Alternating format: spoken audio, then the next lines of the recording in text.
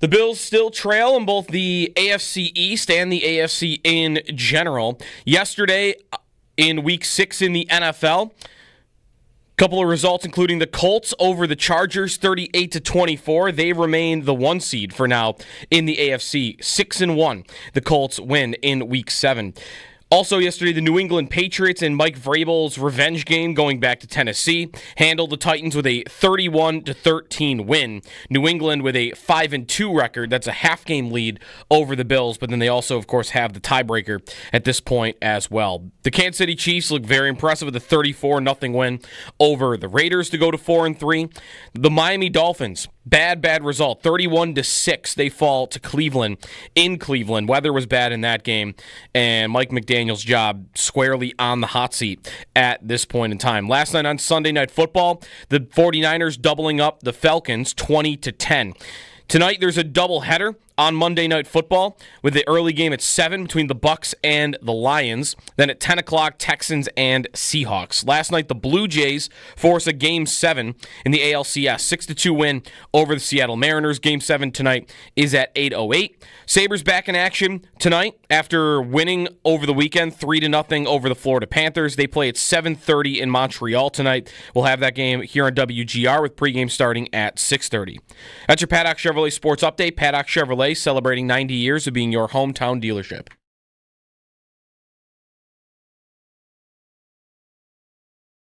It's all Bills all day. Buffalo Bills Football Monday on the home of the Bills. WGR Sports Radio 550. Brought to you by Northwest Bank. For what's next, get started at northwest.com. Deep drop for her.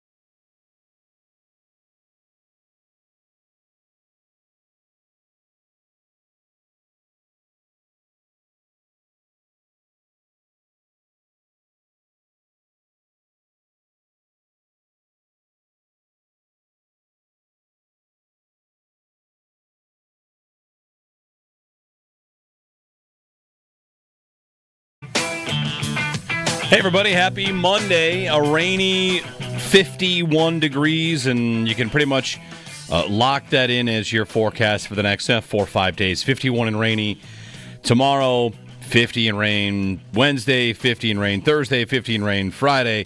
Showers on and off, mornings, afternoons, all that.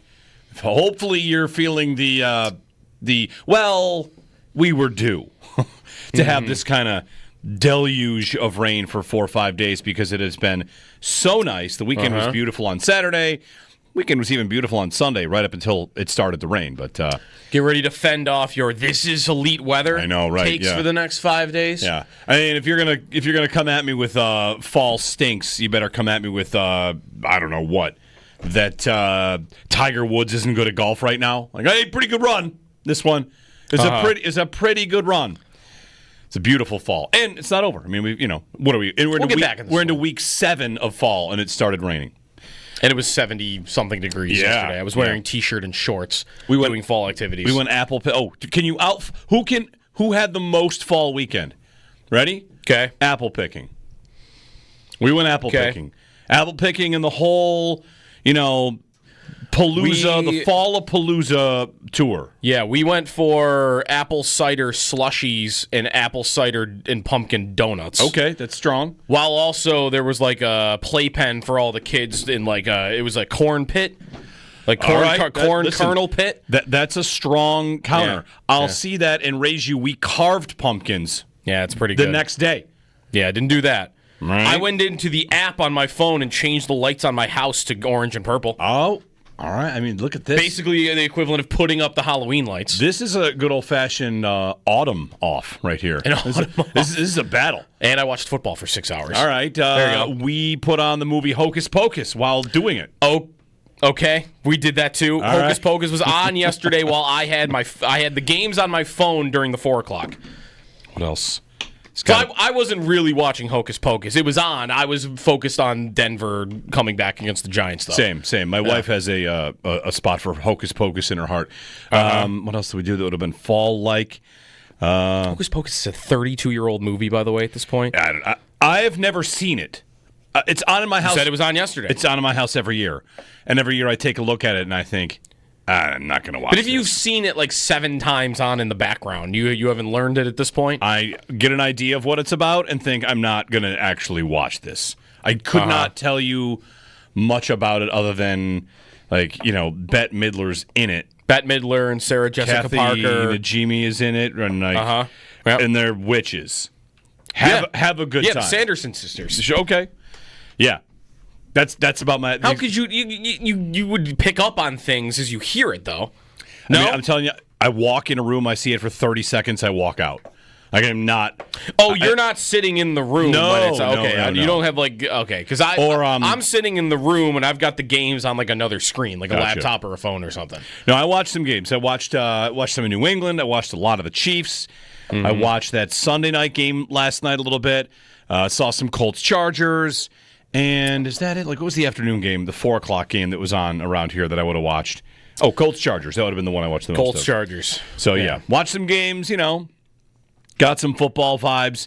And also thought about the Bills. Saw the Sabres. It wasn't the best Sunday until the Denver-New York game, right? Yeah. Was anything really that crazy before the Denver-New York game? No, probably not. There weren't even that many 1 o'clock games. There were only 6 of them because we had bye weeks and we had a London game and we have Thursday and we have 2 Monday night games. So there were 6 1 o'clock games. So that kind of limited the madness, I think. I don't think, was one of the Sunday at 1 games even close? I think they were all double-digit, the New Orleans-Chicago game maybe got close for a minute. But Tennessee and New England was never close once Cam Ward decided to just drop the football for no reason. And then otherwise, that was kind of it. Even the 4 o'clock window. The Denver game gets close, of course, in the fourth quarter. It was 19-0, but I don't know. It wasn't the best Sunday, I would say, for football. All right. I might agree. I'm going to blame the Chargers for that. Yeah, the Chargers are just going to be the Chargers for eternity. They're never going to change. I saw Timo Riska of Pro Football Focus pointed this out. The Chargers got into scoring range on all but one of their drives.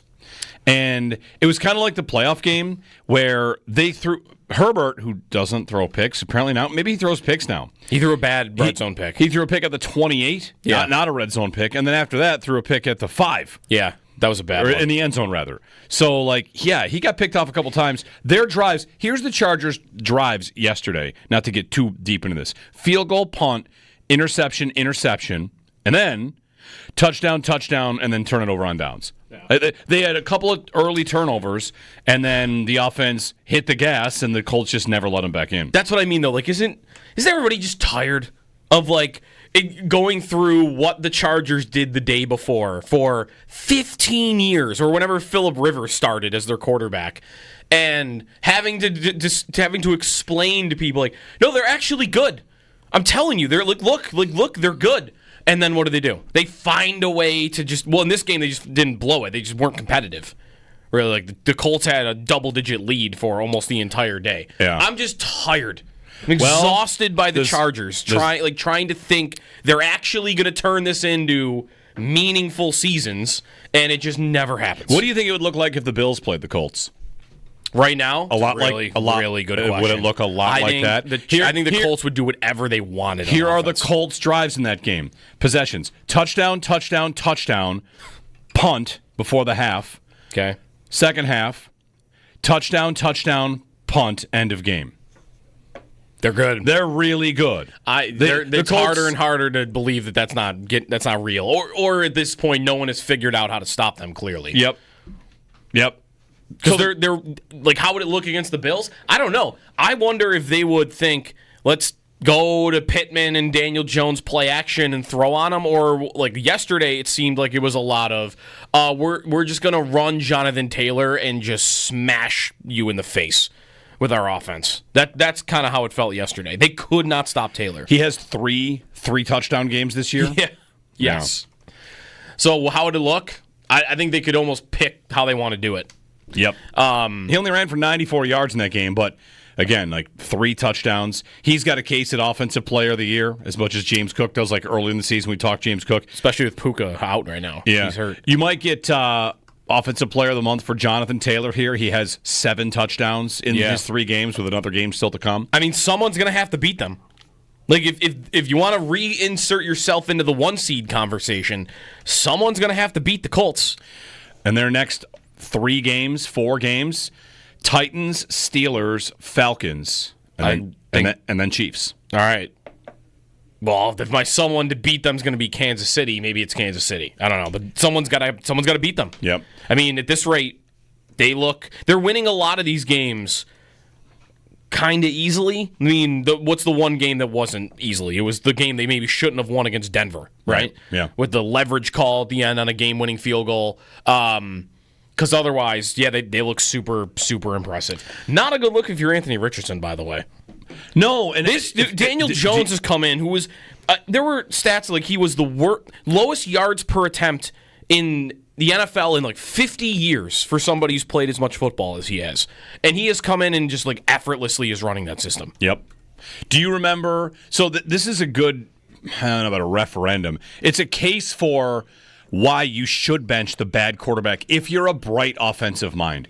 Like when they went to Daniel Jones, I remember we talked about it, and one of my thoughts was like, if Steichen thinks, listen, I'm good, he stinks. I only have so much time to prove that I'm good. And they get Daniel Jones, and when they announce Jones as the starter, there's a little bit of mocking and ridicule. I thought it was ridiculous. And how does it look now? Doesn't it look to you like Steichen should coach for the rest of his life? I know it's only like 6-7 games this season, but you can turn Daniel Jones into this kind of quarterback where everything looks easy for him and everything's available. Mm-hmm. You're going to make the playoffs with Daniel Jones and go like, 12-5 with the Colts conservatively? Mm-hmm. Then you're going to coach. You're a Shanahan. You're made. You're Matt LaFleur. You're an offensive mind that's just going to stick around forever. And maybe you move on from Daniel Jones, but I mean Steichen, he looks great right now. Yeah. What Jones might do for him is he might buy him another run at a franchise quarterback. Yes. If they were to ever, like, if you believe there is some Jones regression coming, which I still would believe, maybe not enough to think they're gonna, not win the division or miss the playoffs. They'll probably be faced with a similar question that the Giants were faced with. If Jones looks good all year long and they win a playoff game and then they lose to one of the better quarterbacks, then the Colts might be in a decision. Like, what do we want to do? Want to pay him? Mm. Or I think maybe that's true, though, that Steichen has bought enough goodwill that if he says, I want to take another swing at a young guy, maybe a different type of young guy or just a different young guy, then maybe he's bought himself that opportunity. For sure. Because before, I thought he was on like hot seat watch. Like, you lose your first couple games, you're out type of watch. Maybe not too far off of like where maybe McDaniel was going into the season. I wonder like what his odds were to be the first coach fired going into the year. I bet they were up there. And like now he's not on the radar for that at all. And he won't be for probably years. I think you do a lot by having the stretch. James writes in on the YouTube chat, then why is Dart good under Daboll? One, Dart is more athletic, more crazy, more off script than Daniel Jones. But that's a finer point. The big answer is because different quarterbacks thrive in different environments. Mm-hmm. Tyler Dunn wrote a lot about this, about how Daboll and Daniel Jones couldn't be any different as people. And that Dart and Daboll are a lot more alike. Because Daboll's fiery, kind of. Hothead, crazy. Yeah. Dart runs head first into dudes, and Daniel Jones trips on his own. I mean, he's fast and has some athletic ability, but just the idea of different people have different ways that they learn. Jones gives a very, pretty casual vibe, I would say. Yeah. on the sidelines. And Dart is an insane person. That game, how they lost that game is kind of incredible, too. They missed a couple extra points. They start chasing 2-point conversions. Anyway, I had a... depends how long you want to save this for. I had a thought about the Colts that, listen, when the Bills are not playing, I don't know if you guys out there all do this, are you watching every game and thinking about how the Bills relate to this? Like, look at this 3rd and 7 call. That makes me think about the Bills' defense. Or here's a kick return. I think about Brandon Codrington. I don't know if you apply everything. The thought I had about the Colts is I don't know if it's a dark thought or what it is. Should I just give it to you? Sure. All right. It's a dark thought? A little bit. Okay. Because I'm not sitting here telling you I fully buy in on the Colts as being better than the Bills. I'm not doing that. There's probably a case to be made for it. They're amazing on offense. And defensively, they're probably better than the Bills, too. Here's the thought I had. Who would the Chiefs be more worried about right now? And let me just give you one name that made me think this. Okay. Lou Anarumo. He's an Indy. One team has a defensive coordinator that beat them somewhat regularly. Now, Sean McDermott and the Bills have beaten them regularly in the regular season. Anarumo beat him in the playoffs and lost another game in the playoffs that was also close. So I just thought about that. Like, sure, they're much more afraid or much more respectful, I would think, of Josh Allen than Daniel Jones. But all right, they both have great offenses. One of them has this defense that we always do whatever we want. And the other one has this guy that occasionally has an answer for us. So don't ask me to back that up. I had that thought yesterday. Like I said, is that a dark thought? Is that bad? Because watching the Colts, I'm thinking, what's their formula to get by these teams? And how could they get by the Bills? Well, run all over their faces. Could Daniel Jones pass to these weapons enough? Tyler Warren and Michael? Maybe. I think so. They've got a pretty good pass game. They've got a pretty good pass game, and I don't know who the Bills can stop. Yeah. That's kind of where we're at on this Bills defense until they fix things. I don't know who they can stop. That if you have a good offense, I don't think they're going to stop you. Well, how would you expect the Bills to play them? I'd expect them to try to take Jonathan Taylor away. They would probably try to play the Colts the same way they played the Ravens in the playoff game last year. Sure. And say, all right, because maybe their passing offense is good, but is it as good as Drake London was on Monday night? Probably. Like, do they have that guy? I mean, their passing offense as a whole is definitely better than Atlanta's. Like, it's not Lamar. No, that's right. So I'm not saying it's bad. It's definitely good. It's very good to start this year. Pittman is good. Yep. Warren might be incredible. That's the one caveat I would give here is the tight end, the rookie tight end Tyler Warren might be amazing. But I would expect they would take their chances with. It's tough. Their secondaries and such shambles. Like, I think that's how they would want to play. Maybe they wouldn't think that. Maybe they would go into that week saying, we want to play this way. Base packages. Let's shut down Jonathan Taylor, and they just throw it all up in the air and say, we just can't do it. Yeah, we don't have the personnel. Yeah, it's not to sit here and tell you that in the playoffs the Colts should be more trustworthy than the Bills. I don't think that really at all. But their defensive coordinator has been around the block. And they've put together their team, their point differential, their offensive metrics. Like they look good. I think they have to be treated like a contender. I know we usually don't allow anyone else in the Bills Chiefs club. And then the Ravens got in that club. Okay, Bills Chiefs Ravens. We don't allow the Jaguars in. We don't allow the Steelers in. All these other AFC teams that were in this schmozzle. I think the Colts have to be allowed in. Let's see what they do against Kansas City in a couple weeks. Right. That'll be their crowning achievement of the season if they do it. Because if you did want to play the game right now of who have they beaten, it's not the most impressive resume. They've beaten the Dolphins. The Chargers. It's a joke. They've beaten the Chargers is going to be their best win. The Broncos, which you could say they shouldn't have won that game because there was a late kick. I don't think they should have won that game. And honestly, Denver, we could talk about them. I don't think they're that impressive either. They beat the Titans. They beat the Raiders. They beat the Cardinals, and that's it. Yeah. Well, Cardinals, Raiders, Titans, Dolphins. You're getting nothing from me on those 4 wins. You know what you're going to like about this point? I saw Brett Coleman of Underdog Fantasy and the Bootleg podcast. He made a point that kind of wraps up what you're saying here. And it's about the Bills and it's about the Chiefs. He wrote yesterday, after watching the Rams take apart the Jaguars. Yeah. He wrote, If your signature win is over an AFC team, I don't think it means much. Any AFC any team. AFC team. If your best win is over another AFC team, I don't think it means much. Right now, the NFC looks stronger. Yes, it does. Definitely. So take that for what it's worth. If your signature wins against an AFC team, if you beat the Bills, who did that? Well, Falcons. The Falcons. Is that a good signature win? Oh, they lost last night. And if you beat the Chiefs, and they lost to the Panthers. Right. If you beat the Chiefs early on, if you're the Eagles, I don't know. I thought it was an interesting point. Oh, the Rams. The Rams have beaten the Colts and the Jaguars. That's pretty good. Well, is it? Is it? Well, I mean, I don't know. But it's two above 500 teams. The Bills' signature win is what? Baltimore? Right, but what I'm saying is if the Rams, do they feel like they've lost to, what are their losses? They've lost to Philadelphia. The Rams lost to Philadelphia. They lost to the Niners. The Rams lost to Philadelphia on a blocked field goal at the buzzer. And they lost to the Niners in overtime. Okay. All right, so they're a bad example of this because even though their statement wins are against AFC teams, we all pretty much believe that they're really good. Yeah, pretty good. Yeah. Anyway, 803-0550. If you watched the weekend's worth of games, we've made it 22 minutes without talking about the Chiefs. Maybe we'll make it 10 more. Watched a lot of that game. Same. Have some things to say about it. I turned it off at 31-0. Or 28-0, whatever it was. Mahomes, did he only play 5 series and then go to the bench? Like he just scored 5 possessions and then they sat him? Yeah, I mean, they were the longest drives ever. Yeah. The Raiders, I don't feel like I watched Geno Smith play a down yesterday. I had that game on. I don't feel like I watched Geno Smith play a single play. That's because they had 3 first downs in the entire game. Unbelievable. The whole game.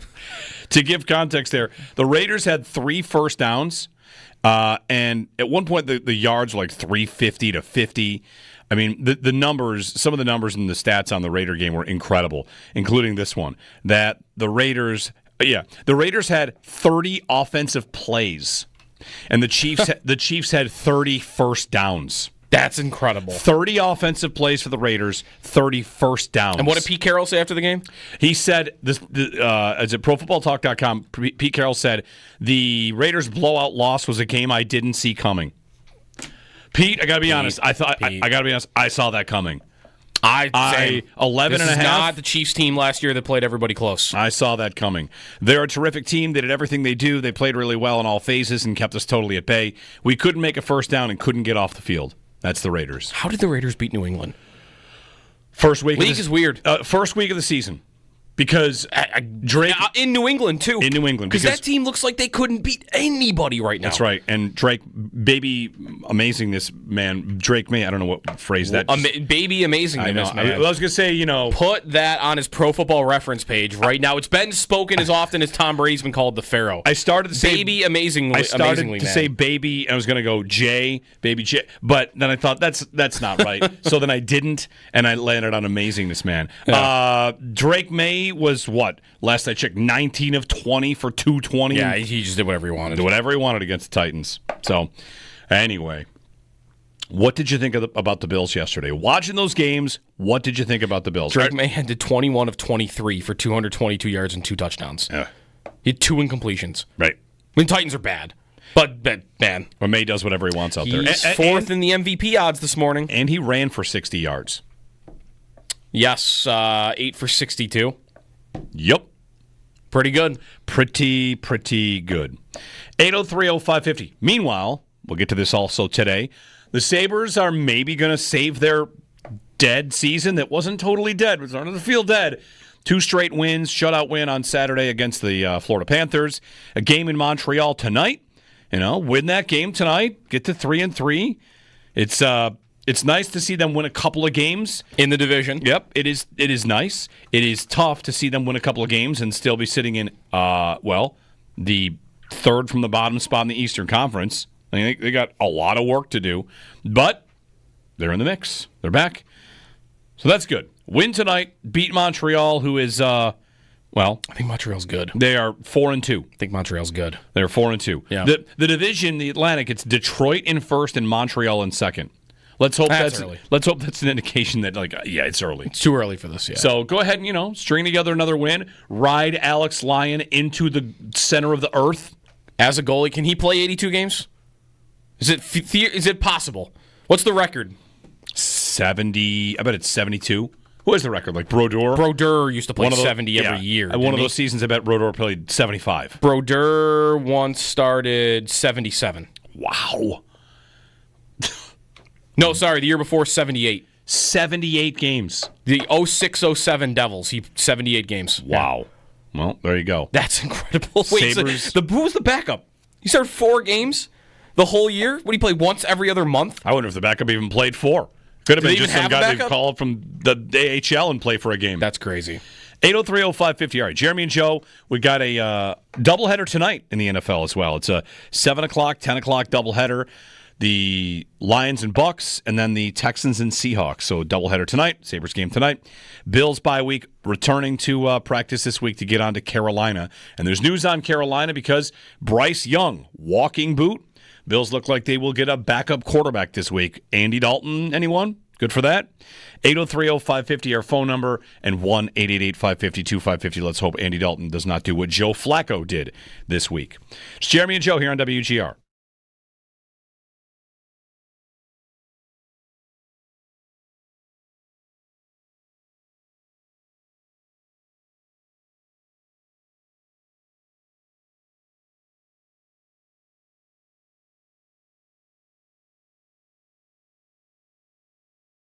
The Chargers are just going to be the Chargers for eternity. They're never going to change. I saw Timo Risk of Pro Football Focus pointed this out.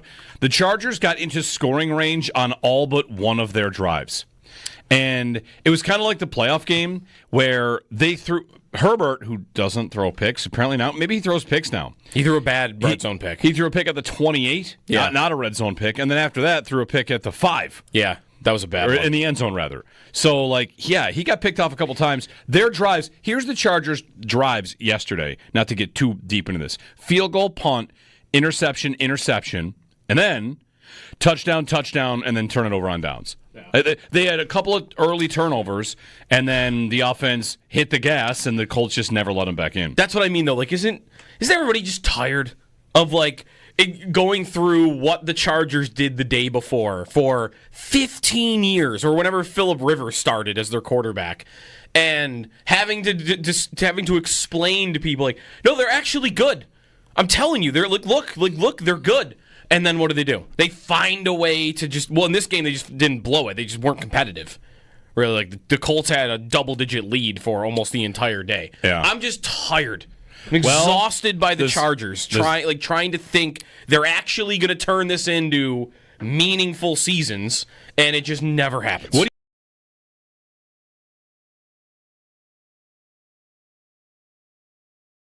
do you think it would look like if the Bills played the Colts? Right now, really good question. Would it look a lot like that? I think the Colts would do whatever they wanted. Here are the Colts' drives in that game. Possessions: touchdown, punt before the half. Okay. Second half, touchdown, punt, end of game. They're good. They're really good. It's harder and harder to believe that's not real. Or at this point, no one has figured out how to stop them. Clearly. Yep. Because they're how would it look against the Bills? I don't know. I wonder if they would think, let's go to Pittman and Daniel Jones play action and throw on them, or yesterday it seemed like it was a lot of we're just gonna run Jonathan Taylor and just smash you in the face with our offense. That's kind of how it felt yesterday. They could not stop Taylor. He has three touchdown games this year. Yeah. Yes. Yeah. So how would it look? I think they could almost pick how they want to do it. Yep. He only ran for 94 yards in that game, but again, 3 touchdowns. He's got a case at Offensive Player of the Year as much as James Cook does. Early in the season, we talked James Cook, especially with Puka out right now. Yeah, he's hurt. You might get Offensive Player of the Month for Jonathan Taylor here. He has 7 touchdowns in his 3 games, with another game still to come. I mean, someone's going to have to beat them. If you want to reinsert yourself into the 1 seed conversation, someone's going to have to beat the Colts. And their next 4 games, Titans, Steelers, Falcons, and then Chiefs. All right. Well, if my someone to beat them is going to be Kansas City, maybe it's Kansas City. I don't know, but someone's got to beat them. Yep. I mean, at this rate, they're winning a lot of these games kind of easily. I mean, what's the one game that wasn't easily? It was the game they maybe shouldn't have won against Denver, right? Yeah. With the leverage call at the end on a game-winning field goal. Because otherwise, yeah, they look super, super impressive.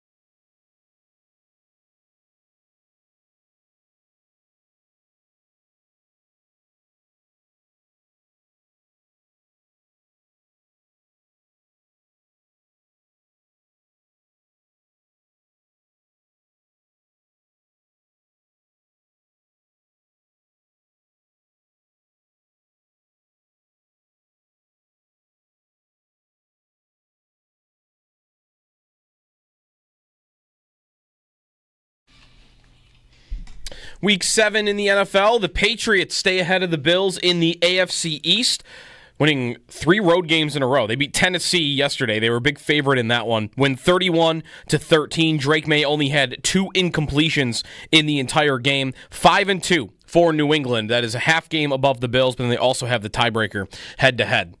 The Colts, meanwhile, stay in first place in the AFC. They beat the Chargers in LA, 6-1 for Indianapolis atop the conference. Kansas City blows out the Raiders, 31-0. Raiders had 3 first downs in the whole game. Kansas City goes to 4-3. Jets stay winless. They lose to the Panthers, who the Bills play next, 13-6. Bryce Young, injured in that game, was in a walking boot after the fact. Andy Dalton came on to replace him.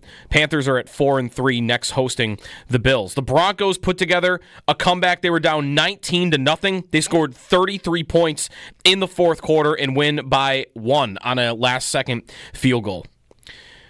Tonight, doubleheader on Monday Night Football. Bucs-Lions at 7, Texans-Seahawks at 10 o'clock. The Blue Jays force Game 7 in the ALCS, beating Seattle last night. 8:06 first pitch tonight, or just after 8 o'clock. And the Sabres are in action at 7:30, playing Montreal after shutting out Florida over the weekend. We'll have pregame starting at 6:30 here on WGR. That's your Paddock Chevrolet Sports Update. Paddock Chevrolet celebrating 90 years of being your hometown dealership.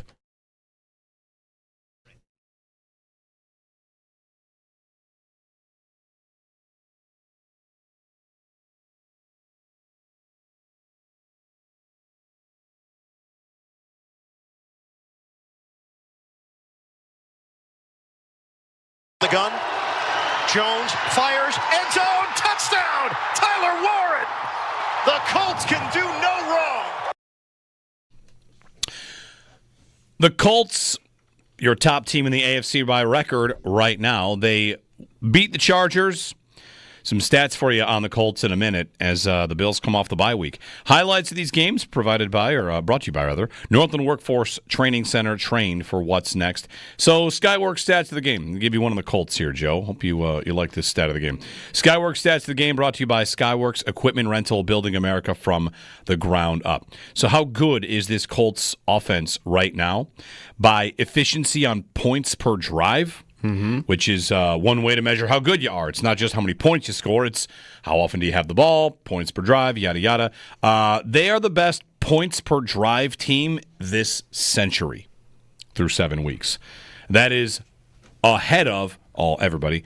The 2007 perfect New England Patriots with Tom Brady throwing 50 touchdowns to Randy Moss, 22 to Moss, 50 overall.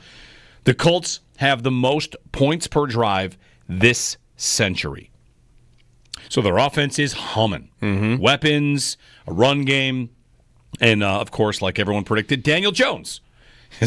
Indiana Jones. Listen, it's easily the most unbelievable part of it. We should have known right away, as soon as someone coined Indiana Jones, that this thing was going to work. So good for them. There's your stats of the game. Yeah. He is, by the way, what is he? Comeback player of the year? Wait, you can't be comeback player of the year. No, he's not comeback player of the year. He wasn't hurt. He wasn't hurt. He should start saying he was previously hurt so he could win it. Yeah, no, I saw he's on career high paces for every statistic as you would expect, but by like I think he was supposed to top. I saw it yesterday. His pace is like 10 touchdowns more than whatever his career high is. Like he'll smash whatever he did. The year they made the playoffs, the Giants did.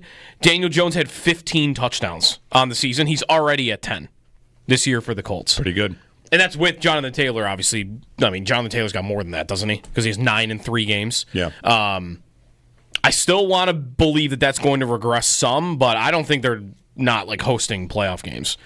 Yeah, they're the best team in that division. The Jaguars are they the favorites for the 1 seed this morning? Would they be right now because of the record and because of the division? Like right now, would they be most people's pick?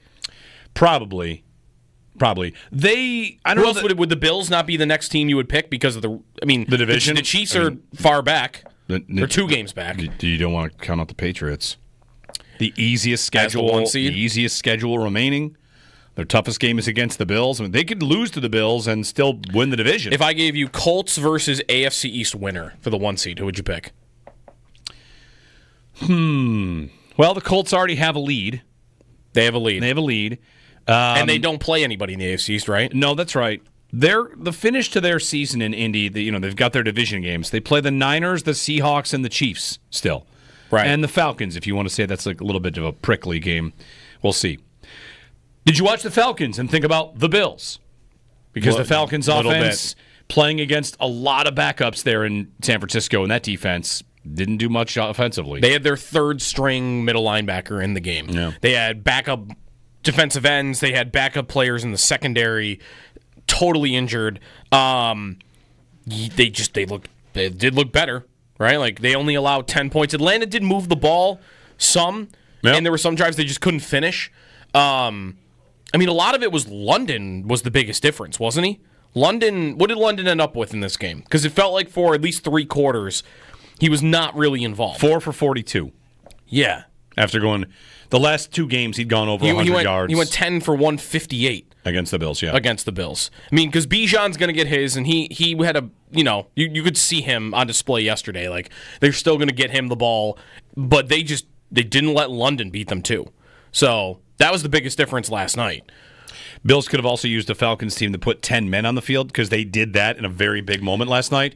Yeah. There's a 3rd and 13 in the final minutes, and they had 10 men on the field. And the other thing that maybe this would be a criticism of Joe Brady from last week is I think Atlanta still tried to blitz, right, and still tried to get pressure on Mac Jones. How did the Niners play offense yesterday?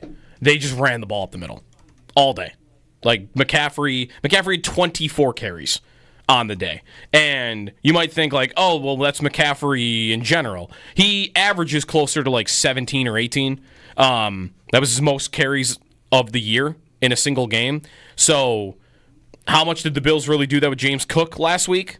They didn't do it as much. And maybe if they'd done that from the get-go, then maybe the game plan could have looked different. Maybe Allen could have had a little bit of an easier time.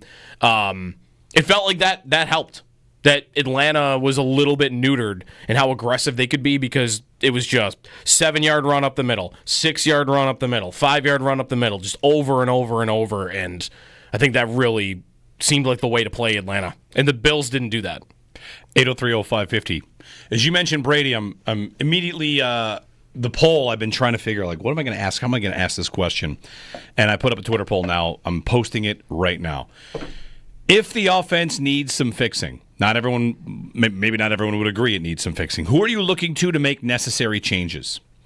Joe Brady, Brandon Beane, Josh, or it'll be fine? Because there's a little bit of Josh is not playing as well as he could mixed in here. You've seen some turning down some options or miss a throw here or there. So if the offense needs fixing, first off, get there. And if you're not there, you can just vote on it'll be fine. Who needs to make the necessary changes? The coordinator, the GM, the quarterback, or it'll be fine. Back-to-back weeks of 20 and 14 points. This week they'll play Carolina, and we'll see how that goes Carolina did not have a great day. They kind of shot themselves in the foot by deciding to split duty with the one running back who's not as good as the other one. I mean, hey, I guess you could do that if you want to. They were in a tough spot because they paid the other one. That's right. They paid Chuba Hubbard. Chuba. Here's Rico Dowdle, who looked great the previous 2 weeks. They did beat the Jets, who benched Justin Fields. Second time he's been benched this season in a game. Actually, did you see what happened that game? He got hurt. Tyrod came in, instantly looked better. They put Fields back in because he cleared whatever. And then, like, 2 drives later, like, all right, we shouldn't have done that. Yeah, right. We should have kept him out. Although Taylor didn't play much better after. They going to go winless, by the way? The Jets? They look so bad. If they put Tyrod in, they won't go winless. Right, yeah, no. They'll win an 18-12 game or something. Yeah. So we'll see. Everyone would expect Josh is going to pick it up, though, right? Yes, if they that's I guess why I wouldn't vote for him, because I guess that still is answering the question, because he can't play like he did against Atlanta, and they're going to win a lot. They're going to win big. Right, you wouldn't expect him to play like that a lot. Right, that's the thing though. I wouldn't expect him to play like that. Missing open guys and sure. And I guess what you would also say is, if you do expect him to play like that, you think it's because of shortcomings from either Brady or Bean, and someone's got to fix it for him. Right. So you can vote in the Twitter poll. Which of these individuals are you looking for to do what it takes to fix the offense? I'll tell you who I voted for. Brady. I voted for Joe Brady here.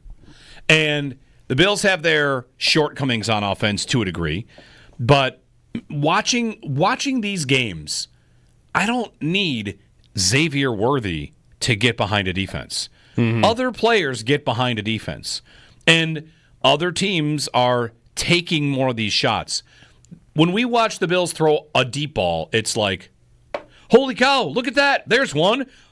You've been complaining. There it is. They threw one to Josh Palmer down the field. Otherwise, it's not there. I'm watching these other teams that it's a regular part of their offense. By regular, I mean, like, what? Well, like the Colts are throwing a bomb to Alec Pierce every other game, right? They throw that. The Chiefs, I'm watching, throw down the field. You saw the Cowboys do it on a weekly basis. It's Pickens plays usually. That's right, Pickens all the time. Even the Eagles this week threw deep to Devonta Smith. They threw deep to A.J. Brown in this game. Like, that's the other team whose passing offense had been a little bit stuck in the mud and not thrown down the field. So, I kind of expect to see them try to open things up. And there's one other element of this that I think is interesting. And whatever, we can dig into this throughout the week with, all of our Bills voices, from Sal to Joe Marino to everybody. Don't you feel like Josh, as coachable as he is, this is all complimentary of Josh, what I'm about to say, super coachable, changed his throwing mechanics, changed his motion, changed everything. He went from gunslinger to, all right, fine, I'll be the take what I get guy. I'll be the live to fight another down guy while also being off script and win the MVP in doing so. Because the league was going that way. Oh, Mahomes, he can't throw it long anymore. All these, it's a lot of dink dunk. That's the passing game these days. And that's still a big, big, big part of it. But if you're Allen and you're sitting on the couch yesterday watching these games, I think there are 2 teams he would watch and think, where's that in my game? And that's, I think you would watch Kansas City, and I think you'd watch New England. All these comparisons, Drake May's going to get to Josh Allen. And all of a sudden, there's a new kid on the block in the division. And wait a minute, he's got Boutte down the field. He's throwing hole shots to Mac Hollins. He had another one of those, like he did against the Bills. And I feel like Josh is going to watch that. And how could he not think, I did all the stuff where I became the manage the game guy, and now it feels like I'm seeing offenses that are able to open things up more. I need that back in our game plan. And whether he goes to Brady to talk about it, or it's always been there and they just haven't hit it yet, I think the Bills will. Usually you hear it in an offseason. I think you're going to start seeing them take more shots. I think you're going to see Allen want it more than he has. Can they do that, though, with the personnel they have right now? Because even these guys you're mentioning, like Hollins would be different, because Hollins is just a guy to me. Sure. But it would require actually having Elijah Moore run down the field. Which he did last week, and they weren't on the same page. That's right. Are they willing to try? They did that on a 3rd and 10 late in the game. Sure. Would they? Yeah. It's 2nd and 6. Elijah Moore in the slot. Like, are you ready to run the distance? How about 2nd and 1? Sure. There you go. 803-0550. Right, because even like some of these guys we're mentioning, like Boutte or Alec Pierce or These are just guys. These are not star players, but what are they? They're guys that, when they do run routes, when they do have success, these are the guys that have 2 catches for 70 yards in a game. Yeah. And the Bills don't, maybe Moore is the closest thing to that. Even that's not really what he was when he was in Cleveland or with the Jets.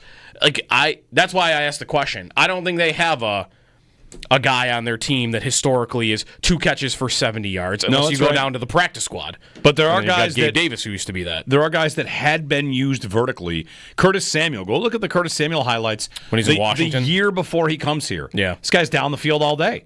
And I don't know if the Bills in their self-scout in this bye week will say, like, all right, like this offense, we've been really good. We're going to get back to our bread and butter. We're going to run the ball. We're going to use play action. And we're going to start getting some of these speedier receivers vertical, because this passing offense for a couple of weeks has felt like it lacks vertical, even though we did see one throw to Josh Palmer opening the game against Atlanta. 803-0550, 1-888-550-2550. Sean, we'll get your call on the other side if you can stick with us. We'd love to have you. How about your answer in the Twitter poll, too? Give us a call on that. Bean, Brady, Allen, or it'll be fine. No concerns at all on how to get the most out of this offense. Jeremy and Joe here on WGR.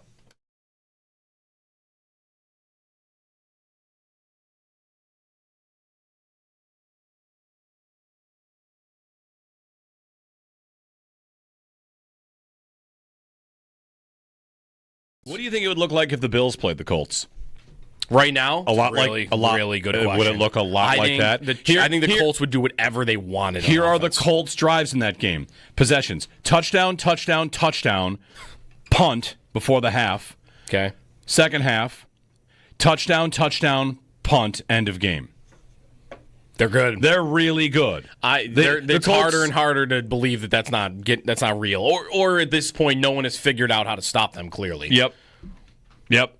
Because they're like, how would it look against the Bills? I don't know. I wonder if they would think, let's go to Pittman and Daniel Jones play action and throw on them, or like yesterday, it seemed like it was a lot of we're just gonna run Jonathan Taylor and just smash you in the face with our offense. That's kind of how it felt yesterday. They could not stop Taylor. He has three touchdown games this year. Yeah.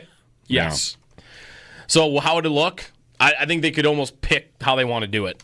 Yep. He only ran for 94 yards in that game, but again, like 3 touchdowns. He's got a case at Offensive Player of the Year as much as James Cook does. Like early in the season, we talked James Cook, especially with Puka out right now. Yeah, he's hurt. You might get Offensive Player of the Month for Jonathan Taylor here. He has 7 touchdowns in his 3 games, with another game still to come. I mean, someone's going to have to beat them. Like, if you want to reinsert yourself into the 1 seed conversation, someone's going to have to beat the Colts. And their next 4 games, Titans, Steelers, Falcons, and then Chiefs. All right.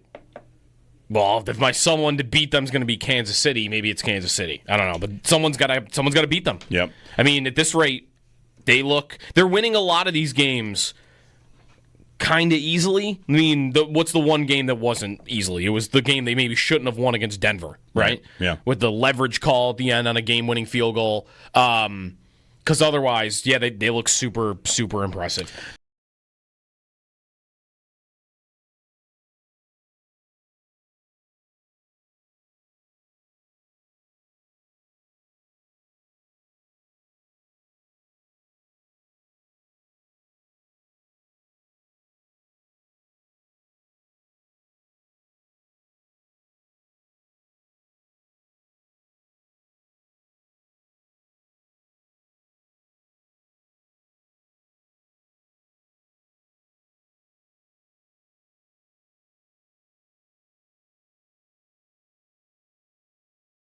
Did you watch the Falcons and think about the Bills?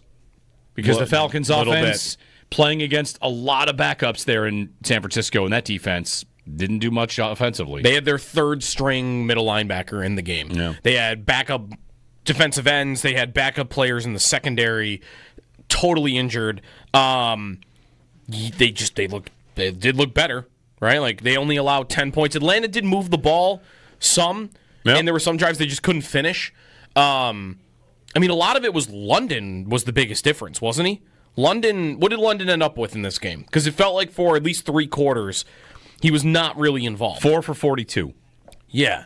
After going the last 2 games, he'd gone over 100 yards. He went 10 for 158. Against the Bills, yeah. Against the Bills. I mean, because Bijan's going to get his, and he had a, you could see him on display yesterday. Like, they're still going to get him the ball, but they didn't let London beat them too. So that was the biggest difference last night. Bills could have also used a Falcons team to put 10 men on the field because they did that in a very big moment last night. Yeah. There's a 3rd and 13 in the final minutes, and they had 10 men on the field. And the other thing that maybe this would be a criticism of Joe Brady from last week is I think Atlanta still tried to blitz, right, and still tried to get pressure on Mac Jones. How did the Niners play offense yesterday? They just ran the ball up the middle all day. Like McCaffrey 24 carries on the day. And you might think like, oh, well, that's McCaffrey in general. He averages closer to like 17 or 18. That was his most carries of the year in a single game. So how much did the Bills really do that with James Cook last week? They didn't do it as much. And maybe if they'd done that from the get-go, then maybe the game plan could have looked different. Maybe Allen could have had a little bit of an easier time. It felt like that helped. That Atlanta was a little bit neutered in how aggressive they could be because it was just 7-yard run up the middle, 6-yard run up the middle, 5-yard run up the middle, just over and over and over. And I think that really seemed like the way to play Atlanta. And the Bills didn't do that.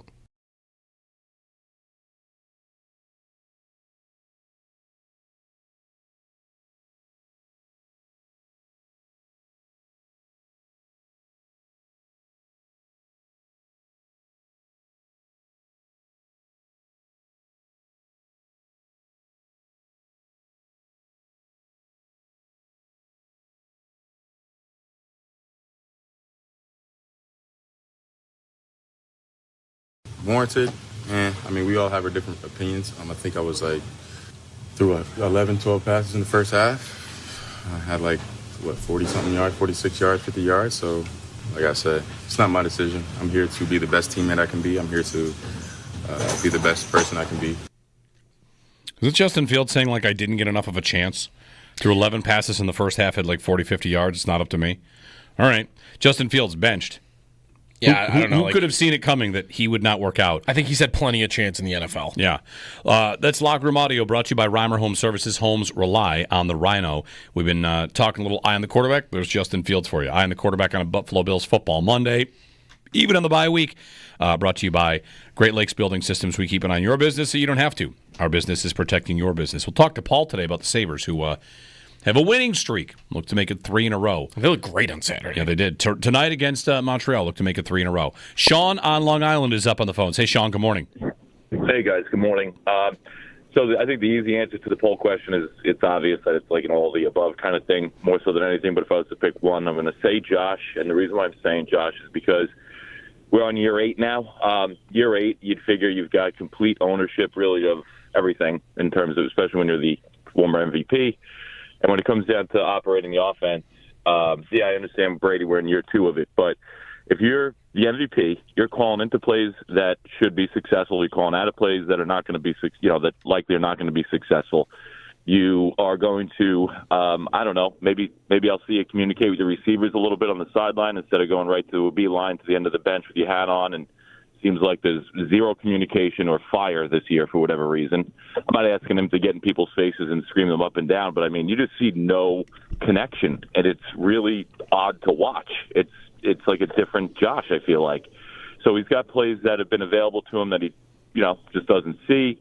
I don't know where that's coming from because his line for the past year and a half has been very solid. I know Atlanta, they did not play well. So obviously he was seeing some ghosts there, but all in all, I think if you're the MVP and you're in year 8, I'd like to see a lot more ownership and a lot more taking both the offense and the franchise by the balls, if you will, and get this where it needs to be. Because I saw that out of Roethlisberger, I saw that out of Rivers, I saw that out of Manning, I saw that out of Brady. You see it out of Mahomes, you see it out of, we could go on and on. And Josh just seems to be like a subservient guy. And I think Diggs was a little tired of it. I think he realized that Josh is a good soldier and is just going to keep on marching forward and not going to go against the grain against his coach or against his OC. And I think Diggs wanted more out of that in that relationship and say, hey, Josh, tell them what's what. We need more help. Gabe's not the number 2 here. I need a little more help on the other side. That's my just general feeling of Josh, is that he's just too good of a soldier, and he just kind of lets things play out. Thanks, Sean. I don't think you're alone in that feeling. Understanding how accurate it is tough. Like, we don't get a good look inside their building, and Allen is, I think everyone would agree, like, has been a good teammate. Isn't one that anybody thinks rocks the boat. He never throws anybody under the bus in post game or anything like that. Right. Not that you want stuff like that, but there have been, like, I'm thinking of the story 2 years ago in training camp. Was it Tim Graham who wrote 2 years ago that some in the building want him to become more of a leader and less one of the guys? That wasn't this past training camp. It was last year. Okay, 2 ago. And 2024. And then and then Tim may have kind of tweaked the way he said it. But it was there. Like that suggestion was there. How accurate that is, I trust what Tim's sources would have told him. So that's always kind of been like this undercurrent. And you know who says that the most? And Sean, I'm not like painting you this way, and if you feel this way, this is fine. People that want McDermott gone usually tend to lean to this for Allen. Like, demand a change. Demand something gets different. Demand that they do this, that they do that. You do have the GM saying that, he wanted Keon Coleman, and then he wanted Dalton Kincaid, and, how much ownership of the offense is Josh's versus whoever. I don't know. It tends to get into this guessing game. The one thing I'll say about all that, Sean, to your call is, if you see games like the Atlanta game happening more and more and more, I think it becomes more likely Allen does do that. Yeah. Because he's not going to be down to be blitzed without answers over and over and over again. Now, he's going to get hit. It's right. He's going to get hit. It is on him. He missed some of those answers. But anytime I get to that, I get to where I was with Ken Dorsey. You can show me on tape. He had all these answers. He just didn't take them. Like, all right, well, 5-6 games of that. If he's not responding, if he's not seeing what your coordinator is doing, and he needs a change, well, like, that's how that goes. Not that they're going to change Joe Brady. I don't know. Are we overreacting to what the offense has looked like for 2 weeks? We can get your thoughts on that as well. 803-0550, 1-888-552-550. Sean says more ownership for Allen on the sidelines. You often do see him just kind of sitting. I don't like to make judgments on what happens on the sideline by what I'm showing on camera, because most of the time they're not on camera. But it's not lost on me. Like, I think what you say, Sean, is something held by others. 803-0550, some, maybe not the majority, but some. 1-888-552-550. Bean, Brady, Allen, who is your primary, hey, let's get this thing on track for the offense. And, of course, the defense is a conversation all its own. We'll get to that as well. 803-0550, Jeremy and Joe on WGR.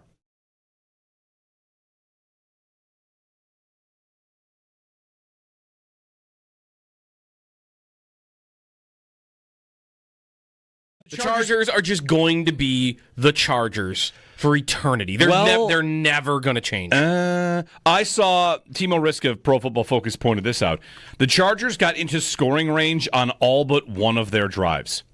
And it was kind of like the playoff game where they threw Herbert, who doesn't throw picks, apparently now. Maybe he throws picks now. He threw a bad red zone pick. He threw a pick at the 28, not a red zone pick. And then after that, threw a pick at the 5. Yeah. That was a bad one. In the end zone, rather. So, like, yeah, he got picked off a couple times. Their drives, here's the Chargers' drives yesterday, not to get too deep into this. Field goal, punt, interception, and then touchdown, and then turn it over on downs. Yeah. They had a couple of early turnovers, and then the offense hit the gas, and the Colts just never let them back in. That's what I mean, though. Like, isn't everybody just tired of, like, going through what the Chargers did the day before for 15 years, or whenever Phillip Rivers started as their quarterback, and having to explain to people, like, no, they're actually good.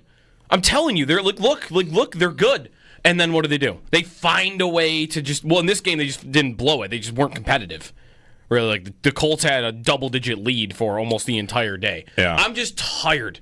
I'm exhausted by the Chargers, trying to think they're actually going to turn this into meaningful seasons, and it just never happens.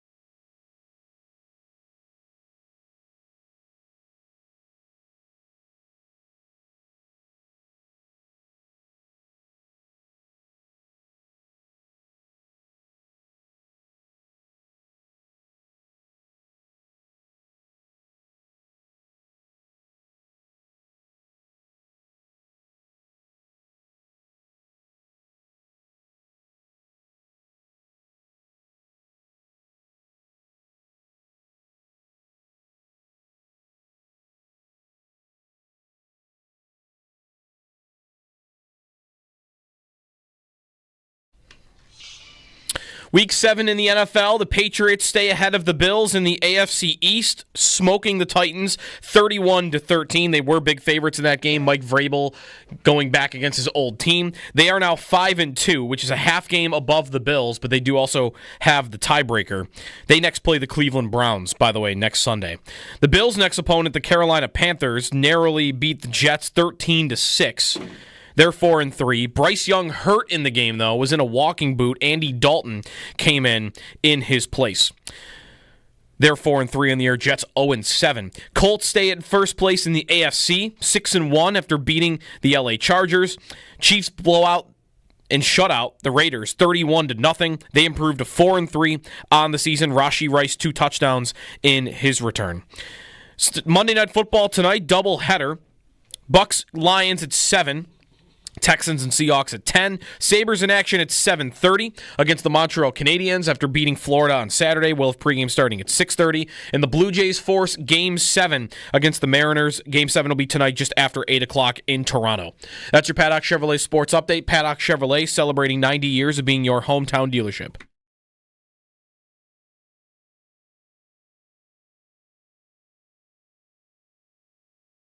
You know, there's a team that's trending up, and there's a team that's trending down. The team that's trending down is the Buffalo Bills. I'm hitting that panic button right now. They look light. Wow. They look light in the buck. I mean, he'd be running for – they're giving up 5.8 yards a carry right now, and that's not sustainable if you want to play late into the season when the weather starts to turn, the tackling gets worse. Are you really panicking already? I'm worried about them. Julian Edelman is worried about the Bills.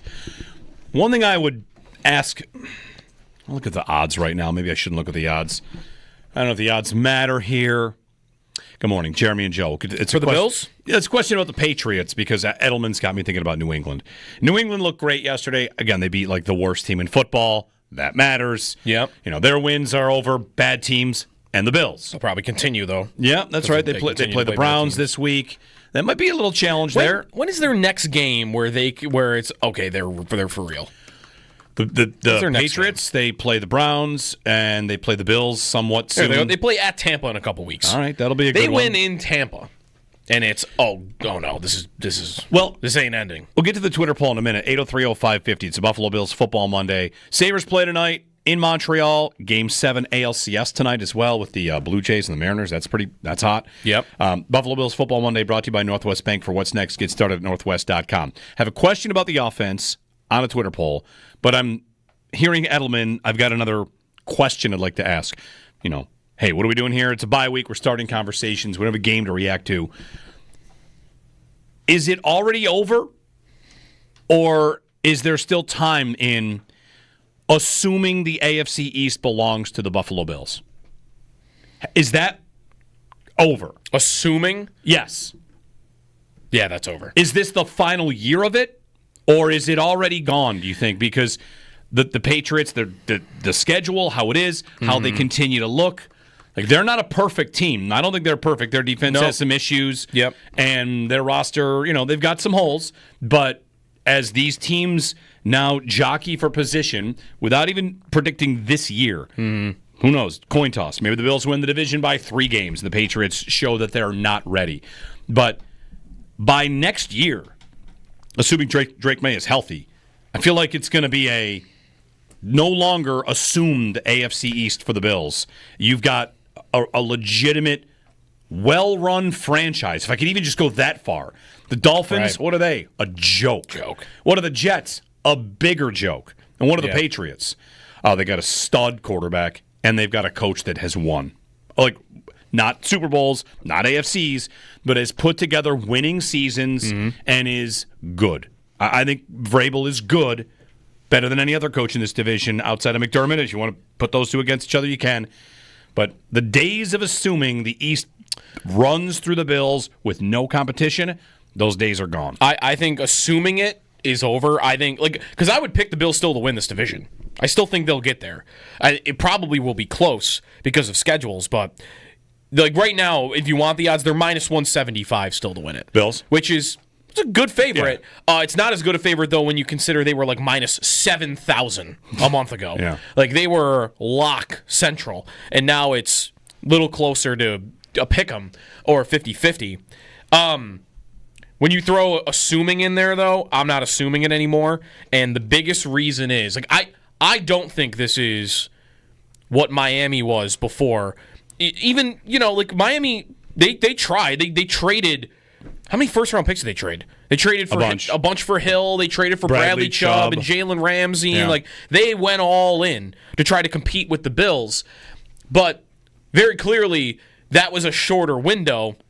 That doesn't work, and now it's all falling apart. Mainly because they didn't have the guy. Yeah. And New England has a guy that's better than Miami's guy ever was. I think so, and that's where I say I'm not assuming it anymore, because it's not fair to say that in the entire 2020 on, Allen's ascension as an elite quarterback, this 5-year period, 6-year period where they've won every division, that in that entire time frame, this is the best head coach that they've ever gone up against in the division, and this is the best quarterback they've ever gone up against in the division. Those are the two most important figures in a football organization. Yeah. Who's your head coach? Who's your quarterback? And I think Drake May is better than any quarterback they've run into in the AFC East, and I think Vrabel's the best head coach. And I liked McDaniel, but I'd have to give it to Vrabel. Yeah. Vrabel's a good head coach. There was a belief there for a minute that Rodgers coming in would be the best quarterback in the division. That never played out. Not with the Jets. That was right. Who else would it be? It would be Tua, wouldn't it? It would be Tua. The Jets have never had a guy that would be right. Joe Flacco. Right, and I'm going post Brady here, like even Brady at the end, because it wouldn't have been Mac Jones. Like, this is the best they've seen. So I think they'll still win it, and I would probably go into next year thinking they'll win it. But I don't think they're going to go on some 10-year run like Kansas City has in the AFC West. I would expect New England gets one at some point. Like, will they win one of every 3? Is, like, not unrealistic. I think they are going to be a problem. They could make things a lot more challenging. I'm not even, I compare them to Kansas City. Kansas City has won all these divisions with Justin Herbert in the division. Right. So it's not impossible the Bills could narrowly win the division like every year here still, but I don't know. It's felt easy at times. And for sure. At the very least, it's not going to be easy for them. They can't have, they were 6-6 a couple years ago, right? And won the division. Mm-hmm. And even I don't see them being able to live that way anymore. Even that year, it felt like they're going to be fine. They're going to get it. Like we've lived a little bit of a life where every year they'll be fine. They'll win the division. They'll be fine. These early season lulls never actually hurt them. They did have to, of course, in that 6-6 year rally to win the division on the final day of the season, and they did. But what worries me on top of that about New England is, like, when Miami made all those moves, like, that was all you were going to have to deal with. They were out of picks. They were out of cap space. Like, that was it. That was the thing they had to beat. New England has the most cap space in the league right now. I feel like they are a challenge now, and they haven't even made their all-in moves. Mm-hmm. They haven't even... Sure, they paid Diggs $20 million a year or whatever, 1 year. But, like... The Dolphins making their Tyreek Hill trade, or their Bradley Chubb trade, or the Bills making their Stephon Diggs trade when Allen was coming up. Like, I feel like New England hasn't made that move yet. And that's what I fear on top of what they look like now is I don't think A.J. Brown's going to become available now, right? Like, he looks awesome in Philly. But that level of talent, Myles Garrett doesn't become available, guy like that. Just elite talent. And now the quarterback looks good, and you got all this cap space, and you still all have your picks. Like, that's what I would fear from New England is, when do they make their all-in move? Because they have the ability to do that. And Miami made all theirs right away. The Bills had made theirs. New England hasn't done it yet. There are plenty of reports that the Patriots are looking for a receiver at the deadline, too. But that's something they've been hunting. 803-0550, 1-888-550-2550. Then there's the Chiefs, who nearly perfect gamed the Raiders, who stink. The Raiders stink, so that's the good news. We'll get a couple calls in. 803-0550, how are you feeling? After the bye week, Bills and Panthers on Sunday, 1 o'clock, and likely Andy Dalton to start that game because Bryce Young left that game in a walking boot. Is that not worse for the Bills? It's debatable. Or is it we got no week, change? We got a week to talk about it, but yeah. We are fresh off of Joe Flacco walked out onto the field and threw for 1,000,000 yards. So, we'll see. We'll see. Sean in Ontario. Hey, Sean, good morning.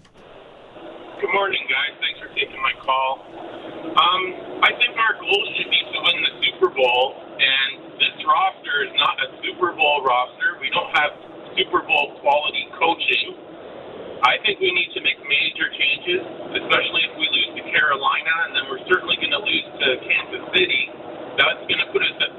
4. I also foresee losses against maybe Houston, Tampa Bay, Philadelphia.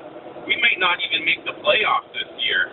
So at the trade deadline, I think we should be sellers instead of buyers, and try and build for next year. You know, it doesn't make any sense to trade for a safety and lose a draft pick when we have so many other holes. We should be trying to build for the future. Maybe next year, if we can get a bunch of draft picks, maybe some will hit, like Walker or Benford has in, the later rounds, and work towards next year. And I think we should maybe switch to an offensive-minded head coach, maybe bring in Mike McCarthy, or if you want to get a defensive head coach and bring in McDaniels from Miami when he gets fired, and change things up a bit. Sean, can I interject real quick? I'll go down this path with you for a second. Who do you want to sell?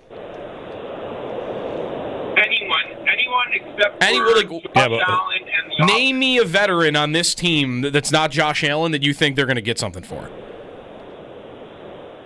Dawkins. Do you want to trade Dawkins? Yep. Yeah, if you can get good first-round draft picks for him, possibly. I don't know. I'm not the GM, but you got to kind of look at that. And even if you can trade some Rousseau and get a third-round draft pick or something and start building for next year. Yeah. All right. Well, trading Dawkins and Rousseau for mid-round picks is not going to help them get better for next year. Listen, Sean, no offense, but hiring Mike McCarthy and trading Deion Dawkins is my least favorite idea I've ever heard. If there were a name, whatever, you said you want to go down that path for 5 seconds, their most sellable piece, they're not going to sell, and they should not sell, is Bosa. 1-year rental? Yeah. And he's playing pretty well. Right, if they were a bad team. Bosa would be the one. I think Bosa is their most sellable piece. But they're not going to do or that. Taron Johnson. Or Shaq Thompson. Right. Guys that are playing well. They don't have a long list of, No, they've got guys signed. Because really, the original point about, they don't have a Super Bowl caliber roster, I would agree with that. I think they have a Super Bowl caliber quarterback.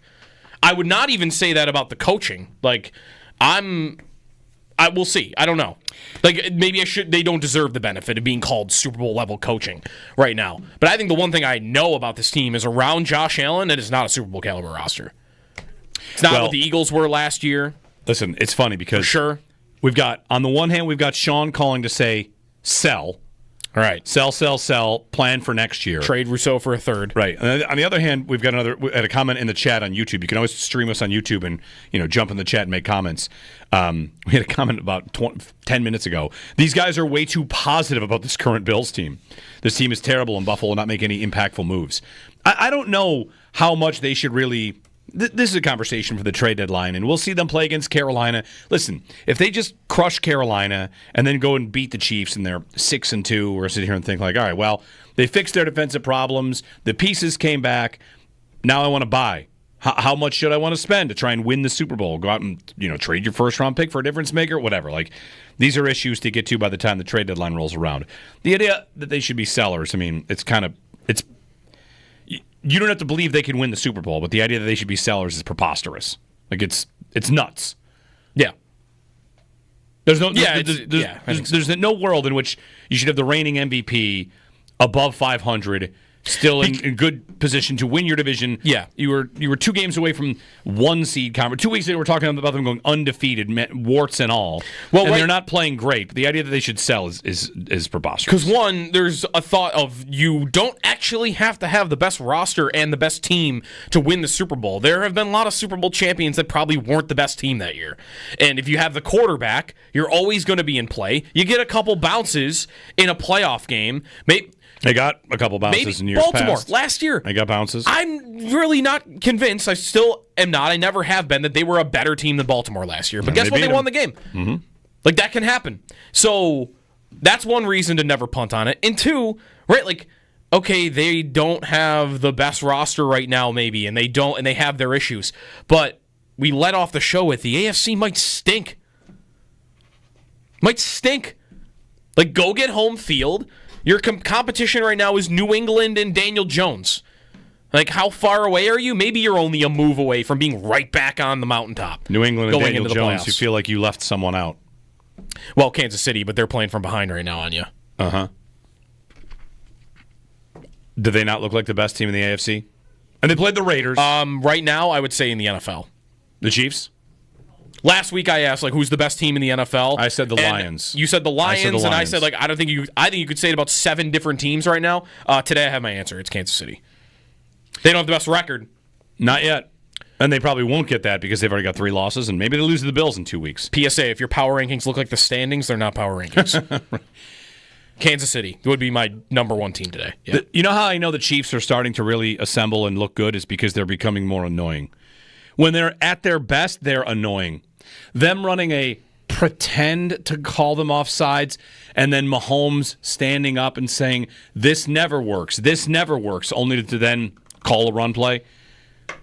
That is the kind of thing that when I was in CYO basketball, I'm in 4th grade, we had an inbounds play where the point guard at the top of the key says, wait, no, I'm supposed to take it out. Like, that's your trick play in 4th grade, and the Chiefs are running that and succeeding. That's them at their most annoying. Pretending, oh no, we got the wrong call in here, guys. The Chiefs also, their respect for the Raiders is at 0. They went into that game saying they were going to feed Rice, and they fed Rice. He got 2 touchdowns. They threw it to him 1,000,000 times. How did they not see the Rice touchdown coming at the 1-yard line? They're like, of course they're going to. Yes, and he walked in. He walked into the end zone untouched. 2 things I saw in that game from the Chiefs offense. There are 2 things that have happened to that offense. Number 1, Rice returns, and that gives them a very good piece. Number 2, if you watch that game, they started throwing the ball to their rookie running back, Brashard Smith. Yeah, they've been using him more and more. He's very good. Yeah, he's been their returner. Yeah. But now they're starting to get him in on offense. They're using him on screens. Yeah. And he's good. Yeah, because their other 2 running backs are just so slow and no juice at all. Pacheco's not very. I don't like Pacheco. I think he's very good at all. I still would expect they're going to trade for a running back.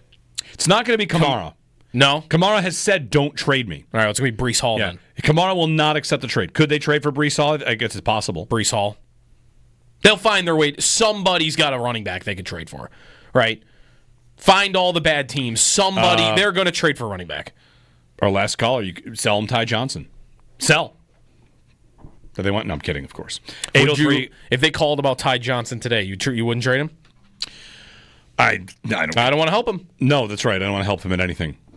803-0550 and 1-888-550-2550 to join us. Jeremy and Joe. Mark in Tonawanda. Hey, Mark. Good morning. Hey, good morning, guys.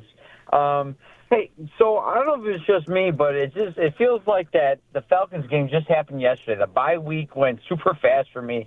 I think it's just because the bad taste it left in my mouth about this team and the lack of optimism that I have, only because of how bad I just feel the offense is playing. And I think Brandon Beane really has some there's going to be a lot of riding on him the second half of the season. We got money going to Dawson Knox, Curtis Samuel, and Von Miller still, and these guys are not producing. And you look at a guy like Will Johnson, drafted by the Cardinals, he's been a stud. We still need an offensive speed guy. We need an offensive speed guy I feel like we've been talking about it for 3 stinking years. We have the same problems, and I don't know. I'm just not. I need a beam of hope from you guys.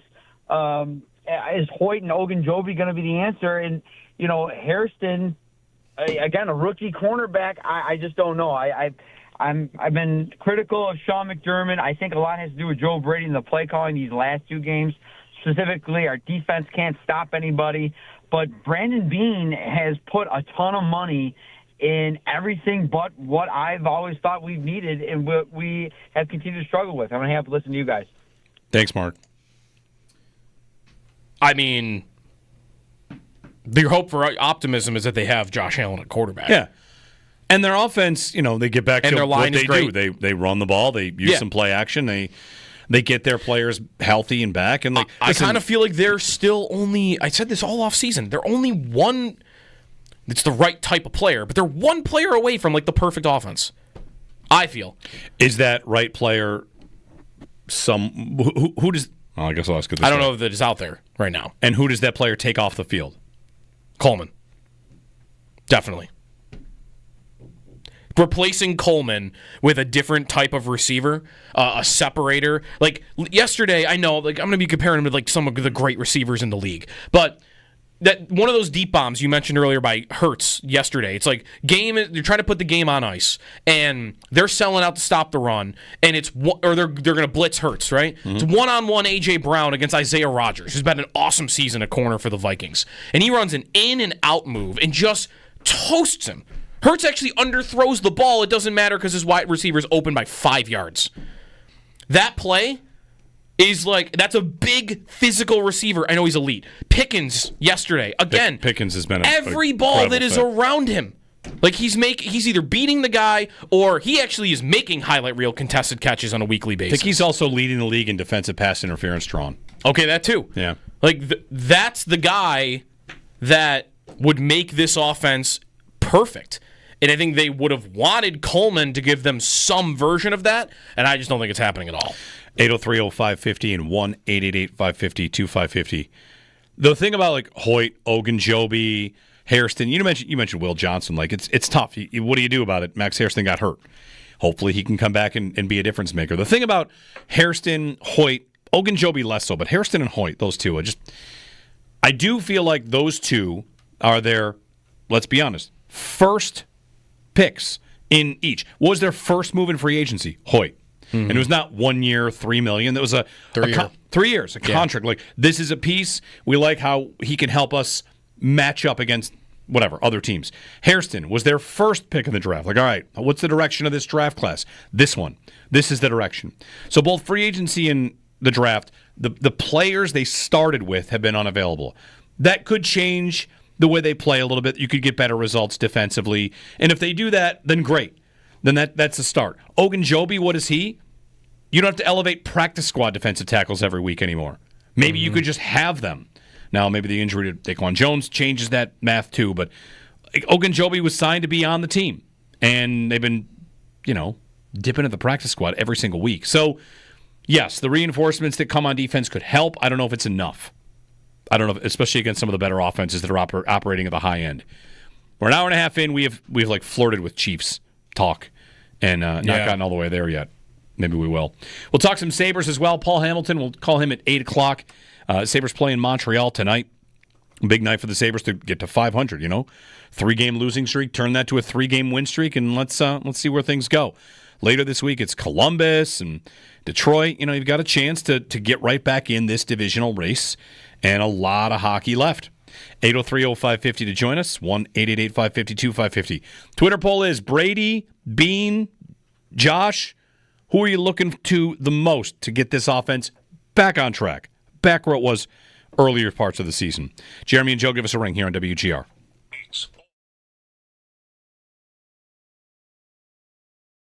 Is it already over?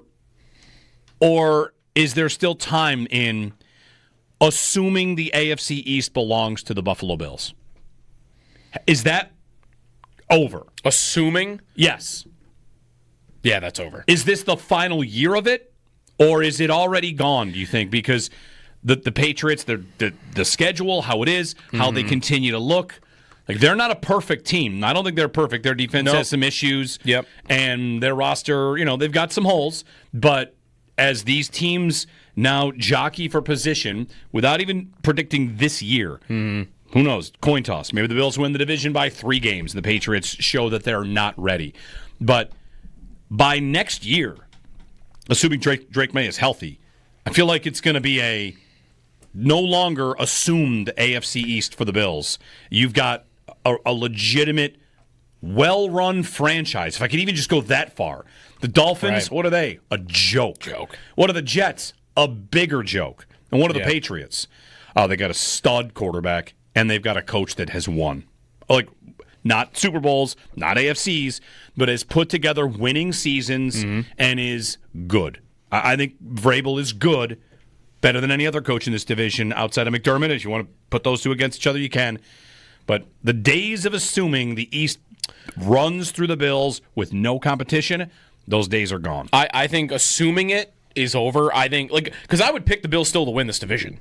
I still think they'll get there. It probably will be close because of schedules, but right now, if you want the odds, they're minus 175 still to win it. Bills? Which is it's a good favorite. Yeah. It's not as good a favorite, though, when you consider they were minus 7,000 a month ago. Yeah. They were lock central, and now it's a little closer to a pick'em or 50-50. When you throw assuming in there, though, I'm not assuming it anymore.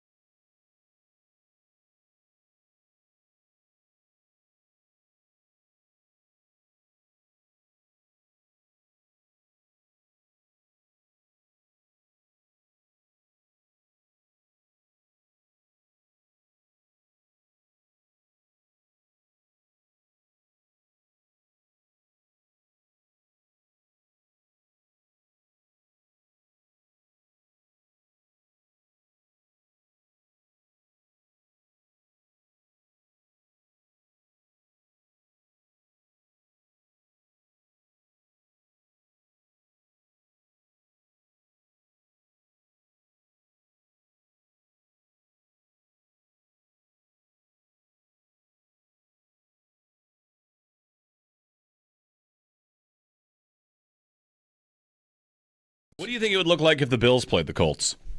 Right now, really good question. Would it look a lot like that? I think the Colts would do whatever they wanted. Here are the Colts' drives in that game. Possessions: touchdown, touchdown, touchdown, punt before the half.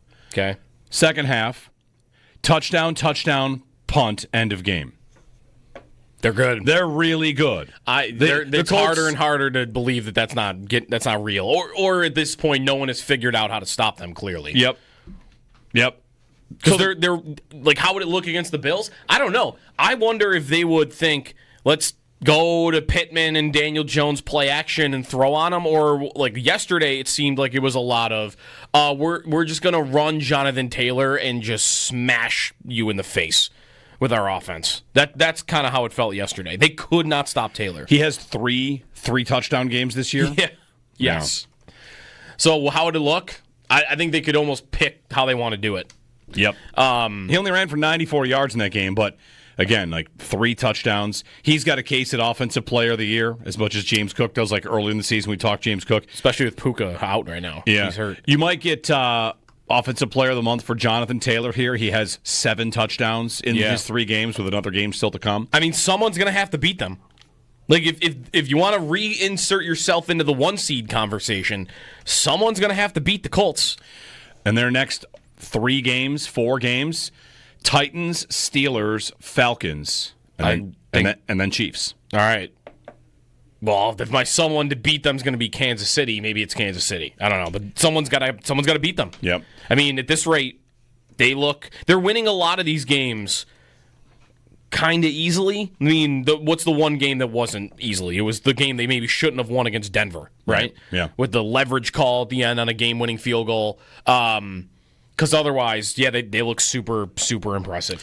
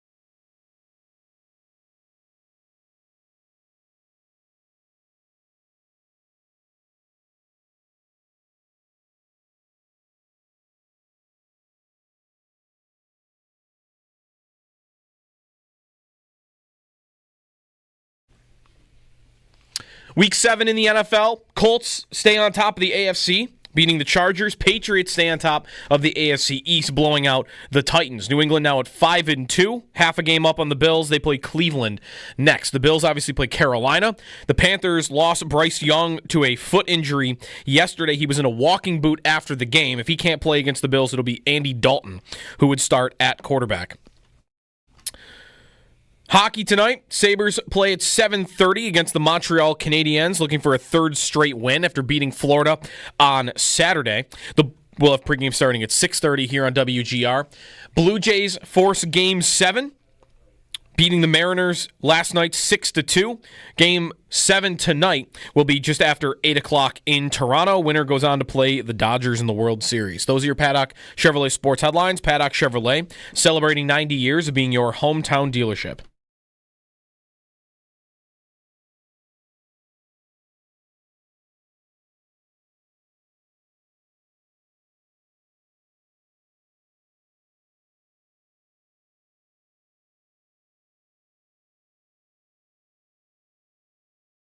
Nice little pass there by Tuck. Gets it back again. In front, scores! Owen Power! And the Sabres are up 3-0 on the two-time defending champs. Sabres shut out the Panthers. Alex Lyon. They're calling him the Lion King, among other things. I'm here for all the Lion puns. I'm into it. I love that they're playing the Lion sounder after like almost every save now. Well, good. Does that work? Into it. Does that work against the Panthers? Would a Panthers fan have been confused and think like, "Wait, that's a big cat roar"? No, the lion roar is a little deeper. It's got that gravel to it. I think you should be able to tell. Yeah. The Panther sound effect's a little more like right now, in everyone's head, the MGM lion roar is what you're hearing right now. Right? Yeah, definitely. Okay. That actually might be the lion sound that they use. Okay. All right. It's less rare and more roar. Yes. Okay. Yes, good. Definitely. Analytics here. Cat-alytics. Jeremy and Joe, good morning. A rainy Monday morning. Bye week is over. The Bills are on to Carolina. They'll head down to Carolina this week and play likely the Andy Dalton-led Panthers. We'll see how that looks this week. And talk about it with you. 803-0550. Sabres in Montreal tonight. Joe and I are in here talking about, should we go to Game 7 of the ALCS tonight? We're mourning people so bad. It's at 8:08 though. That game's going to end at 1 a.m. Tough. But how long are these playoff games taking? I don't know. It's going to be 11, but then you're so far away at that point with traffic and... My spontaneous youth is calling from inside of my soul. Like, just do it. Do it. Do it. Yeah. We should do it. I've got a couple hours to think about it. We should do the show in Toronto tomorrow. Zoe in Buffalo. These are ideas. Yeah. Zoe, hey, good morning, Zoe. What's up? Hello, Zoe. Not there? All right, we'll come back to you. Keith in Hamburg. Hey, Keith. Hey, good morning. I've got two questions on wide receiver. One on Keon Coleman. Is it the play calling? Because it seems like it was just the last 2 weeks that he really wasn't that good. Before that, he was catching almost all of his targets. And then on wide receiver, on Gabe Davis, what's his status on getting him in there? To me, that seems like a Cole Beasley, safety net for Josh Allen, that if we could get him in, he might be a good role player on the team. Davis has been hurt. Last night, McDermott said he's got to come back from the injury to then be ready. But that was how long ago? Oh, I think he mentioned it this week. Oh, this week? Okay. Somewhat recently, I thought McDermott had updated Davis as he is injured as part of being on the practice squad. So he's working his way back from a knee injury. Is it obscene to think about the idea that they would bench Keon Coleman for Gabe Davis? Would you bet it? It's rap for Poyer, but on offense. Should they bench Coleman for Gabe Davis? Because I'm starting to think there's an argument for it. Well, even just to test it out for a spin. Let's see. A healthy Gabe? Yeah, let's see. A healthy Gabe. Let's see if your season in Jacksonville was really just you were playing through injury. And that's why it looked so pitifully bad.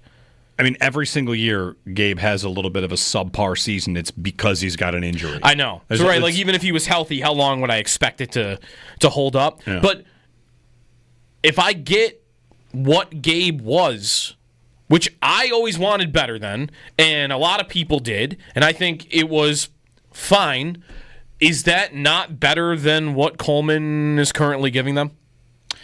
Yeah. I think it is. His catch rate, Coleman's catch rate this season is fine, in part because they're throwing it shorter, right? Like his yards per catch has come down quite a bit, Coleman. Like against the Falcons, he had 3 for 11. 3 catches for 11 yards. 3 for 11. Against the Patriots, he had 4 for 23. Well, here's the number on it. His average depth of target last year, on average, he was getting the ball 15.2 yards down the field. This year, it's 10.7. Yeah, so it's a 50% reduction in how far down the field he is. Yeah. So that's going to help that a little bit. And in part, as that's happened, his yards per game is not down considerably. He's been, finger quotes here, more efficient, but yards per target, yards per game, everything, yards per touch. His yards per target is down 3 yards from last year. Mm-hmm. I mean, it's not really that efficient. Everything's, and I don't even mind maybe what that might sound like in general, because coming into the year it was, okay, contested catch wasn't really working that much for him last year, but look how good he was yards after catch. Get the ball in his hands in short area space and let him just go. But that's not really happening this year a ton. I don't really feel like anything is working there right now. But is he blocking well? Maybe that's going well. He's on the field a lot. And he's going to, I know how Coleman's season is going to go. He's going to have a game or two. He's going to have a big catch or two, a highlight reel catch. He's going to have a touchdown. Oh, he'll moss somebody at some point. And people online will say, I was told he's no good. Like, I think what you've seen from Coleman is kind of who he is, and there's going to be inconsistency in his game, and it's up to the Bills to use him to his strengths. In fact, last week, going to the bye week, I think maybe Eric Wood said it and Chris Brown, are they going to start entertaining the idea of putting him in the slot? Mm-hmm. Because there are plenty of people that thought when he got drafted, he's best used as a big slot. And if they were to trade for, name a receiver out there to put on the outside, you could not only get that receiver you've added, you could move Coleman more into the slot where he belongs. Shakir is a good conversation here. And this is on like Brady, coaching staff, all this. Does Shakir have more chops than what they show him to? Like, we've seen Shakir get open down the field sometimes. They've hit him down the field. And what is Shakir's yards per target or his depth of target? Khalil Shakir's depth of target is the third lowest in the league. It's the third lowest of receivers in the league and the lowest of any receiver that actually gets the ball. When I checked last week, he was ahead of only Greg Dortch and Malik Washington. And they're not very involved. They are not regulars. No. Like, Shakir is a guy that gets engineered touches behind the line and orbit motion and screens and that, and short little plays, and then he's very good after the catch. So that's part of the formula is get him the ball, he makes guys miss, his contact balance is amazing. And I guess I would wonder if there's any more. Can the Bills in this game against Carolina show the league and show us, if they feel like it's a good matchup, that Shakir actually, we're going to throw him the ball 13 yards down the field. He can run to the slot and get open and beat guys and find spots in zones that are more than just, 3 yards down the field. Maybe. I mean, it's the 4th year of this, though. How long are we going to continue to play the game of, like, maybe Shakir can do more than what he's been doing? Well, I feel like I've seen him do more when they actually ask him to, but they keep him so close to the line because that's what they've asked him to do. This is kind of I would be skeptical that he's going to be able to go out there and give them any value. Maybe at this point you just throw it out there for like a whole game and take a look at it. He's playing 59% in the slot this year, by the way. Shakir. So there are some routes and snaps. I mean, last year it was 70 out of the slot. So he is playing more outside. And I saw a couple plays. There was one against Atlanta last week where he was lined up outside, he ran a slant, he got the catch. So maybe there's a little of that. But he's not the answer to that. And then I'm getting to this thing where it was probably predictable. We were going to end up here at some point, which is, all right, I've figured out that Coleman's my best player for the slot, and that's the one thing I don't need because I have Shakir and Kincaid that already play in the slot. Yeah. So now what do I do? It'll be interesting to see what they do if Palmer is unable to play this week. Palmer, they listed as week to week with his ankle injury. And if he is unable to go, which we'll find out a little bit more later this week, what does the receiver lineup look like? Who plays on the outside? Is it Shavers? Shavers season. Is it Shavers and Coleman on the outside? Yeah, that's I think that's probably your answer. Unless they're no, or they try Elijah Moore. If you want to get really technical, try Curtis Samuel. Shavers is usually playing the X, isn't he? Which is what Coleman plays. I think Elijah Moore is the guy that's playing the Palmer spot. Okay. Unless Gabe Davis is ready to get called up. Andrew in Buffalo. Andrew, good morning. Hey guys, yeah, I just wanted to kind of take a step back and think, things are never as good as they seem or as bad as they seem, but if I told you before the season started that the Bills come out of the bye 4-2, and their biggest threat to the 1 seed is Daniel Jones and Drake May, would you take that? And, Burrow's out for probably the season. Lamar's recovering from a hamstring, and the Chiefs are 500. All right. I just kind of wanted to hear your thoughts on that. My thoughts on that are that if I told you, would you take is always an exercise in explaining something that's gone wrong. Would I take it that the Chiefs are 500? Why are they 500? They got off to they lost a couple of one-score games. Okay. Defense hasn't been as good this year. That's right. And Daniel Jones is the 1 seed. Okay, would I take that? I don't know. Would you take the Bills' defense looking like it can't stop anybody? Yeah, my answer would be other than Justin Fields, because I wouldn't take that. Coming into this year with this schedule, there was nothing I would have said I would have taken that isn't the Bills in the 1 seed. That was what this regular season was about. They haven't done it yet. Something has always been in the way, and it's Baltimore one year, or it's Kansas City this year, and I lose to Minnesota on a miracle. I lose this stupid game to Urban Meyer. I always find my way to not win the 1 seed, and yet Tannehill's done it. And now you're telling me Daniel Jones is in that spot? I would have never signed up for that. That would just add to the frustration of, why can't I just do this thing that could help me in the playoffs all the way through? I got the best record over 5 years, the best point differential, but for some reason, something just keeps stopping me from having the best spot when I go into January. Yeah, I appreciate the thought exercise, and I don't think they're in any sort of major trouble to miss the playoffs. But, once you get to, you've done it all except for appear in the Super Bowl, would you take is it really only applies to the Super Bowl. If I told you, let's end the season. If I told you they went 13-4 and got the 1 seed and hosted the AFC Championship game, would you take that? Yeah. Did they win it? That's all that actually matters. If you told me before the season, you give me the whole formula. I don't care if they're the 5 seed or the 1 seed. Do they win the games? They could make a Super Bowl as a wild card team. Teams have done that. Teams have won the whole thing. Gotten in, won 3 road games, and won the Super Bowl. And, if I told you before the season, that team's going to finish 9-7, would you take that? Oh, that sounds bad. Well, they won the Super Bowl. Oh, that's good. We've kind of graduated for the Bills to this point where, again, it's not, I don't think it's endlessly negative to, it's actually a positive. It's success earns responsibility. Right, I'm saying here, I think it's amazing they haven't been the 1 seed yet. Right. And and the reason I want that is because, obviously, I think it is by far the easiest way to get to a Super Bowl. This is the line I was looking for, not the success one. Pressure is a privilege. They have pressure, and that's a privilege. They've earned that. That's something that they've been a good enough franchise to earn pressure. And I don't want to walk away from that by saying, I would have taken 4-2 with Daniel Jones being the only team ahead of them.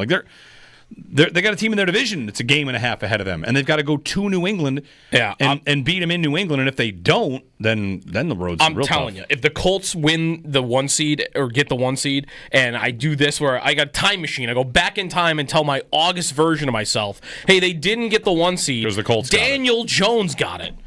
I'll lose my mind. That version of me would lose my mind.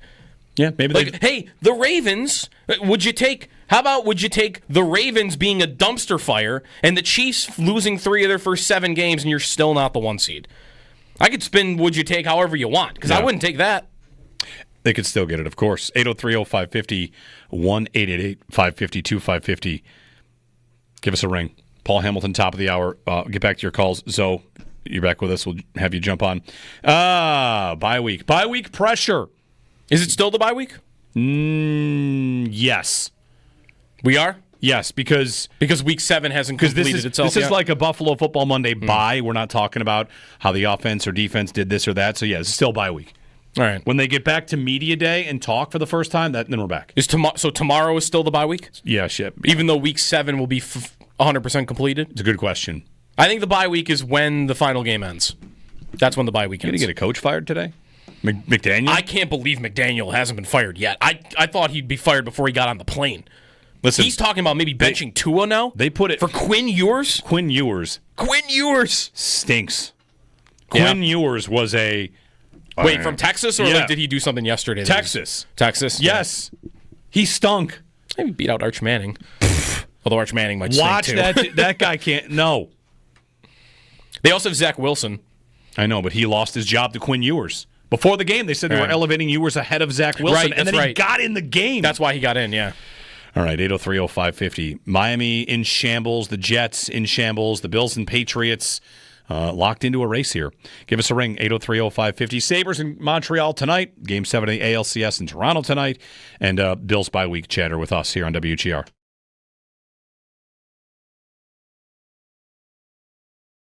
If you're Allen and you're sitting on the couch yesterday watching these games, I think there are two teams he would watch and think, where's that in my game? Mm-hmm. And that's, I think you would watch Kansas City, and I think you'd watch New England. All these comparisons, Drake May's going to get to Josh Allen. And all of a sudden, there's a new kid on the block in the division. And wait a minute, he's got Boutte down the field. He's throwing hole shots to Mac Hollins. He had another one of those, like he did against the Bills. And I feel like Josh is going to watch that. And how could he not think, I did all the stuff where I became the manage the game guy, and now it feels like I'm seeing offenses that are able to open things up more. I need that back in our game plan. And whether he goes to Brady to talk about it, or it's always been there and they just haven't hit it yet, I think the Bills will. Usually you hear it in an offseason. I think you're going to start seeing them take more shots. I think you're going to see Allen want it more than he has. Can they do that, though, with the personnel they have right now? Because even these guys you're mentioning, like Hollins would be different, because Hollins is just a guy to me. Sure. But it would require actually having Elijah Moore run down the field. Which he did last week, and they weren't on the same page. That's right. Are they willing to try? They did that on a 3rd and 10 late in the game. Sure. Would they? Yeah. It's 2nd and 6. Elijah Moore in the slot. Like, are you ready to run the distance? How about 2nd and 1? Sure. There you go. 803-0550. Right, because even like some of these guys we're mentioning, like Boutte or Alec Pierce, or these are just guys. These are not star players, but what are they? They're guys that, when they do run routes, they're often, when they do have success, these are the guys that have 2 catches for 70 yards in a game. Yeah. And the Bills don't, maybe Moore is the closest thing to that. Even that's not really what he was when he was in Cleveland or with the Jets. That's why I asked the question. I don't think they have a guy on their team that historically is 2 catches for 70 yards unless you go down to the practice squad.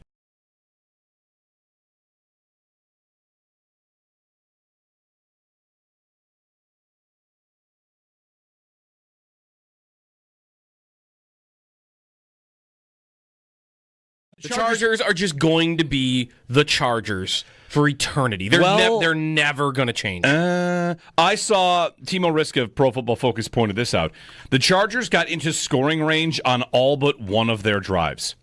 And it was kind of like the playoff game where they threw Herbert, who doesn't throw picks, apparently now. Maybe he throws picks now. He threw a bad red zone pick. He threw a pick at the 28, not a red zone pick. And then after that, threw a pick at the 5. Yeah. That was a bad one. In the end zone, rather. So, he got picked off a couple times. Their drives, here's the Chargers' drives yesterday, not to get too deep into this. Field goal, punt, interception, and then touchdown, and then turn it over on downs. Yeah. They had a couple of early turnovers, and then the offense hit the gas, and the Colts just never let them back in. That's what I mean, though. Isn't everybody just tired of, going through what the Chargers did the day before for 15 years, or whenever Phillip Rivers started as their quarterback, and having to explain to people no, they're actually good.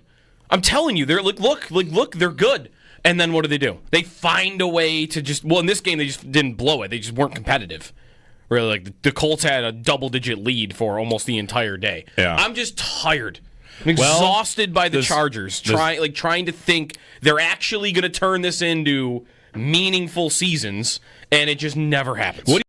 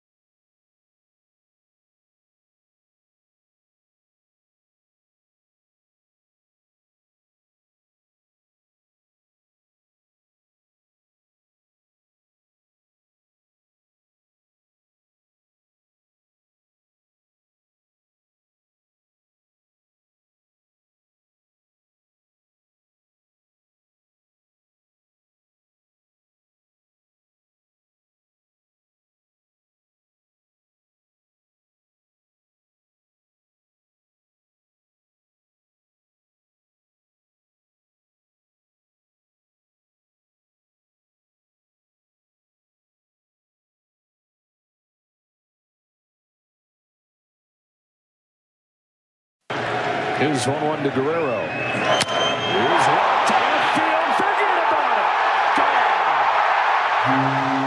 it.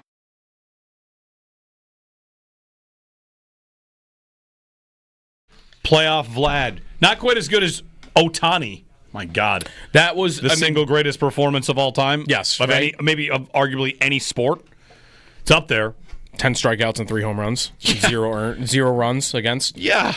I think it's got to be number one. Absolutely nuts. Jeremy and Joe, good morning. Thanks for joining us. Hey, Tailgate Trivia is back, presented by Total Sports Enterprises Buffalo.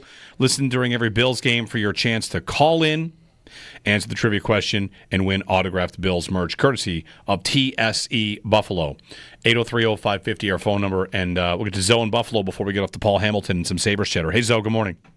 Hey, good morning. I agree with you, what you were saying about Keon Coleman and Shakir with the receiver thing. He's definitely in the wrong spot.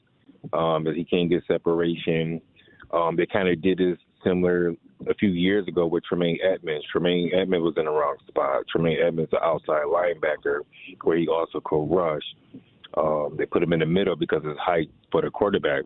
But back to Keon Coleman, last time we had a big receiver like that in the slot was Jordy Nelson, who was successful in that position.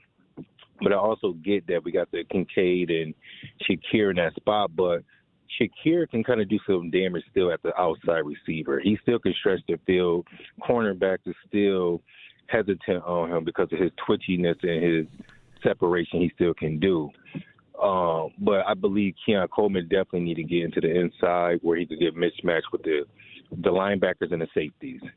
You let me know what you think. Yeah, I think so. I mean, I wonder about Shakir beating man coverage on the outside. I don't have a lot of faith he would be able to do it. And if they go press coverage on the outside, like that's why any conversation about the Bills and outside receiver is that they're a little predictable, and if you put Shakir on the outside, his skill set is best used in the slot.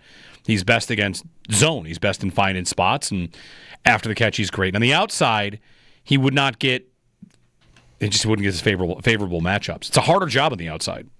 It's why they – especially when you're the guy that's on the line of scrimmage every play. You don't have that extra yard of buffer. Like, it is harder. Yeah. So I mean, not to say he wouldn't – be able to contribute. I'd really be worried about it out there, though. I just don't think it's in the cards. But they might have to do it if Palmer's not available this week. Paul Hamilton on the Sabres, who are righting the ship. How real are these results we've seen? They've got a goalie, at least so far. Jeremy and Joe, we'll talk about it with Paul Hamilton, more of your phone calls as well, on who you think is most responsible for getting this offense back in a groove. Brandon Beane, Joe Brady, Josh Allen, or you think it'll be just fine? It just, it'll work itself out. 803-0550 on WGR.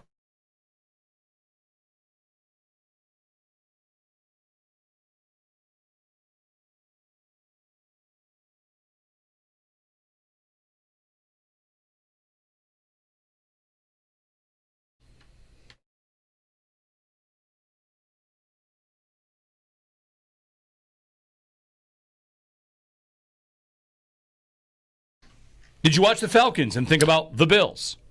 Because the Falcons offense playing against a lot of backups there in San Francisco, and that defense didn't do much offensively. They had their third-string middle linebacker in the game. Yeah. They had backup defensive ends. They had backup players in the secondary, totally injured.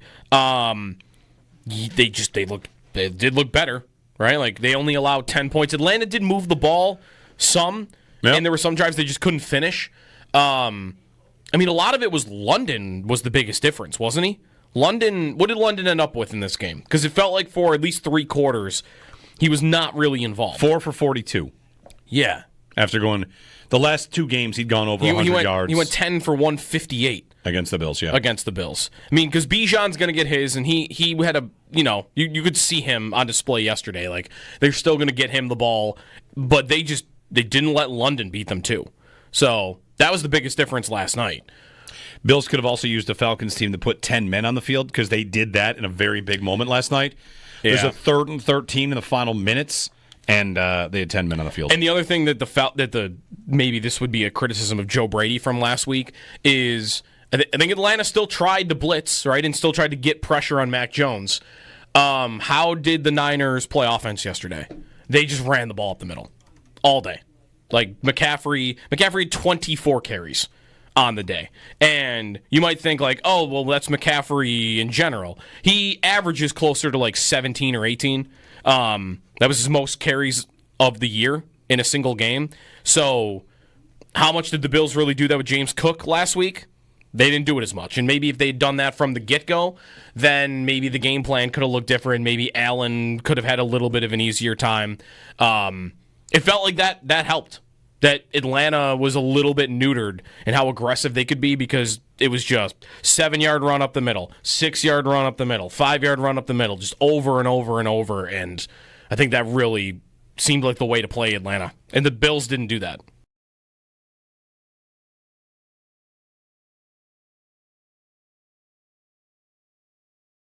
What do you think it would look like if the Bills played the Colts? Right now, really good question. Would it look a lot like that? I think the Colts would do whatever they wanted. Here are the Colts' drives in that game. Possessions. Touchdown, touchdown, touchdown. Punt before the half. Okay. Second half. Touchdown, touchdown, punt, end of game. They're good. They're really good. It's harder and harder to believe that's not real. Or at this point, no one has figured out how to stop them, clearly. Yep. Because they're like, how would it look against the Bills? I don't know. I wonder if they would think, let's go to Pittman and Daniel Jones play action and throw on them, or like yesterday, it seemed like it was a lot of we're just gonna run Jonathan Taylor and just smash you in the face with our offense. That's kind of how it felt yesterday. They could not stop Taylor. He has three touchdown games this year. Yeah. Yes. Yeah. So how would it look? I think they could almost pick how they want to do it. Yep. He only ran for 94 yards in that game, but again, like 3 touchdowns. He's got a case at Offensive Player of the Year as much as James Cook does. Like early in the season, we talked James Cook, especially with Puka out right now. Yeah, he's hurt. You might get Offensive Player of the Month for Jonathan Taylor here. He has 7 touchdowns in his 3 games, with another game still to come. I mean, someone's going to have to beat them. Like if you want to reinsert yourself into the 1 seed conversation, someone's going to have to beat the Colts. And their next 4 games, Titans, Steelers, Falcons, and then Chiefs. All right. Well, if my someone to beat them is going to be Kansas City, maybe it's Kansas City. I don't know, but someone's got to beat them. Yep. I mean, at this rate, they're winning a lot of these games kind of easily. I mean, what's the one game that wasn't easily? It was the game they maybe shouldn't have won against Denver, right? Yeah. With the leverage call at the end on a game-winning field goal. Because otherwise, yeah, they look super, super impressive.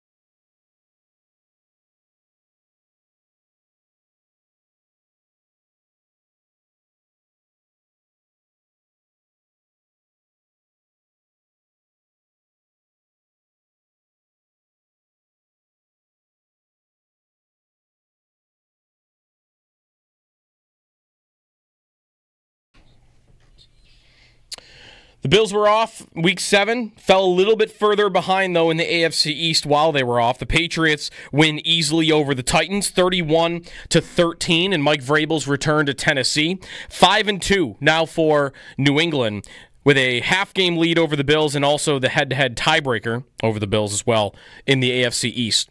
Colts win to stay atop the AFC. They beat the Chargers 38-24. They're now 6-1 on the season. Kansas City blows out the Raiders, shut them out 31-0. They are now 4-3 on the year. Last night on Sunday Night Football, the 49ers take care of the Falcons 20-10. Earlier in the day, Panthers win over the Jets 13-6. That's the Bills' next opponent, Carolina. They lost Bryce Young to an injury. He was in a walking boot after the game. If he can't play against the Bills, it would be Andy Dalton under center.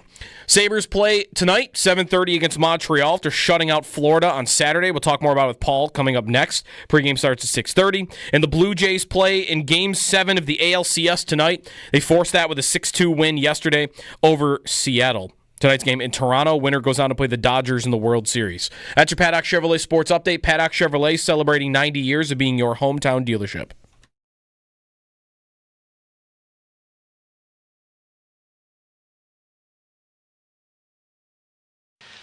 Reinhardt up top, Jones. Now the Panthers starting to move it around a little bit. Samoskevich, top of the circle, in front for deflection to save. Comes back near side. Oh, and Alex Lyon gets over on Verhaeghe. Down on the doorstep. Alex Lyon, a shutout win for the Sabres over the weekend. They'll play Montreal tonight. Chance to string some wins together this year. Montreal tonight, they're 4-2-0. Then the Red Wings on Wednesday, they're atop the division.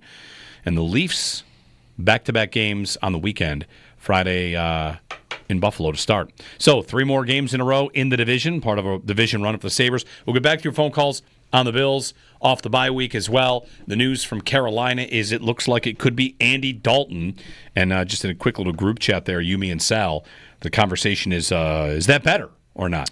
Because Dalton is a guy that's been around the league, and you might have flashbacks to, well, Joe Flacco and the Steelers. Flacco had seen what the Steelers would do 100 times and said, like, that's easy. He throws it to Chase and Higgins, and they put up 1,000,000 points. I don't know that Andy Dalton is going to do that. I don't know how predictable the Bills are for Dalton. His numbers against the Bills over the years, and last time he played the Bills, you have any idea when that might have been? He played against McDermott in 2017, maybe? Okay. Could that be the last time, though? That's a long time ago. Yeah. But that might be it. Well, I'll dig into some of those numbers. We'll see what... week 3 of the 2019 season, actually. And the Panthers, Ted McMillan is a nice rookie receiver. And Jalen Coker is a guy that has returned from injury. He did not catch a ball this week. Good young receiver. They're just adding him back in. Of course, they got Chuba Hubbard and Rico Dowdle. And, we'll see what they got to offer on Sunday from Carolina. We'll get to Paul Hamilton here. His appearance brought to you by Raylax Honda. Raylax, we got this. Paul, back-to-back wins for the Sabres. And, the first one was a bit of the goalie on the other side was really bad. And this one was much more of just a comprehensive, nice, solid win for the Sabres in a 3-0 shutout of Florida. Well, the one thing I liked is they didn't back down at all. I mean, you know what you're getting from the Florida Panthers, whether they're injured, whether they're not. They're coming at you, and they're coming at you hard. And you better be ready, and you better be able to, try to match it at least. And I thought the Sabres more than matched it. I think at times they initiated it. That thing with Marchand that got going, that was all because Darlene absolutely creamed him over next to the wall with a cross-check. It was a vicious cross-check. Darlene absolutely should have been penalized for it, and Marchand lost his mind. I didn't see if Darlene got fined. I saw that Marchand got fined for what happened after all that. Darlene did not. Okay. Because he did not he did not pull Marchand's helmet apart. All right. And rip it apart in the penalty box. Honestly, Marchand is a 37-year-old man ripping pieces off a helmet like a little child. Yes. Yeah. But whatever. He's fine for that. I'm kind of amazed. Like it is just an aside, Paul. It's very funny that Darlene does not get fined for what you term as a vicious cross-check, and Marchand does for responding. But whatever, right? Like that. I don't think he should have been fined for the cross-check, but I think he should have been penalized. Yeah, penalized for sure. Anyway, but you feel like that moment shows a Sabres team that's not backing down to Florida, which, by the way, in the last couple of years when they've played Florida, it has kind of looked like men versus young men. It's looked like a team that has much bigger, stronger, more grown up, pushing the Sabres around. No question. And the Sabres weren't having it, and even after Marchand jumped Darlene, I mean, Thompson was there immediately, as was the whole team. I mean, and it just turned into a big scrum, and, they weren't having it. And it was as simple as that. A guy who really has not been physical throughout his whole career and has taken a lot of heat for it, I thought did play the most physical game I've ever seen him play, and that's Matthias Samuelsson. I mean, he was cleaning people out shorthanded, not just like playing angles, knocking them to the ice. I thought he used the body very, very well, and was getting into the fray as far as checking people, using his size to his advantage, getting into the scrums. I thought he did a terrific job penalty killing. But from a physical standpoint, I think by far that was the most physical I've ever seen Samuelsson play. Yeah, he dragged the guy out of the net at one point after he hit him into it. But Paul, Josh Doan becoming a story at the beginning of the season here. He gets 2 goals. He had 6 shots in this game. And I think he counts to this point, too, of men versus young men. Maybe looked a little bit different. And Doan's a part of that, but him scoring a little bit here and putting up some offense, I think, is maybe the best part so far. Because you knew he was going to give you, the physicality and good defense. But if he can score like this, I mean, they really found something here. Well, remember when they made the trade, I had said to you, the one thing that you're not going to have to worry about and the people are going to like is Doan's going to be in the middle of everything. I mean, he enjoys just being, as he called it the other night, chaos. And I kind of kidded with him. I go, "You like chaos, don't you?" He goes, "I love it." He goes, I love, the chaos of being in the middle of things. And that's what we talked about, though, then was there is an upside. How much is it? What is the upside of a young player like Doan, who has scored goals in the American Hockey League, and can it translate into the National Hockey League? And we still don't know. I mean, yeah, he had 3 assists one night and then scores 2 goals the next, and that's 5 points in 2 games. So that's 2 games where it's looking like there could be a very good offensive upside for Doan. But even if there's not, I still think he's a player that Sabre fans are going to love to watch play and is going to be a very effective forward for them. He does things that maybe others don't do other than Benson and a little bit of Zucker. He gives them something that they needed desperately into their lineup. And I think you're going to start seeing a lot of Doan jerseys bouncing around the arena. And I don't think he's going to have to buy too many beers as he continues his Sabre career and goes out amongst the community and stuff. I think the fans are really going to take to him. Him and Benson, you mentioned them this year. Through all 5 games, would you say their defense has actually been living up to expectation? I mean, the first 3 games didn't go well in part because they couldn't really score, but do you feel like we are seeing a team that, for the course of the year, looks like they're going to be better at defending?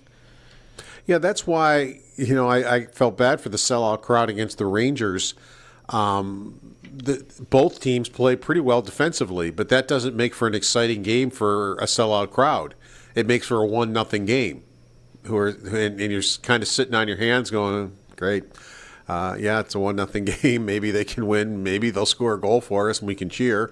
But, the defensive effort against the Rangers wasn't too bad. It was just the offensive effort was horrendous. There were other things of the game that just didn't click for them. So defensively, plus you're getting the goaltending, and we've talked about that all summer long. If you can get the big save at the big time and then also play better defensively, you're probably going to have a pretty good chance to get in the playoffs. You can't get in the playoffs where the Sabres were defensively last year. If you're 29th in the league or 25th in the league defensively, you're not going places. You have to be better than that. And they've been getting the big saves from Lyon, who has an excellent save percentage. And really has been doing the job for them. But part of that, too, and Lyon brought this up after the game against Florida. He goes, I don't think I saw an outnumbered all night. He goes, I saw 1 2-on-1. He goes, that's it. He goes, as a goaltender, when you don't have to face outnumbered situations and 3-on-1s, 2-on-1s, in the Sabres case, some 3-on-0s at times, in past years, when you're not looking at that as a goaltender, you can play your game better. I also feel like for having 7 penalty kills against, he maybe didn't see as many chances as you might expect when you're killing penalties for, a third of the game? Yeah, and in the beginning of the game, Benson takes a pretty silly tripping penalty. Like 10 seconds his leg in. out. Yeah. Yeah, but he saw 4 pretty good chances and made the save on all 4 of them. So that... You always hear the cliche, your goaltender has to be your best penalty killer. Well, he was there. And, and they went from there. They're not going to get away with taking 7 penalties and giving up 7 power plays a game. That is a problem they still have. They got to stop taking the silly penalties, offensive zone penalties. You can't give the other team 7 power plays on a nightly basis, and they're not doing it on a nightly basis. But this was a little maybe crazy for doing it. But that is one thing that they really haven't corrected this year. They're taking too many penalties. Paul Hamilton on the Western Hotline. So 4 points out of their first 10, which is a bounce back. We've talked, Paul. It's got to be 6 out of every 10 points, right? Win 3 out of every 5 games, and you're going to be in the playoff mix. And of course, you can make up your bad little 5-game stretches, but I feel like it's key here to keep them locked in to have these games be in division. These are teams you're going to see a bunch of. Like they after 3 games, we're talking about how it's only 3 games. It can't get out of control. It's not the end of the world. And this response has been nice. The problem is, it's not a problem. I can't decide what number of games they have to get to for it to have completely undone it. 2-4 feels tough. I know it's 1 more loss, but to get to 4-3, 5-3, I'm asking for a lot to get out ahead of the sticks here, to use a football metaphor. But the 0-3 start was a deep hole. Even though it's only 3 games, it's still deep when you're in a race with all these divisional teams. Yeah, and Lindy Ruff talked about it even before it happened in training camp. He said basically the same thing you did. He goes, last year we won 1 game in our first 6. He goes, now you're chasing the whole year. He goes, you have put yourself in a spot where you have to chase the season. And I think you're right. I think they did that, losing their first 3. Now they won their next 2. So in that 5-game segment, they have to make up 2 points somewhere. Because as Lindy Ruff said, and I think you agree with, and I do also agree with, if you do pick up 6 out of 10 points in 5-game segments, you are probably going to be in the playoffs. Brian Koziel, our resident math teacher, I think said that gets you around 98 points. Now, the one year that wouldn't have gotten you in the playoffs, the Capitals were the 8th team in the East and got in with 100. But most years, that is going to get you into the playoffs. So, and Lindy Ruff also said after 3 losses, he goes, all right, we got to win the next 2 and get 4 points. He goes, and then we're 2 points down. But he goes, there will be stretches throughout the year where maybe we get 7 out of 10 points and make up the 2 points that we just lost in this 5-game segment. He goes, as long as you make it up along the way and average 6 points out of every 10, you're going to be in good shape. And he's right. I think it was just the 1 year that I can think of that 98 points wasn't going to get you into the playoffs. Paul, do you think they're going to keep riding Lyon here? Until there's a back-to-back? Or do you think they'll try to get Ellis a start at some point before... when's the back-to-back with Toronto? Next week? Yeah, for me, Ellis starts tonight, and I've been targeting that. Even though you're coming off a shutout, and I get that. But, when does fatigue set in? And that's when it's the conversation between Ruff, Mike Bales, the strength and conditioning, when does fatigue set in where we got to get him out of there, and we got to, and I think this would be a good spot for it because you play on Saturday, let Ellis play in Montreal. Now, the Canadians are off to a pretty good start, but they aren't the Toronto Maple Leafs. And, give him a start there, and then you get, lying back in the net against Detroit, against Toronto, and then maybe I don't mind playing Ellis against Toronto if it's not his first NHL game.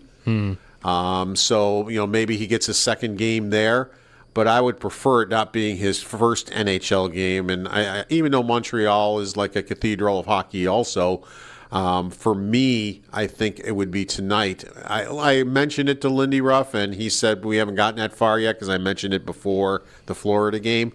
He didn't say no, but so I think it's going to be a discussion. So I would say, is it a possibility for today? I would say yes, it's a possibility. And quickly, what should we be looking for, like lineup wise this week? Like Greenway's maybe getting closer, and Noah Ostlund is up, so lineup could be a question. Danforth is out for over a month, so he's coming up for Danforth, which I think puts him in the lineup. There's no need for Gertzen to be in the lineup, so I don't think there's ever a need for him to be in the lineup, but I think he'll probably wind up in the lineup, whether it's Zach Jones or Metza, one of the two of them, because Bryson is in concussion protocol. So either Metza is going to get his first NHL game, or Zach Jones, who's off to a pretty good start in Rochester, 4 assists in 4 games, and they liked him in training camp too. He's a former New York Ranger, so one of the two of them probably is going to be into the lineup too. I don't think Bryson's ready. We haven't had the morning skate yet, and there was no practice yesterday, but being in concussion protocol, I don't think Bryson's ready for this game. That's the Eye on the Blue and Gold, brought to you by Great Lakes Building Systems. We keep an eye on your business, so you don't have to. Great Lakes Building Systems, our business is protecting your business. All right, Paul, thank you. We'll chat tomorrow, and hopefully it's a 3-game win streak, and the Sabres are back at even. Okay, sounds good. Paul Hamilton on the Western Hotline, 803-0550. Sabres and Canadiens tonight. Yeah, Paul just mentioned Gertzen. He played 2 minutes against Florida. Although I guess he got a 10-minute misconduct, which I was at the game and I never saw it. That penalty he took was so horrific. It was just after a whistle. Somebody had just said something to Darlene on the way by, and Gertzen just got off the bench onto the ice and just started yelling at guys. And the refs were like... And he got a 10-minute misconduct? What are you doing? The refs know the only reason he's on the ice is to do something like that. And then he goes and takes that call, puts him on the kill, and it bothers me so much. When Marchand jumped Darlene, I'm like, all right, well, one... clearly, Gertzen's presence on the end of the bench didn't deter Marchand from going after Darlene. And 2, all right, let's see him. This is what he's on the team for, right? Someone went after your captain. Let's see him go out there and do something dumb, and I didn't see him for the entire game. Well, he never got back out there. It's also going to be a real tough sell for me. And someone went after your captain. Not really. Your captain smoked a guy in the back with a cross check, and then that guy jumped your cap. Gertzen can't prevent that ever.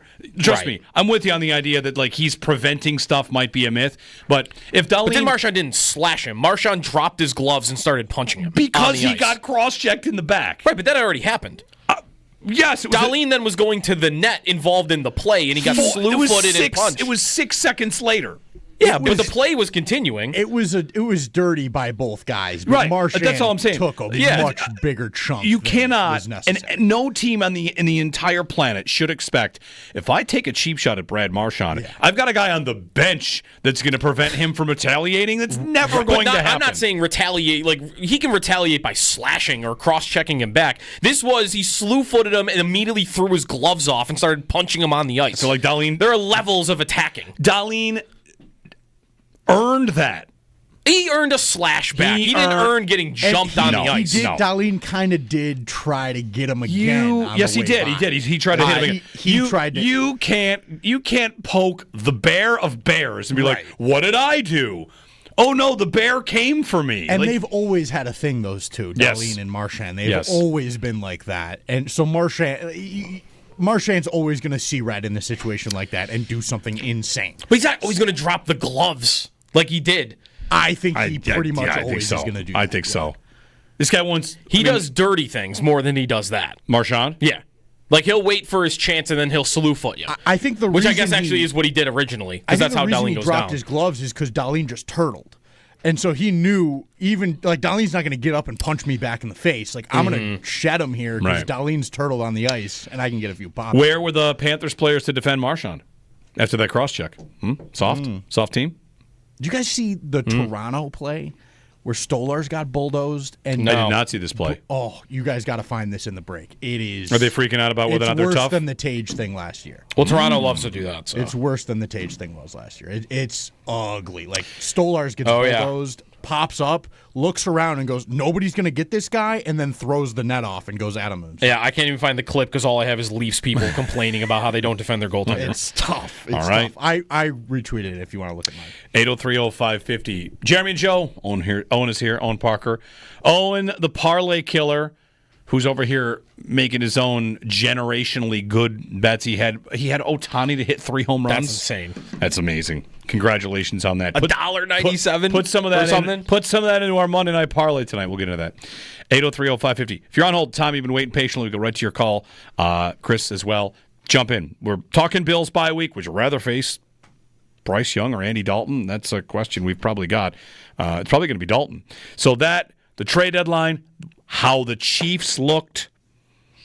Building a fear bunker over here. You know, I've got an old fear bunker that I closed up for a while. Guess what? I'm opening it back up.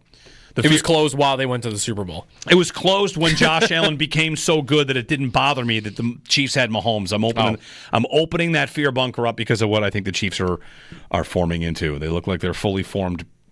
How many heads of the Hydra? I don't know. Whatever. It's nasty. The Chiefs look. Tell me it was the Raiders. That's fine.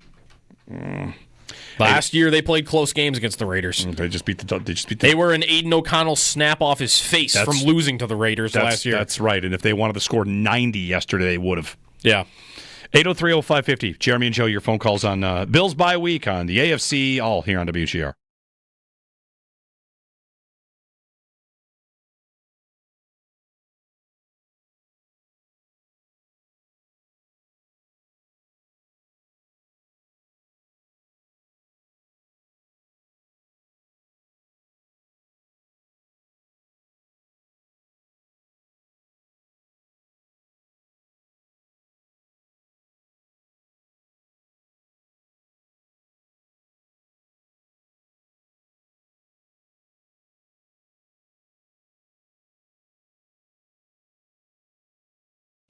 Jeremy White here for FanDuel Sportsbook. If you're Allen and you're sitting on the couch yesterday watching these games, I think there are 2 teams he would watch and think, where's that in my game? Mm-hmm. And I think you would watch Kansas City, and I think you'd watch New England. All these comparisons, Drake May is going to get to Josh Allen. And all of a sudden, there's a new kid on the block in the division. And wait a minute, he's got Boutte down the field. He's throwing hole shots to Mac Hollins. He had another one of those, like he did against the Bills. And I feel like Josh is going to watch that. And how could he not think, I did all the stuff where I became the manage the game guy, and now it feels like I'm seeing offenses that are able to open things up more. I need that back in our game plan. And whether he goes to Brady to talk about it, or it's always been there and they just haven't hit it yet. I think the Bills will, usually you hear it in an offseason, I think you're going to start seeing them take more shots. I think you're going to see Allen want it more than he has. Can they do that, though, with the personnel they have right now? Because even these guys you're mentioning, like Hollins would be different, because Hollins is just a guy to me. Sure. But it would require actually having Elijah Moore run down the field.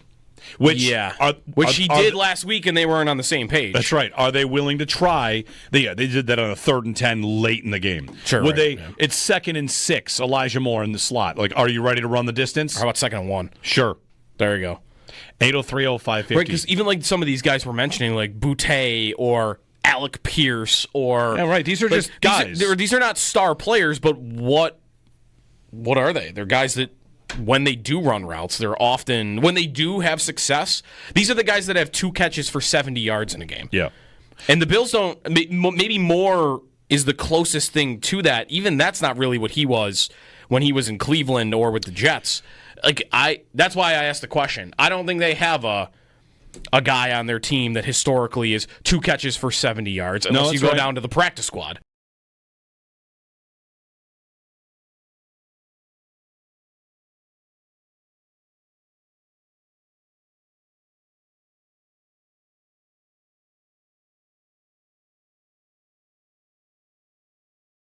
The Chargers are just going to be the Chargers for eternity. They're never going to change. I saw Timo Riska of Pro Football Focus pointed this out.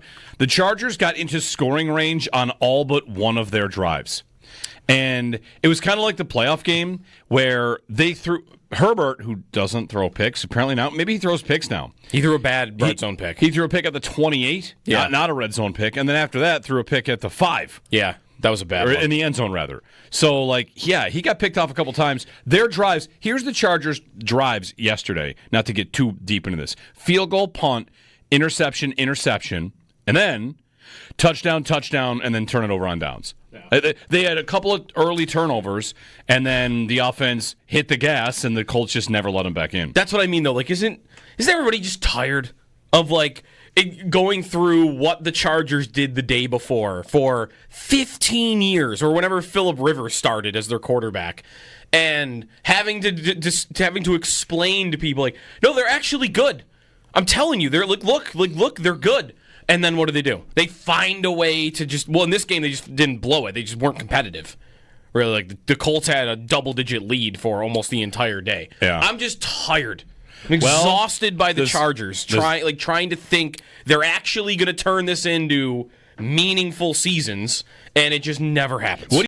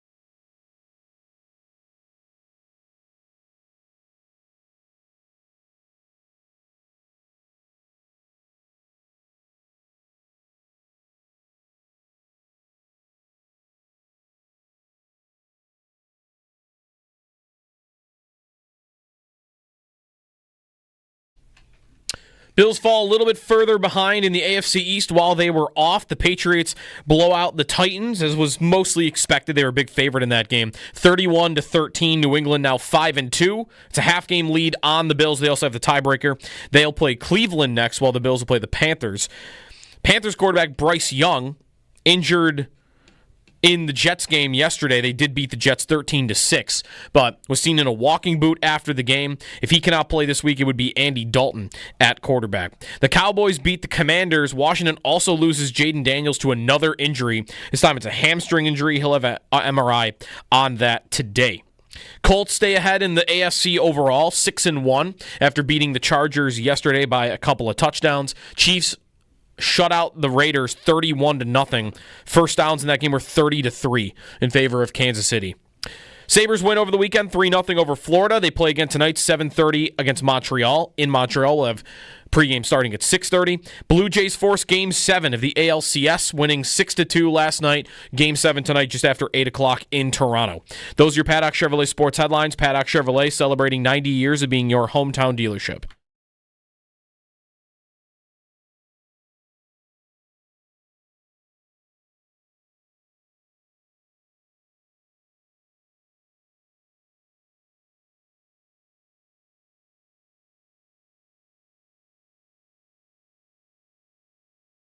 Maye taking a deep shot down the field. Booty is down there. Touchdown! What a catch! Kayshon Booty. The Drake Mayoning of what did I call him earlier? The baby amazingness. You called him man. baby amazing. I was stumbling for an answer. Baby amazingness man. Yeah, he's pretty good, man. He looks pretty good, and they rip up the Titans, but everybody does that to the Titans, I suppose. How about this? In a tribute to Rocky IV, maybe. Yeah. In Tennessee, they chanted Vrabel. Really? Yes.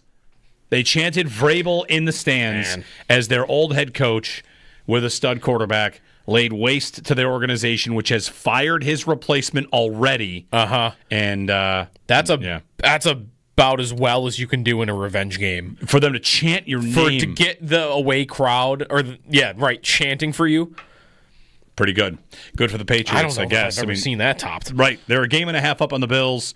They got the tiebreaker, and now they have an extra win. They're at 5-2, and a strong start to the season for them. Bills will play Carolina this week off the bye, likely Andy Dalton. Other headlines. Rashee Rice returns for the Chiefs, and they look unstoppable. However, along the way in that game, if you didn't watch it, Mahomes nearly threw the ball to the Raiders like 3 times. There was one drive where he did it three times on one drive. Yes, they even had a big third down conversion that went off a Raiders' hand into Juju's hand. Yeah. So it wasn't exactly like they were the perfect offense. They did score almost every time. Rashee Rice was available. They ran all these screens. They were layering screen. I mean, it was a beautiful game plan. He hit Tyquan Thornton down the field. I think Thornton lost the ball in the sun because he's kind of open to hit him in the shoulder pad. So they took their shots. They moved down the field. They ran with Pacheco. That's. I find myself wondering if when the Bills play the Chiefs in 2 weeks, we see a revisitation of the 2020 COVID Tuesday night game where the Bills beg them to run the ball. Mm-hmm. Because that's the only way they feel like they can keep that offense down. I like to point out that in that game, Mahomes was like 21 of 25 or 250. Like they begged the Chiefs to run because they didn't want him to throw, and he still threw perfectly against them. A lot has happened since that game. And Carolina this week, and then that Chiefs game is going to be a week. I don't know how they're going to stop them. I don't know how they're going to stop them.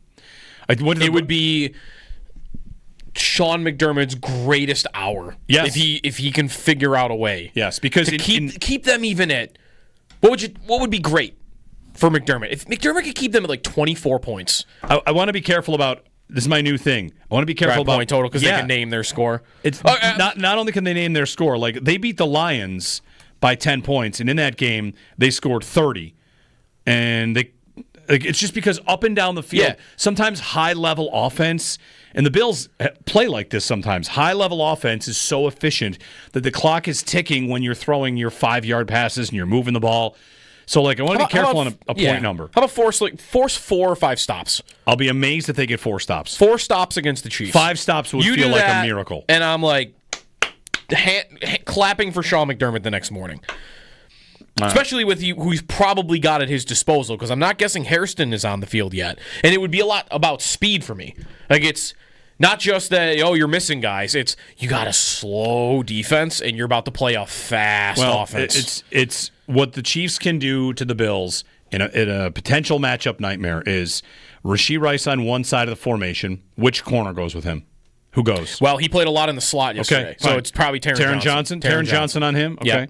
Yeah. Maybe Benford. The Bills had Benford traveling a little bit with Drake London last week into the slot, right? A little bit, yeah. So, okay. Am I going to get Rice on Taron Johnson all day? Probably. Okay. And then which side of the field is Tre'Davious White on? I don't know. You want to shadow Worthy with Benford? And then White, just Thornton. Cross your fingers that White against Thornton. For Hollywood Brown in the mix. Like, it's just going to be... Right, Thornton's would be the worst of the receivers on the field, but his skill set would match up the worst with Trey White. And Taylor Rapp. Well, again, Worthy's that skill set too. It's like... I think Trey White is maybe my biggest problem for that game is he looks so unathletic right now at that position, and whoever he's covering, I'd be terrified of that matchup, which is why, give me Hairston practicing this week. It'd be a lot to throw him right out there in his first game against Kansas City, but I'd do it. The good news is the Chiefs will come in next week on a short week because they play Monday Night Football against the Commanders. That's good. Which, by the way, the Commanders' defense is a mess. And they just lost Jaden Daniels. Yes. So, I mean, the Chiefs could come in off of another 30 to 40-point game. Anyway, 803-0550. It's fine. It's fine. The Bills are in a lull. These ups and downs happen. They'll probably... The question is, how good can they be? Really, that's really what it is. Like, are they a good team? Yes. How good can they be? To be determined. We haven't seen them at their best, I don't think. Tom in Buffalo is up. Hey, Tom, good morning. Hey, good morning, guys. Morning. So I remember back in April, you guys had Bean on the show. He seemed to be feeling his oats a bit after the draft, had some choice words for everyone who thought we needed a receiver.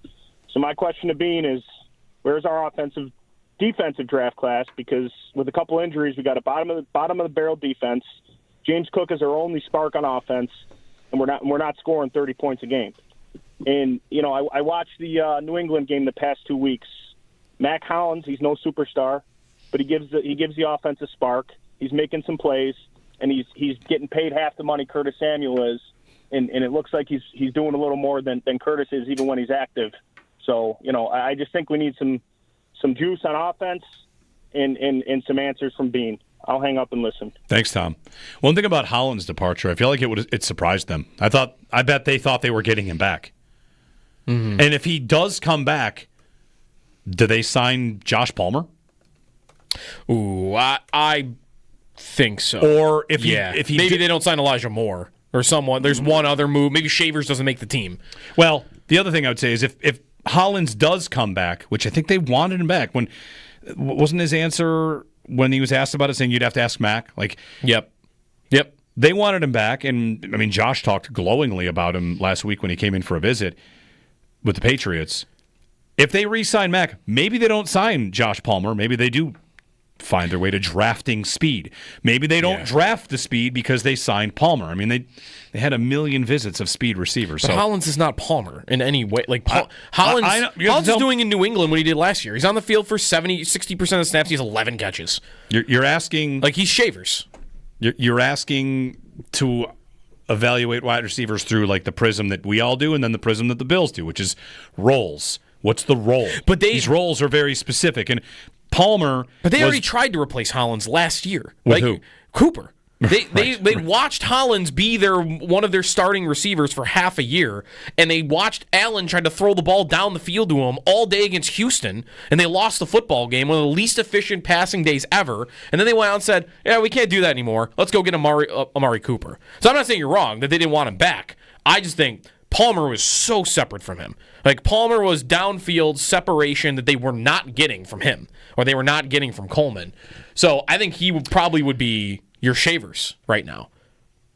And I don't think they would be going any better. He is Shavers. Maybe. He's on the field all the time. He's catching a ball every game, one ball a game. I just think it's important to point out that the offseason that you have is just like any fantasy draft any of you have. Who you got in the 5th round is affected by who you got in the 1st and the 2nd and the 3rd. And that's true of every draft. That's true of every offseason. When you signed Michael Hoyt, did you want somebody else and then went to Hoyt? Bosa. Why'd they get Bosa? Because did they chase after Josh Sweat and not get there? So they kind of come back to Bosa. Were they chasing Khalil Mack? I mean, Garrett. Right. Anybody. Making calls on Garrett.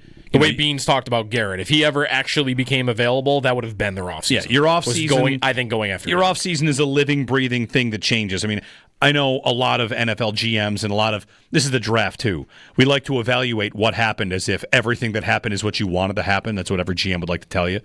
But of course, it changes as it goes. I guess what I'm asking though is if they had what they wanted to happen was Hollins to sign, what would be different right now? Because I don't really think anything. Vibes. Maybe. I mean, into a second year of the vibes, maybe that's why he's a nomad that travels around, because maybe after a year of the vibes, it goes, why is this dude that only catches 30 passes a year on the field 80% of the time? You get out before that starts to happen. He blocks. Also, as Sal Texas, point out, he got more money. Oh, no, there's no dispute about that. $10 million over 2 years, I can't imagine the Bills were anywhere near that. Oh, right. I'm not confused about he left for more. Why he left. Yeah. No, I don't think he left because he was mad. It was a matter of, I think they thought they'd get him back, and he got an offer. They didn't think maybe he'd get that offer. Yes. I think that they were surprised he got the offer that he got from New England, and that he would leave for it. New England did do that a lot this offseason. They offered, that we know about, 3 deals to receivers that nobody else was going to match. Godwin. Nobody was giving Mac Hollins $10 million over 2 years. They gave Godwin, wasn't the report they offered Godwin more than $20 million more than what he got to return to Tampa? Yep. And then they gave Diggs a deal that is absolutely working out for them, but at the time, no one thought Diggs was getting that deal off a torn ACL. The context, of course, here is going to be that the next time they make offers like that, they're going to get those signed. Because now they got now that Vrabel and the quarterback. The quarterback has shown the league, like, oh, you can go there now. Right. Like, they honestly might have had a stink to wash away of what it was like to play for Belichick. Especially at the end. Like, being in this division and young, unproven quarterback and the Northeast and a million things, and a quarterback that can compete and get you the ball is going to wash that away. It's how the Bills, you can bring in guys that want to play with Josh Allen. Because really, they could not get anybody to say yes to them. No, that's right. Especially at receiver. And now, like, I think Vrabel probably does the most of that heavy lifting. Drake May probably does a lot too, but I think they're going to have a lot easier time. Wasn't there also a report that they had the Ayuk trade, but he wouldn't sign an extension? Yeah. Cooper, too. Everybody. There was a report that they had a deal done, I think, for Amari Cooper, and Cooper didn't want to go there. Yeah. And Ayuk didn't want to go there. Like, I think that's happened a lot. I would bet the days of receivers saying no thanks to them are over. And I think they'll probably go after one more. They got so much cap space. Yeah, 803-0550. All right, get a break in. Wide open phone lines for you for the rest of the morning here. Happy Monday. It's rainy and 50. We were due, right? We were due. Have a Twitter poll up. You can vote in. Who are you looking to help fix this offense and get it back on track? Brandon Beane, Joe Brady, or Josh Allen?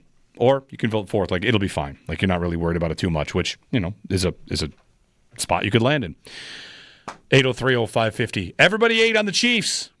1, 2, 3, 4, 5, 6, 7, 8, 9. 9 receivers. When you have 30 first downs, it's hard to not get everyone involved, at least. They certainly looked good.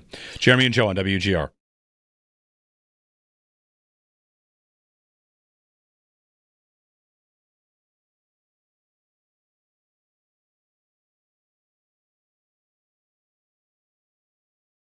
Did you watch the Falcons and think about the Bills?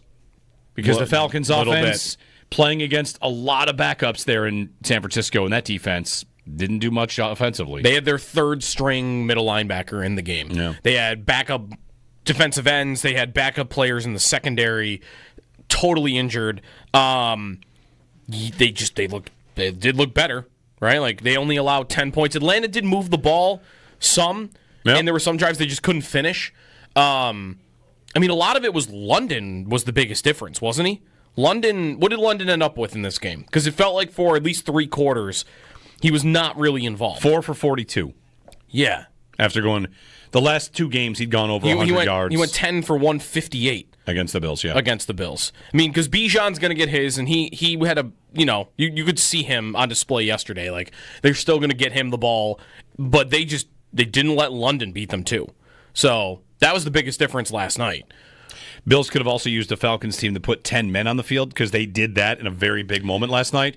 Yeah. There's a 3rd and 13 in the final minutes, and they had 10 men on the field. And the other thing that maybe this would be a criticism of Joe Brady from last week is I think Atlanta still tried to blitz, right, and still tried to get pressure on Mac Jones. How did the Niners play offense yesterday? They just ran the ball up the middle all day. Like, McCaffrey had 24 carries on the day. And you might think, like, oh, well, that's McCaffrey in general. He averages closer to, like, 17 or 18. That was his most carries of the year in a single game. So how much did the Bills really do that with James Cook last week? They didn't do it as much. And maybe if they'd done that from the get-go, then maybe the game plan could have looked different. Maybe Allen could have had a little bit of an easier time. It felt like that helped. That Atlanta was a little bit neutered in how aggressive they could be because it was just 7-yard run up the middle, 6-yard run up the middle, 5-yard run up the middle, just over and over and over. And I think that really seemed like the way to play Atlanta. And the Bills didn't do that.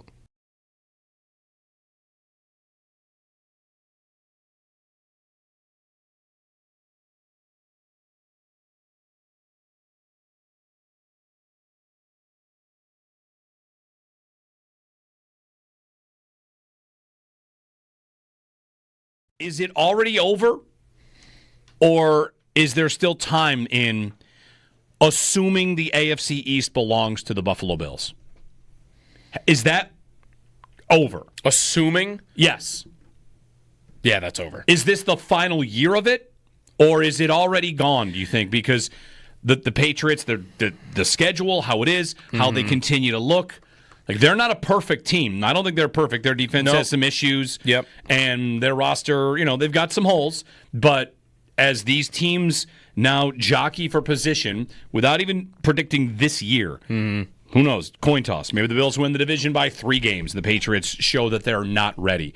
But by next year, assuming Drake May is healthy, I feel like it's going to be a no longer assumed AFC East for the Bills. You've got a legitimate, well-run franchise. If I could even just go that far. The Dolphins, What are they? A joke. What are the Jets? A bigger joke. And what are the Patriots? Oh, they got a stud quarterback, and they've got a coach that has won. Like, not Super Bowls, not AFCs, but has put together winning seasons and is good. I think Vrabel is good, better than any other coach in this division outside of McDermott. If you want to put those two against each other, you can. But the days of assuming the East runs through the Bills with no competition, those days are gone. I think assuming it is over. I think, because I would pick the Bills still to win this division. I still think they'll get there. It probably will be close because of schedules, but right now, if you want the odds, they're minus 175 still to win it. Bills? Which is it's a good favorite. Yeah. It's not as good a favorite, though, when you consider they were minus 7,000 a month ago. Yeah. They were lock central, and now it's a little closer to a pick'em or 50-50. When you throw assuming in there, though, I'm not assuming it anymore.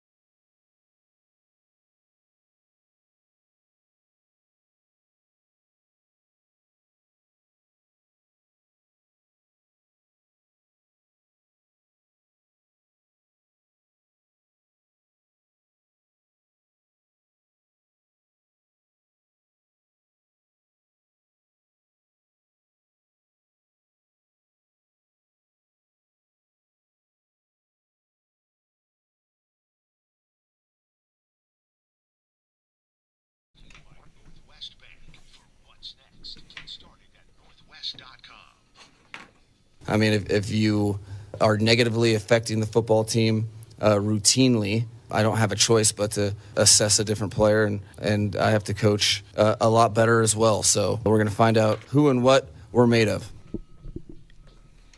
Mike McDaniel, currently still employed by the Miami Dolphins. Got a full-on tank race maybe starting here between two teams in the AFC East, because this morning, if the season were to end today, the Jets would pick number 1 overall and the Dolphins would pick number 2 overall.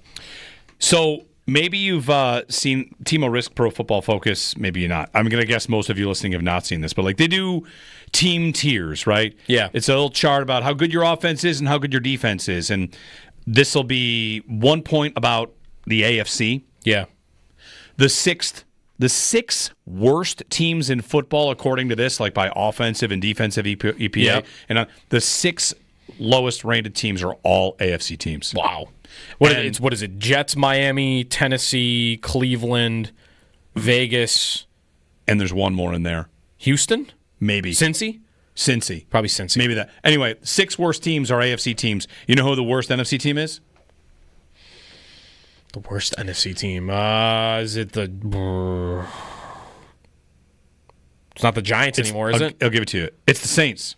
Oh, yeah. Which, by the way, if you're looking at the Bills, I saw this and I'm like, wow, look at that. A lot of bad AFC. They have 4 teams, and the 4 teams the Bills have beaten are the 7 worst teams in football, according to this. Anyway, whatever. You beat who's in front of you. 803-0550. Mike McDaniel not yet fired. We'll see if anything comes from that.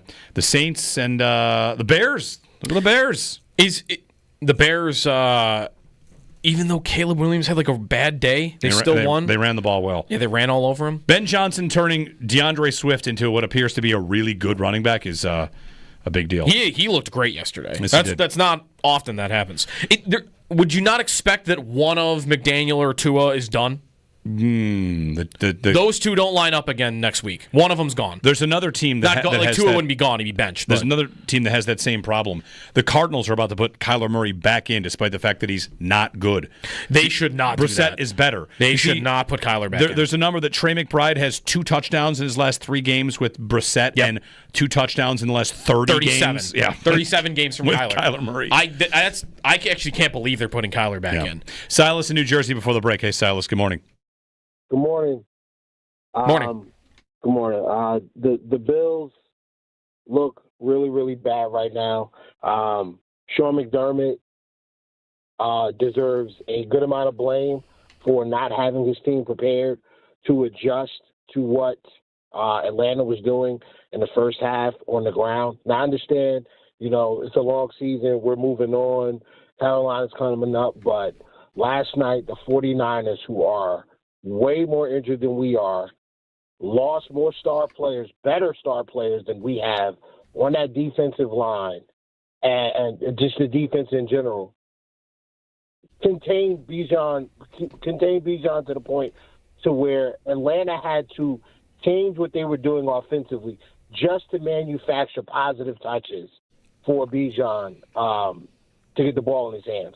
I don't understand. This is consistent with Sean McDermott, and I have been one of his biggest defenders, but to consistently look like you are caught with your pants down when things aren't exactly how you planned them out is a problem, and it is consistent, and I don't know how you continue to come out and have these things happen. Babbage, as a defensive coordinator, did absolutely nothing to make adjustments to the defense. Well, they definitely made adjustments from the first to the second half. The second half, they were great. Well, right, second half. Yeah. But first half, we're 300-plus yards from basically 2 guys. It's ridiculous. And I watched the 49ers roll a safety down into the box and contain Bijan Robinson until they said, you know what, we're just going to throw him the ball with a convoy in front of him to kind of clear the way for this guy to make some plays. And I don't understand why we can't do that. We're asking Taylor Rapp, who might be one of the most unathletic safeties I've ever seen, and he's regressing to the point that Jordan Poyer looked better than him and had the defense communicating and flying to the football better than he did. It's absolutely mind-boggling why you don't have this guy roll down into the box so he's not coming from 15 yards away trying to catch a guy that's 30 times the athlete that he is. It's unfathomable. And Josh Allen does not escape some of this blame. There are answers to these blitz tests that he is failing to take over the last 2 games. On top of, it's year 8. Why are you still being fooled by simulated pressure? Why are you still being fooled by the things that have continued to plague you year after year after year? Like the blitzes they were running, Atlanta was running, reminded me of Spags is catching Josh Allen with his pants down consistently. I believe that this team will turn it around. I believe that they will get better. They have to go get a receiver. If they're not going, what is Brady doing? Okay, you have a game plan for Joshua Palmer. Cool. Palmer goes down. Why don't you have a plan for Keon? Why don't you have a plan for Shakir? Why don't you have a plan for Dawson Knox? Why don't you have a plan for the rest of these guys? And then on top of it, Christian McCaffrey, who has the knees of a 65-year-old grandmother, looked like old Christian McCaffrey. And I'm not saying Cook is Christian McCaffrey a Hall of Famer, but my God, give the kid the football and he was carving that defense up. And I'm sitting in the stadium, flew down from Jersey, spend a couple of days down there in Atlanta, and I'm watching Atlanta get whatever they want for 2 straight quarters. It can't keep happening. It can't keep happening if you're going to get to a Super Bowl. It can't. And I've defended McDermott. I've defended this defense. Sorry, Sal. Yeah. We're up against it. Comprehensive call. I mean, I only chuckled there because you laid out a lot of problems, and I think they'll be okay. But I'm with you. I understand a lot of your sentiment here. We'll get more of your phone calls and get some feedback on that as well. Thanks for the phone call. Thanks for hanging with us and giving us those takes. 803-0550 up against the break. Could be worse. Could have blown that lead the Giants blew. Last time Andy Dalton played the Bills. Have that for you next.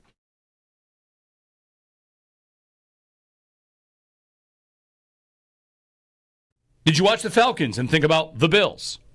Because the Falcons offense playing against a lot of backups there in San Francisco, and that defense didn't do much offensively. They had their third-string middle linebacker in the game. Yeah. They had backup defensive ends. They had backup players in the secondary, totally injured. They did look better, right? They only allowed 10 points. Atlanta did move the ball some, and there were some drives they just couldn't finish. A lot of it was London was the biggest difference, wasn't he?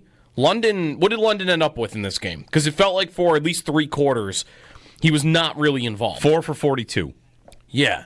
After going the last 2 games, he'd gone over 100 yards. He went 10 for 158. Against the Bills, yeah. Against the Bills. Because Bijan's going to get his, and he had a, you could see him on display yesterday. They're still going to get him the ball, but they didn't let London beat them too. So that was the biggest difference last night. Bills could have also used a Falcons team to put 10 men on the field because they did that in a very big moment last night.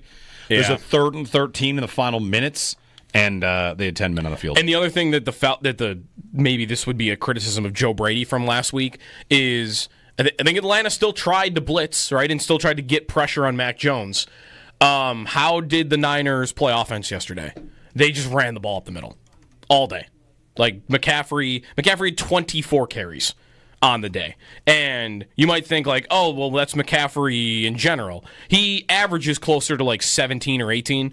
That was his most carries of the year in a single game. So how much did the Bills really do that with James Cook last week? They didn't do it as much. And maybe if they'd done that from the get-go, then maybe the game plan could have looked different. Maybe Allen could have had a little bit of an easier time. It felt like that helped. That Atlanta was a little bit neutered in how aggressive they could be because it was just 7-yard run up the middle, 6-yard run up the middle, 5-yard run up the middle, just over and over and over. And I think that really seemed like the way to play Atlanta. And the Bills didn't do that. Is it already over? Or is there still time in assuming the AFC East belongs to the Buffalo Bills? Is that over? Assuming? Yes. Yeah, that's over. Is this the final year of it? Or is it already gone, do you think? Because the Patriots, the schedule, how it is, how they continue to look, they're not a perfect team. I don't think they're perfect. Their defense has some issues. Yep. And their roster, they've got some holes. But as these teams now jockey for position, without even predicting this year, who knows? Coin toss. Maybe the Bills win the division by 3 games. The Patriots show that they're not ready.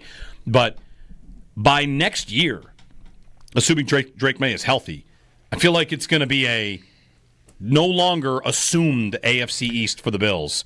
You've got a legitimate, well-run franchise. If I could even just go that far. The Dolphins, What are they? A joke. What are the Jets? A bigger joke. And what are the Patriots? Oh, they got a stud quarterback. And they've got a coach that has won. Not Super Bowls, not AFCs, but has put together winning seasons and is good. I think Vrabel is good, better than any other coach in this division outside of McDermott. If you want to put those two against each other, you can. But the days of assuming the East runs through the Bills with no competition, those days are gone. I think assuming it is over. I think, because I would pick the Bills still to win this division. I still think they'll get there. It probably will be close because of schedules, but right now, if you want the odds, they're minus 175 still to win it. Bills? Which is It's a good favorite. Yeah. It's not as good a favorite, though, when you consider they were like minus 7,000 a month ago. Yeah. Like, they were lock central, and now it's a little closer to a pick'em or 50-50. When you throw assuming in there, though, I'm not assuming it anymore.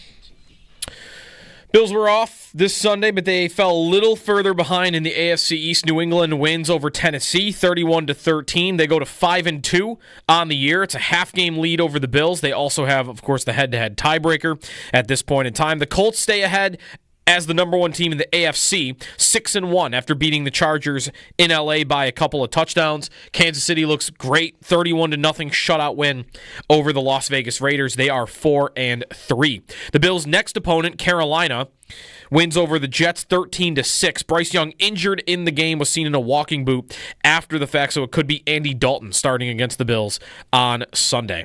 Sabres play tonight, 7:30 against the Montreal Canadiens after beating Florida 3-0 on Saturday, looking to get back to 500. And we'll have pregame starting at 6:30 here on WGR. Also tonight, Game 7, Blue Jays and Mariners. Toronto winning last night 6-2 to force Game 7. Winner tonight, just after 8 o'clock, goes on to play the Dodgers in the World Series. That's your Paddock Chevrolet Sports Update. Paddock Chevrolet celebrating 90 years of being your hometown dealership.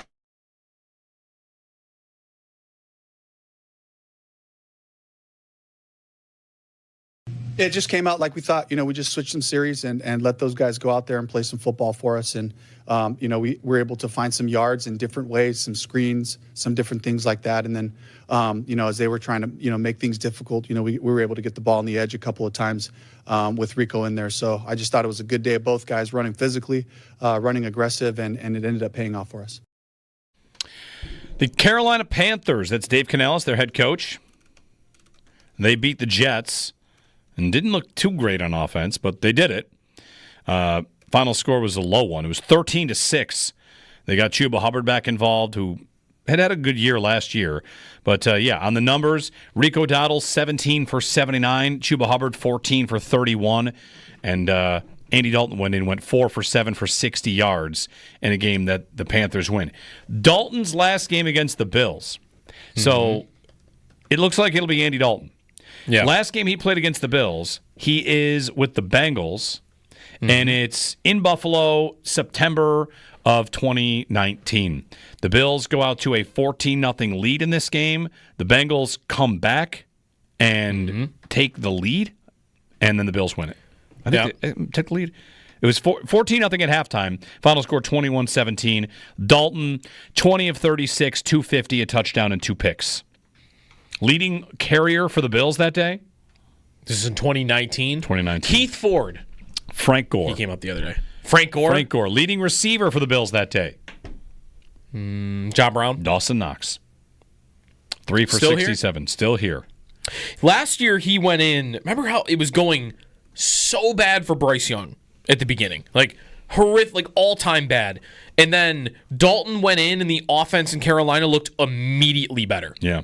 But I don't think that lasted. I think he started a couple games. It went really well.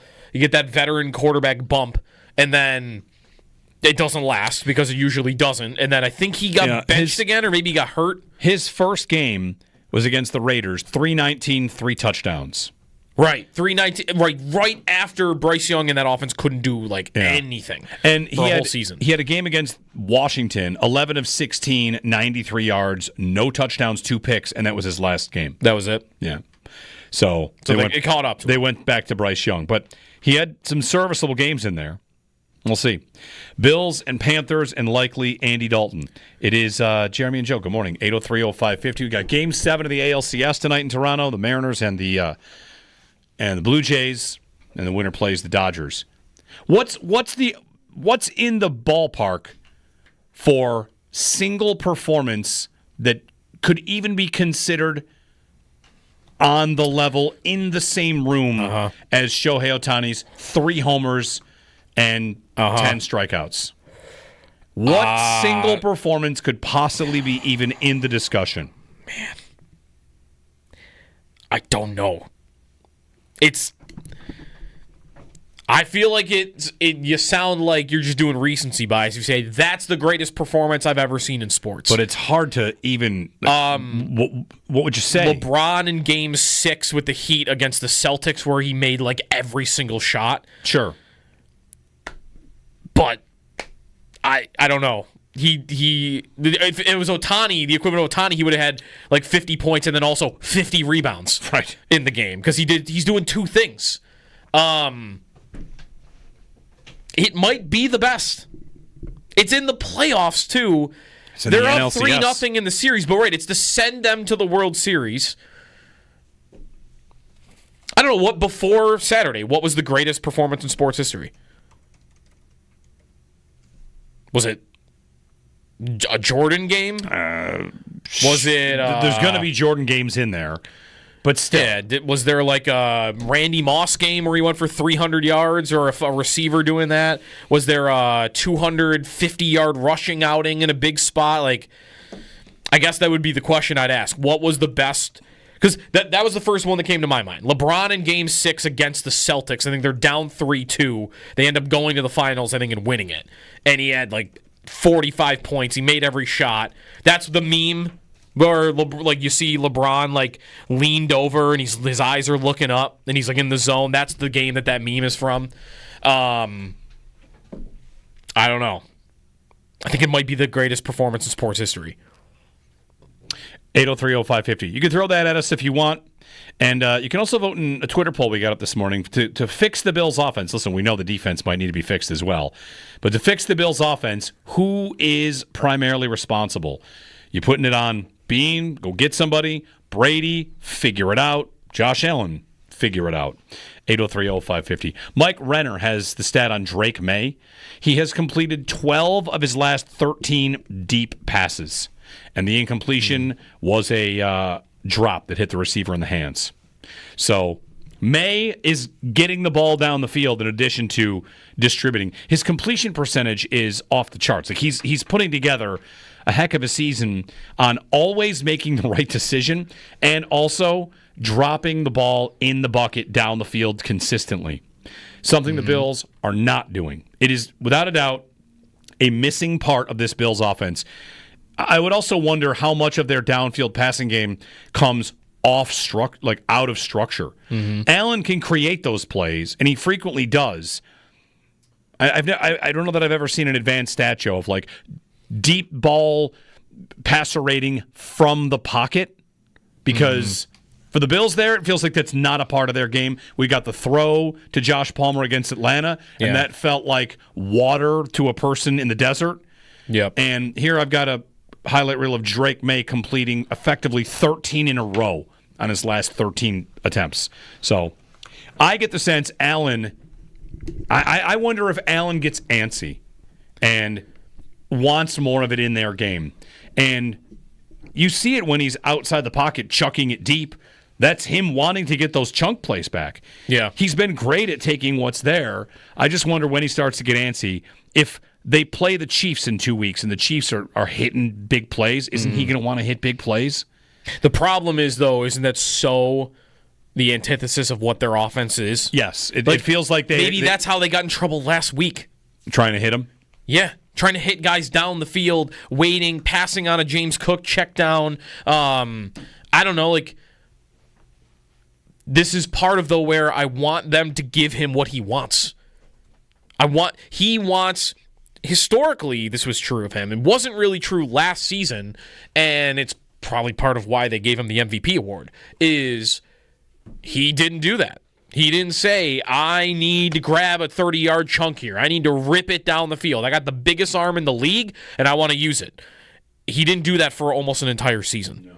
And this year, I think the point to be made, though, is if the offense that you had where you weren't testing down the field stops working, then what does he do? I think he goes back to his instincts. And his instincts is, I have the greatest arm in the league, and I want to use it. And the problem you might run into is I don't think they have adequate weapons for him to use it right now. He's going to want to hunt for those plays, and that's why you're seeing Keon Coleman contested balls down the field. Because eventually, that's all that's left. And let me throw it in his direction and see if he comes down with it. And 70% of the time, he's not going to. 803-0550. Coleman. What are you going to do about Coleman? Find answers, scheme him, find better spots. My best hope for them trading for a receiver is that Josh Allen is the person that motivates them to do it, not by him saying it. I want you to do this. I want you to go get Calvin Ridley, or I want you to go get Chris Olave, or I want you to go get Rashid Shaheed, because our offense is missing this. I want to take these shots, and I don't have a person to do it with. Yeah, he's not even taking them. RJ in Hamburg. RJ, good morning. Hey, good morning, gentlemen. So the biggest problem I have with this is, I think when we were talking about what type of receivers can we go out and get, who can we, possibly bring into the fold, I think because of this all-you-can-eat malarkey that Bean or whoever Brady came up with, that big-time wide receivers may not want to come here because of that.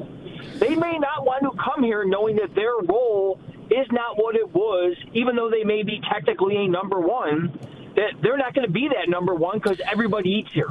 I don't know. Maybe. I'm a little skeptical that if, I don't know, name a good receiver that's in a bad situation, that if they got offered the chance to go play in the Bills' offense, that they would think, yeah, that's how they are now, and I'm going to go there and they're going to throw me the football. I don't know, guys. I just think we name big names over the last 2 years that said, hey, I want to be in Buffalo. Guys going, I'm coming off my contract now. Put me in Buffalo. I mean, I don't know. That DeAndre Hopkins was available 2 years ago as the biggest name at receiver, and that didn't end up working out. But he was available, and he said, I want to go play for the Bills. Yeah, I don't think there's really anything to that. People don't want to be here. There's nothing. I don't think everybody scares off great receivers. I think great receivers think, I'm going to go there, and I'm going to become the number one in the food chain. Sure, and a big part of the everybody eats conversation was it's not unusual in the league for anybody to do that. It's very normal. Right. The Bills seem to kind of adopt it as a point about Diggs and a rallying cry, and it just probably got a little, it got really public, and, we made hats and T-shirts, and people talked about it like it was some sort of asset. For me, it was always, that's not unusual. The Chiefs are literally using the same phrase now. It's everybody got to eat, and I'm told, I didn't see this, somebody in the chat pointed out, Tracy Wolfson asked them about it in postgame. Tell us about this everybody got to eat thing. Well, you know what? Here's the rule. Next week when they play the Panthers this week. Next week when it's Bills-Chiefs, winner keeps the phrase. It's the everybody eats on a pole match. I don't think Bills fans want We'll call it the buffet. We're calling it the buffet bowl, and whoever wins... Wait, whoever wins keeps it or whoever loses keeps it? I don't like it anyway. They tweeted... Whoever wins keeps it. The Chiefs are using it for everything. I searched the phrase to see if I could find the Wolfson clip, and the Chiefs tweeted out the clip, or tweeted out "Everybody gotta eat," all caps, and it's a picture of Chris Jones eating. I guess they're all right. That's just everybody on the team. It applies to everything. All of this is just do your job 2.0. Although if the Chiefs win the Super Bowl with that phrase, the Bills won't be able to use it ever again. Right. I mean, right. 803-0550. 1-888-550-2550. All right. Rashee Rice, by the way, did you see his route chart? I did. He ran like 5 yards. He didn't run a single route past 10 yards. He's not going to. They have other guys that will stretch, and he will eat up the soft underbelly until the cows come home. Like maybe. It's his first game back, right? True. It's not just a suspension. It's his first game back off a torn ACL, and he's playing a team where they definitely don't need him to run anything down the field. See, this is where I would separate him from like Shakir, though. That looks like a Shakir route tree that Rice ran yesterday, and I think if you needed him or wanted him to go on the outside, run routes, or even from the slot and run down the field and separate, I think he would be able to do it.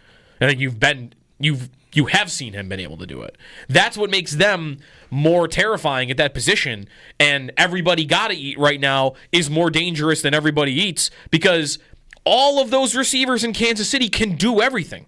Worthy can go outside and come inside and run almost all the routes. Rice can do that. I think Thornton is the one that probably can't. Mm-hmm. He only can run down the field. But you've got more versatility, way more versatility with their skill position players, the receivers at least, than the Bills have at the moment, where it's you know what you're getting from all of them. Rice is it's funny, like Rice has some parallels with Keon Coleman. He's a big slot. Yep. And people think Coleman would be best used in the big slot. I tell you about all the time, I use receptionperception.com. Like, Rice's success rate against man is not good. His success rate against press is not good. What do? They put him in the slot all the time. What's his success rate against zone coverage? He's in the 99th percentile. And that's where when Coleman came in, he did not have good numbers against man and did not have good numbers against press. What did he have really good numbers against? Against zone. Mm-hmm. Like, you get Keon Coleman in the slot, you might really, truly unlock a player that can give you something. But, man, last year, even that, he struggled. Just to give you an idea, like, again, reception, perception, Matt Harmon. Where did he chart Coleman? I just mentioned Rashee Rice last year was 99th percentile. Mm-hmm. But he was a player that Harmon was skeptical. Can he get open? Can he get separation? He has found a role and found a job, and he's great at it. Coleman last year, percentile beating man coverage, 3. The 3rd percentile. Mm. Beating press, 8th percentile. And beating zone, 23rd. Not even, again, his deployment. He shouldn't be out there. He really shouldn't be out there. We'll see how long it lasts. Adam in Silver Creek. Hey, Adam. Hey, guys. Thanks for taking my call. To answer your question, I believe this has to come from Josh Allen. Just in terms of the offense, the predictiveness of it, I really feel like the last 4 weeks have just been a struggle offensively despite winning, against the Dolphins and the Saints. And we keep on taking for granted that, they're going to turn things around this year. I thought one of the greatest quotes from Brady yesterday was, no 2 years are in and of the same in the NFL. I'm not really taking it for granted this year that we're going to turn this around. I don't see how we turn it around. When it comes to the offense, especially, when we knew we had Dorsey as the OC, we knew we had Brady waiting in the wings to take over play calling if it went south. If that happens further down the road this year, who's taking over the offense? I don't see anybody on the staff. They have a bunch of guys that have called plays before, though, and have been coordinators in the league. So, like, they've got some like Rob Boris, right? And I think Aaron Kromer has even done it, been an offensive coordinator. But I don't think they're moving him there. I don't think they're changing their coordinator, but they do have guys that have done it before. And I don't know if Ronald Curry is a name here, but it's Rob Boris and Aaron Kromer are not that different than Joe Brady being in the wings, are they? I mean, truthfully, I'd never heard of these guys calling plays prior to. I mean, we knew who Brady was, I guess. There was buzz around him, coming out of LSU. He ran the offenses there. He was kind of like a wonderkin offensive mind in the NFL. These other guys you just named, I honestly never knew. No, I'm with you. No, these guys are veteran, experienced coaches that have been around a long time. I think I even used the phrase like wonderkid about Brady because he's a young guy running an offense and got Josh Allen to cut down on turnovers and they hit their marks on what they tried to do. The question is, and I've asked this question a million times, is just not turning the ball over enough. I don't think it is. I think it's. I mean, whatever. The good news is for me on this. Thanks, Adam, for this for kind of teeing us up here. As someone who, when he was throwing the interceptions, told you I don't care that he throws them. Like I'm not worshiping the false idol that is don't turn it over. They punted 6 times against Atlanta. Like those are turnovers. I've got the top quarterback in the league. I've got a top 3 quarterback in the league. Punts are failures. I had back-to-back stretches of 4 consecutive punts in games. Like, tell me how that's any better than he threw a pick. Now they're throwing interceptions and punting. Right. If you're throwing interceptions and never punting, you're going to be fine. Yeah. You throw interceptions and punt, you're in trouble. So, I've been skeptical a little bit about the idea since the playoff game against the Chiefs here, where it looked like a team that wanted to just dink and dunk the whole day and run on second and short. And I hated the game plan, and everybody told me it was perfect. And I think, congratulations, you won the turnover battle, and you lost the game, which they've done in the playoffs twice to that team now. So I want a little bit more juice in my offense. Ask yourself the question. Allen's year last year, all right? Like Josh Allen's career stats. What would you rather have from this point to the end of the season? Would you rather have 20 touchdowns and 9 picks or 36 touchdowns and 15 picks? Because when he was turning it over too much, it was 36 touchdowns and 15 picks. That's better than 20 and 9. Add 16 touchdowns and add 6 picks. Your ratio isn't as good, but I'm sorry for this if this is so stupid to say, but and go ahead and put this in a clip with every touchdown is a touchdown. Not every pick is a touchdown. You turn it over to them, and what do? I don't know, they punt it back to you, and you just forget about it, or you turn it over, or you get a field goal, or you would trade a touchdown for a pick every time. So, sorry, I was at the bottom of it. Last year, he had 28 touchdowns and 6 picks. Yeah. 28 and 6. What would you rather have? 28 and 6 or 35 and 14? I'll take 35 and 14. I'm not afraid of interceptions. I'm afraid of punts. Yeah, no, I actually had an argument with someone over the weekend about this. How, go look at the leader in interceptions in the NFL every year, and it's always a good quarterback whose record is not that bad. Matt Stafford led the league in interceptions 4 years ago, and they won the Super Bowl. They won 12 games and won the Super Bowl. They won the Super Bowl the year. Dak has led the league in picks. Mayfield, it's a list of good quarterbacks except for Jameis Winston. Even that. He threw 30 picks in a year, and they won 7 games. You'd think they'd lose 15. Yeah. They lost 8 games that year. To the caller's question though about how does it get better? Because right now, let's assume they don't. None of this is going to happen. Joe Brady's not going anywhere this year. They're going to be fine. They're probably not even trading for a receiver. I don't think they're doing that either. Maybe right? Gabe Davis gets mixed in.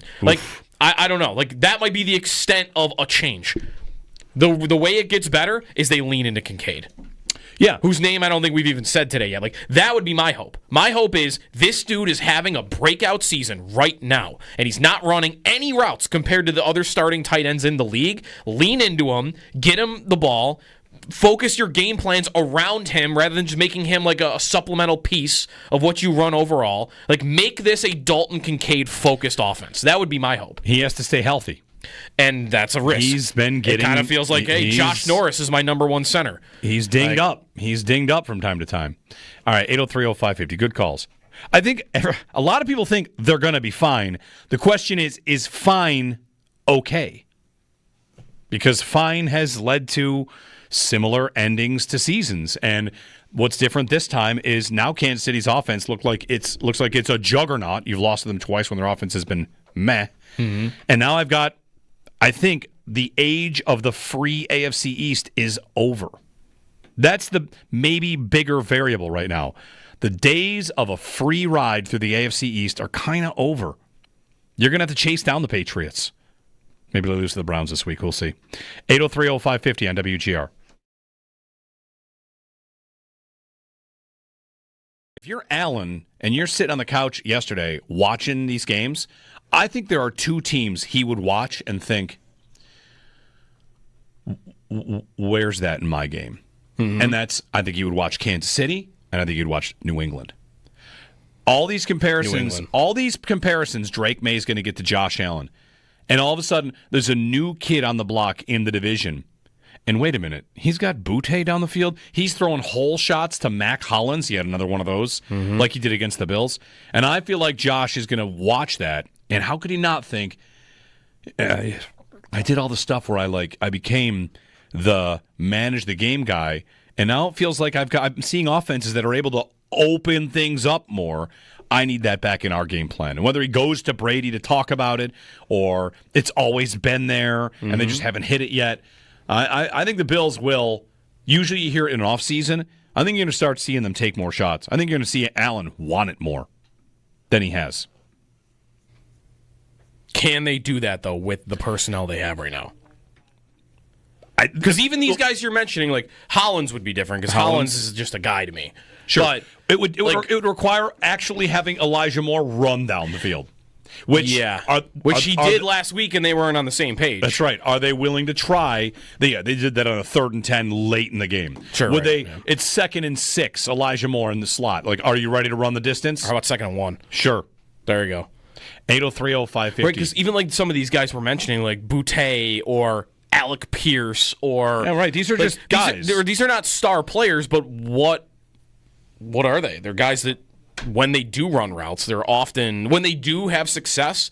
These are the guys that have 2 catches for 70 yards in a game. Yeah, and the Bills don't. Maybe Moore is the closest thing to that. Even that's not really what he was when he was in Cleveland or with the Jets. That's why I asked the question. I don't think they have a guy on their team that historically is 2 catches for 70 yards unless you go down to the practice squad.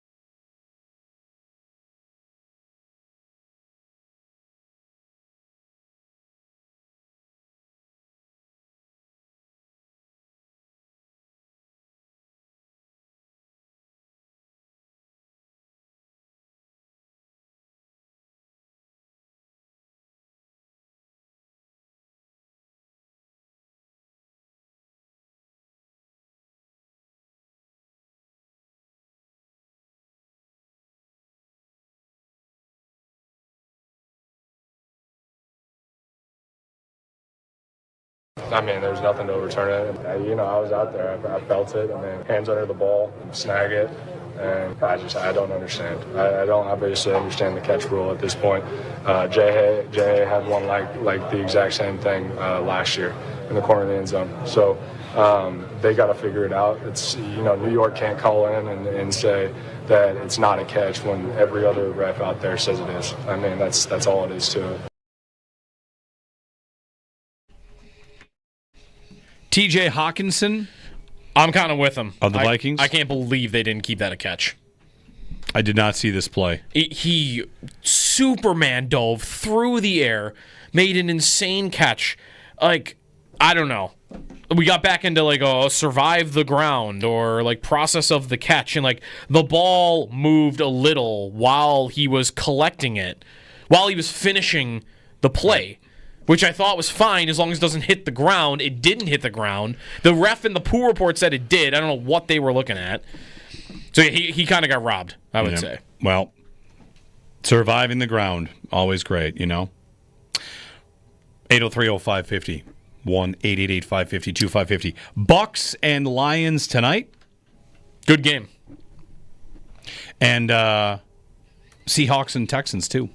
We'll get some more calls in here before our thrilling three-way parlay. Owen the parlay killer has been red hot on his own over there. Yeah, he's Scotty Scheffler. I'm just gonna say, like, he's great on his own, and then he gets to the Ryder Cup, and like, oh, this guy stinks. This is kind of like if you win a 50-50 at a charity event and you give the money back, or you win your fantasy football league. Sometimes people tip their commissioner.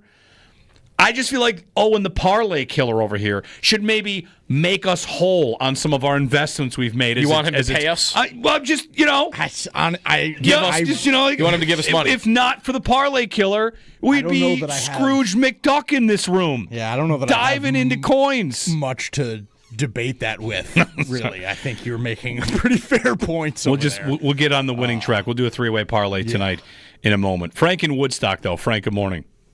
Good morning. Love your show. You guys are great. Awesome. Just a couple things quick. This bye week couldn't have come at a better time. I think the guys, the team, all this hype about them. I mean, everybody, all the sports guys were saying, you guys were having everything but the parade down through Buffalo. And I think that hurt these guys mentally, and they thought it was going to be a cakewalk.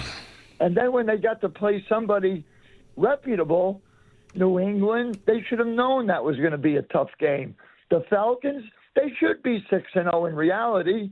They just didn't show up. And I think they just thought they were going to be 6-0 or whatever. I don't know. And one more thing. I think they should just let Josh play his game. And you're right. I'll take the interceptions with the touchdowns. You're 100% right with that. When he was doing that, okay, the interceptions, yeah.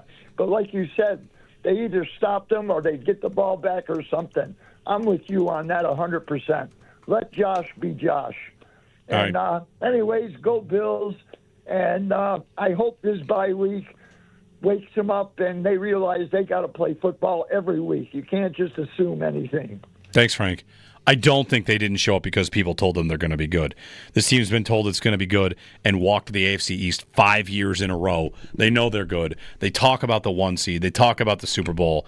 They're in it to win a Super Bowl. And if any conversation that doesn't at least admit that context is not honestly describing or discussing the Bills. Anybody that says, why is everybody freaking out? It's just 2 losses. They lose 2 games every year. Because they don't win the Super Bowl every year. Mm-hmm. Because what you want is a departure from what they have been. Have they been fine in the past? Yeah. But we're not here to be fine anymore. It's tough to win the Super Bowl. There's no doubt about that. Like, I think it's a tough job. It's a tough job. Brandon Beane has had an offseason where a lot of things have kind of gone wrong. Injuries to T.J. Sanders, Dwayne Carter, and Max Hairston. Suspensions to Ogunjobi and Hoyt. Like, there have been some things that have gone against them. Ed Oliver missing some time, hurt. Milano hurt again. So it's not like everything has gone perfectly. And you might out there think that Beane's caught a couple of bad breaks. That's probably right. Who cares? At the end of the day, everybody's got injuries. Everybody's hurt. Yeah, the Niners are as banged injured as up. anybody, and they're out here winning. They're fine. You get the Patriots have been in and out with Christian Gonzalez with a hamstring injury, in and out of the lineup for them earlier in the season. You're going to have injuries. You're without Kincaid and then Palmer in that game. I know, but you got to find a way. And sometimes you get bad luck because A.J. Klein's hurt. And then you get another game where Benford gets knocked out in the AFC Championship game. There's no doubt, these things do matter, and it's not the fault of the people that run the team. So I don't know if they feel like they're getting unfairly criticized for a couple of bad breaks. That's the way it's going to be. Pressure is a privilege. They've earned this spot. And people talk about this team to win the Super Bowl. Yeah. It's beyond just even Kincaid and Palmer being hurt does hurt, but right, it's tough for me to give a pass when I'm watching the Niners, not just on defense. I mean, the quarterback too. Kittle was out, and so was Juwan Jennings, and Ayuk we already know is out, right? And they're starting. They'll throw Kendrick Bourne in there.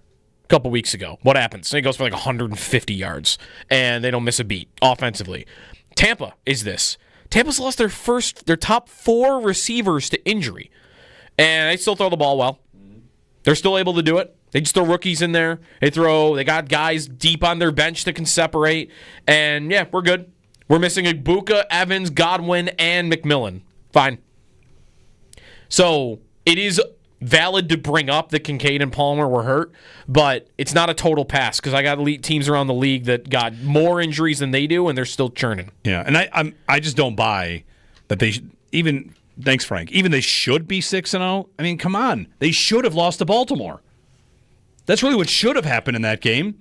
They got fortunate. They caught a couple. What's their should have record? Their should have record 3-3 is no. Their should have record's 4-2. Well, if you're saying they probably should have lost to Baltimore. They probably should have beaten... I don't think they 3 losses. Listen, Miami and New Orleans, in part, they won because of roughing the punter penalties that might have changed the game. Right. And I won't go that far on those 3, but I'm not flipping... Should they have beaten Atlanta? No. Should they beat New England? Should they have beaten New England? I'd say no. Why would I give them that win? Because, I don't know. The only should have you can really change They got outplayed in these 2 games. Right. The only one you can really flip on this idea, this question we play with every team, is week 1, which goes in the negative column. So they should be 6-0. No, I don't think so. Definitely not that. You can't get outplayed like that by anybody, but against Atlanta, there's no fluky bounce. Well, you want to give me the first play of the game? Right. But I'm changing the whole game after that because of an offside. I just think that sounds, while not incorrect, lame. It makes the game closer, but... Sure, it might change the entire game script, but you can do that with every single game you've ever seen. Well, if I just had gotten that turnover on the first play of the game instead of taking a penalty, the game might have gone differently. That's right. You had 77 more plays to get it right and got roasted. Right. I mean, as much as that offside penalty was ticky-tack, okay, Drake London was a toe away from being 28-7 at halftime. Right. I think they're about where they should be. And I think when they play really good teams that can really do it offensively in the passing game, like Kansas City, next week I'm so eager to get through this week with a win, and then I'm so eager to see them against the Chiefs. When I say the lowest possible expectations for their defense against the Chiefs, I mean lowest. And they are trying to fix this defense, and maybe Hoyt comes back and Hairston's activated. But, man, I have such low expectations for them against the Chiefs. And the good news is they might play them again, and they've got, months to figure it out. Yep. The question is, will they add any more pieces? 803-0550. Northtown Automotive Extra Point Show coming up. If you're on hold, you can, of course, stick with that. Parlay, too. We got a parlay for tonight. I got a leg I like. Monday night. All right, very good.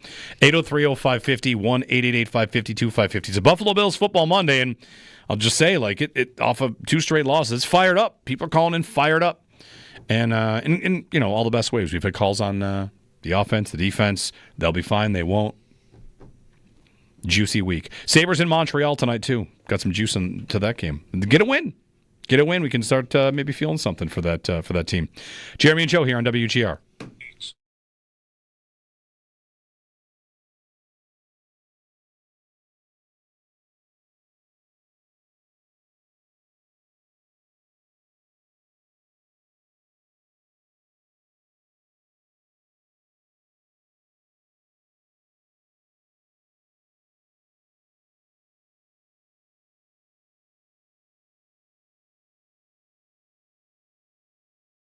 Did you watch the Falcons and think about the Bills?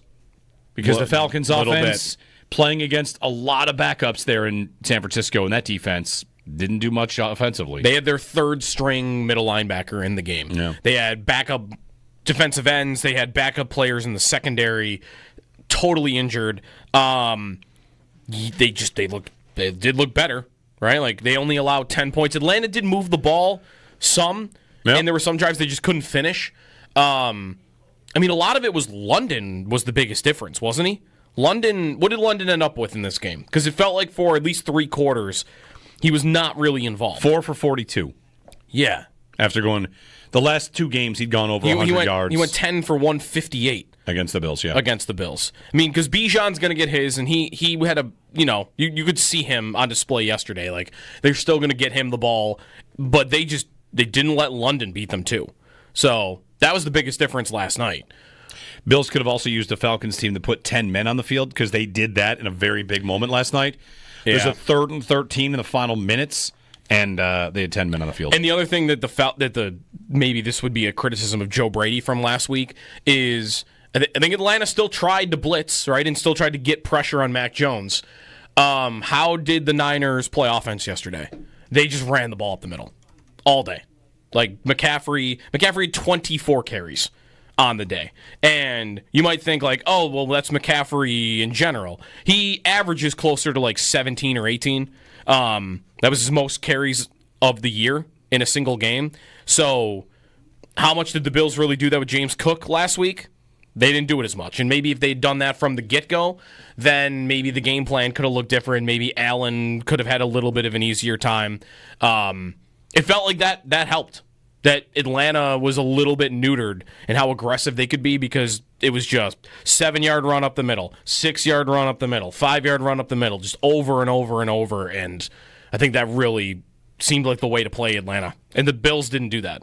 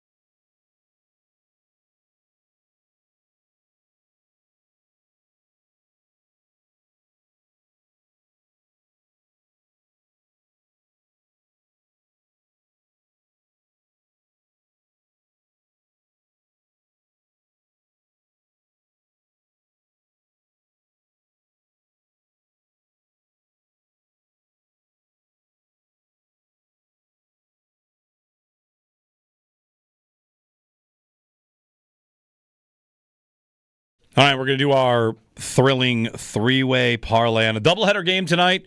See if Owen, the parlay killer, can get off the schneid. He's been hot personally, but this team needs a dub. 2 games tonight, Tampa Bay and Detroit, and then Houston at Seattle for the Seahawks and Texans. All right, I'll start. I feel good about one player. I'm just torn on what to do. The Bucks have injuries to their receivers. I'm in a dynasty league matchup where I'm playing Sterling Shepard and my opponent's playing Cam Johnson. Like, we're deep into the receivers with Egbuka hurt and Godwin hurt and Evans has been hurt, and we'll see. So I'm going to go to Cade Otton. He's caught 5 catches each of the last 2 games. I think this game script is 4 and 5 in his last 2 games. His reception mark has gone 3, 3, 4, 5. More injuries at receivers. A game script that I think has Tampa throwing the ball. Give me Cade Otton over. Do I want the catches? Do I want the yards here? What do I want? The better value is on the yards. I'll go the catches. 3.5. Over 3.5 catches for Cade Otton. All right. Okay. So you want it next? I'll cap us Sure. off. Yeah, I'll take it. I'm going to go under on Nick Chubb 35.5 rushing yards in the Houston-Seattle game. Seattle's the number 1 rush defense by DVOA in the NFL. And I think they're going to be playing with the lead a lot today. I like them a lot more than Seattle, so I don't like Chubb to even play a lot. I think Woody Marks would be the guy to have. So 35.5, I'm going under for Nick Chubb. All right. I similarly think Tampa's going to have to chuck it around the field tonight, so I'm going to take the over on Baker Mayfield touchdowns. It's at 1.5. So he gets 2, he's in. I think that's pretty comfy for him and the way he's been playing this year. I know he's without Egbuka, who's his sort of main guy right now, but he's getting Evans back. Maybe Otton will get in there. We'll see. But I like him to throw 2 tonight. All right, Baker 2 touchdowns. Okay.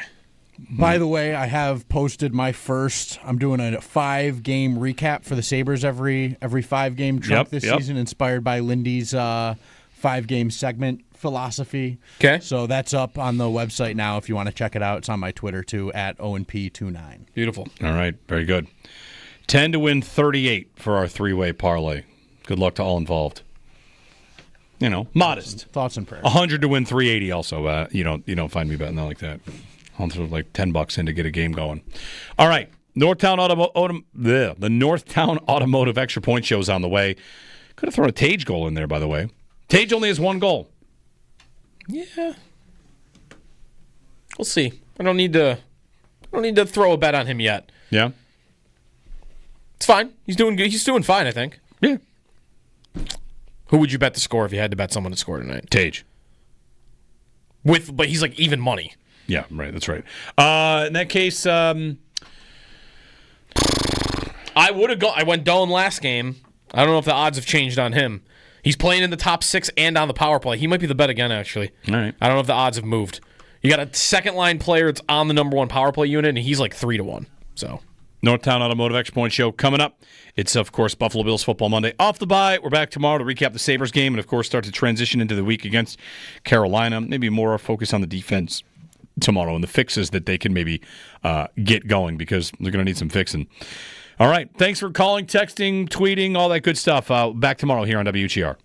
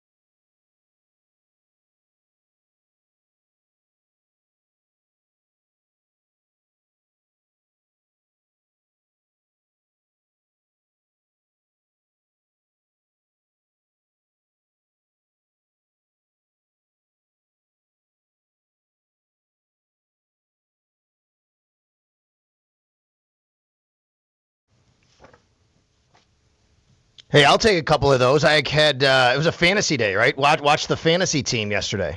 I'll take a couple of those. I had Will Lutz. I have Will Lutz as my fantasy kicker. And CMC, baby, Christian McCaffrey. Went to bed last night not exactly knowing what the final score was. And then we knew it was close late. CMC was having a good night. Woke up this morning. I'm like, hey, did a really good job. Hi, everybody. Sal Capaccio with you on the Northtown Automotive Extra Point Show here on a Buffalo Football Monday. And if I hope I should sound the same to you. Always a little bit different when you're in a different spot. Might look different to you as well. If you're on the stream, hi, Bullpen, everybody. We're on YouTube streaming at WGR 550. And the reason is that I am in a totally different studio. I am at the WSBU studios down at St. Bonaventure University, a student radio station. And they're nice enough to have me down here today to be speaking to a whole bunch of students in the sport management program in the School of Business and students from sports media. So if you're a St. Bonaventure student, you're like, I was going to blow off class today. Yeah, don't do that. Come on. Or maybe you can and still come listen to me speak, because I'll be talking to some people today and some students about life and sports and business and media and everything that goes along with it. But just kind of about like the journey, right? And getting here and how it's different, a different path for everybody. So I appreciate them having me down here today. Got up this morning. It's about an hour and a half ride from Buffalo. I live in the city. And nice little ride, though. Got to listen to Jeremy and Joe this morning on my way down. Sometimes I think Jeremy and Joe get mad because I text them. I hear things that they're saying, and I'm not on with them, and I text them. Like they're talking about Mac Hollins and him leaving the Bills and now playing for the New England Patriots and, what some people might say and how it went down, or how the Bills basically were like, well, we thought we'd get him back. We didn't. And I'm texting them, my perspective from what I know what happened for Mac Hollins. And I'm like, do they even want to hear from me right now? I'm not really sure. But too bad. They're going to, because I'm listening to them and listening to a lot of you. 803-0550 is the telephone number to call. We're going to keep this as a regular Buffalo Football Monday with one exception. Instead of a reaction show to a Bills game, because there's no Bills game, we're going to actually talk a little Sabres as well. Paul Hamilton's going to come your way at 11 a.m. I mean, how about the Buffalo Sabres, folks? They are on a 2-game winning streak. And they have a chance tonight in Montreal, who's also playing well, to get back to 500. And actually, no. Oh, great. I love this. Tony B. Sal's texting while driving. Nope. I actually do voice to text. And it's probably looks really, really weird. I do a lot of voice to text. I don't do that. So I actually do. What I do is, I can't say it now, but hey, you know who? I say, text Jeremy and Joe, and actually have them on my panel. Bam, I just click it, and it says, what do you want to say? And I say, Mac Hollins left for the Buffalo Bills for 2 years, $8.4 million, and up to $10.4 million. And then she reads it back and says, it says, Mac Hollins, do you want to send? Yes, I do that. So there you go. That's a good point, though. Yeah, don't text while driving. But I use CarPlay. So there you go. So Paul's going to come our way at 11 a.m., and he's going to talk a little bit about the Sabres, of course, and them having a chance tonight to get back to 500, believe it or not. And I say 500, right? Getting actually 6 points out of 12 games. Right now they have 4 points in 10 games, and they're trying to get back in the mix. But we'll do that at 11 a.m. with Paul Hamilton. In the meantime, we got our regular Football Monday features, and, of course, it is a Buffalo Football Monday here on the Northtown Automotive Extra Point Show, presented by Catholic Health, the right way to care, and brought to you by Northwest Bank. For what's next, get started at northwest.com, and by Northtown Hyundai, Western New York's premium Hyundai dealership. Shop online at northtownhyundai.com. So, if you're in the chat, I appreciate it. Hi, Bullpen. As usual, I won't be able to get to a lot of what you were saying because I'm doing the show here and taking phone calls, and we want to take calls still today as a Buffalo Football Monday. I've been thinking about what I watched yesterday. I've been thinking about some of the highlights from the teams that you just heard from.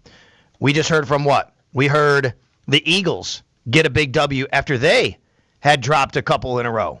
Think about the Eagles, right? I mean, they're kind of a bit of a same path as the Bills a little bit here. They were 4-0. Then they didn't look totally right in some of those wins. And then they drop one to Denver. They drop one to the Giants. And you're like, come on, what are you doing? And then they have a nice win. Didn't look great, but still won against the Vikings. They're 5-2. I think it's kind of a parallel little path here for the Bills. They start 4-0. They lose a game at home to the New England Patriots. Like, yeah, shouldn't have lost. You think you shouldn't have, some things that you didn't do right, you got to clean up. Then you go out to Atlanta, you lose, and now you need to bounce back. So that was one that we heard from on the highlights there. Another was the Denver Broncos. I mean, how about that? What are you thinking, folks? Were you rooting for Denver or the New York Giants yesterday? Because you could make a case for either. If you want to just go with the whole, oh no, it's NFC against AFC, and you want to make sure you're in a better position at the end of the day and at the end of the season than every team in the AFC as you can, then you're rooting for Denver to lose yesterday to be 4-3, and the Bills would be ahead of them, even though they have the division lead, because at the end of the year, that one game could mean seeding. Or you could have been rooting for Denver to say, no, I need them ahead of the Chiefs still. And they really are. The Chiefs still are in third place in their division. But, I mean, does anybody really think the Chiefs aren't going to take over at least the Chargers, if not more, with the Broncos after what we've seen with the Chiefs? And I want to get into them in a minute. And then we heard San Fran last night. Yeah, San Fran looked better against Atlanta than the Bills did. Atlanta also had a road game on Monday night, a little bit different, but the Bills allowed, if you want to use that word, I guess, Atlanta and Bijan Robinson to have big runs, big night. San Fran didn't do that. San Fran was very good against Bijan last night. And you could say that's another indictment on the Bills' defense and what they haven't been this year. And you wouldn't be wrong looking at the stats and numbers. And then, of course, you had New England. Here come the New England Patriots. They are now 5-2. They lead the AFC East by 1.5 games, essentially, right? They're up a half game. I guess you'd say by one full game, maybe, whatever you want to call it, because now they're 5-2. The Bills are 4-2, so that's a half game there, but they have the head-to-head, so it's one full game. And since they are head-to-head, the Bills would have to beat them. I say it's like 1.5. The Bills have to beat them out, but you can make that up. But here come the New England Patriots, and Drake May looks really, really good. He set a New England Patriots franchise record. Yes, that's right, the team that used to have Tom Brady, with a 90% completion rate on more than 20 passes. I think he had to have more than 20 to qualify for this whatever stat. But either way, he was, 23 of 25? Got to go back and look yesterday what his final number was. I think it was trending that way at the very end. Let me look at Drake May. Yesterday he was 21 of 23. There you go, for 222 and 2 touchdowns. And he looks good. And by the way, they brought in Dobbs comes in for May, who was in concussion protocol for a brief moment. He was in the tent, and he has a 12-yard completion. And the Patriots, it wasn't great until about halftime, and then the second half they kind of took over, and they did what they should do against the Tennessee Titans, you would think. But the Patriots aren't going away, folks. The Patriots are not going away.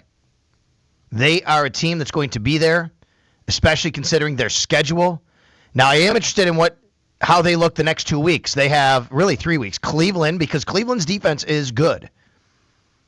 And they go to New England next week. And the way New England plays with what I always like to say, not a lot of margin for error, I'm interested to see that offense against the Cleveland defense.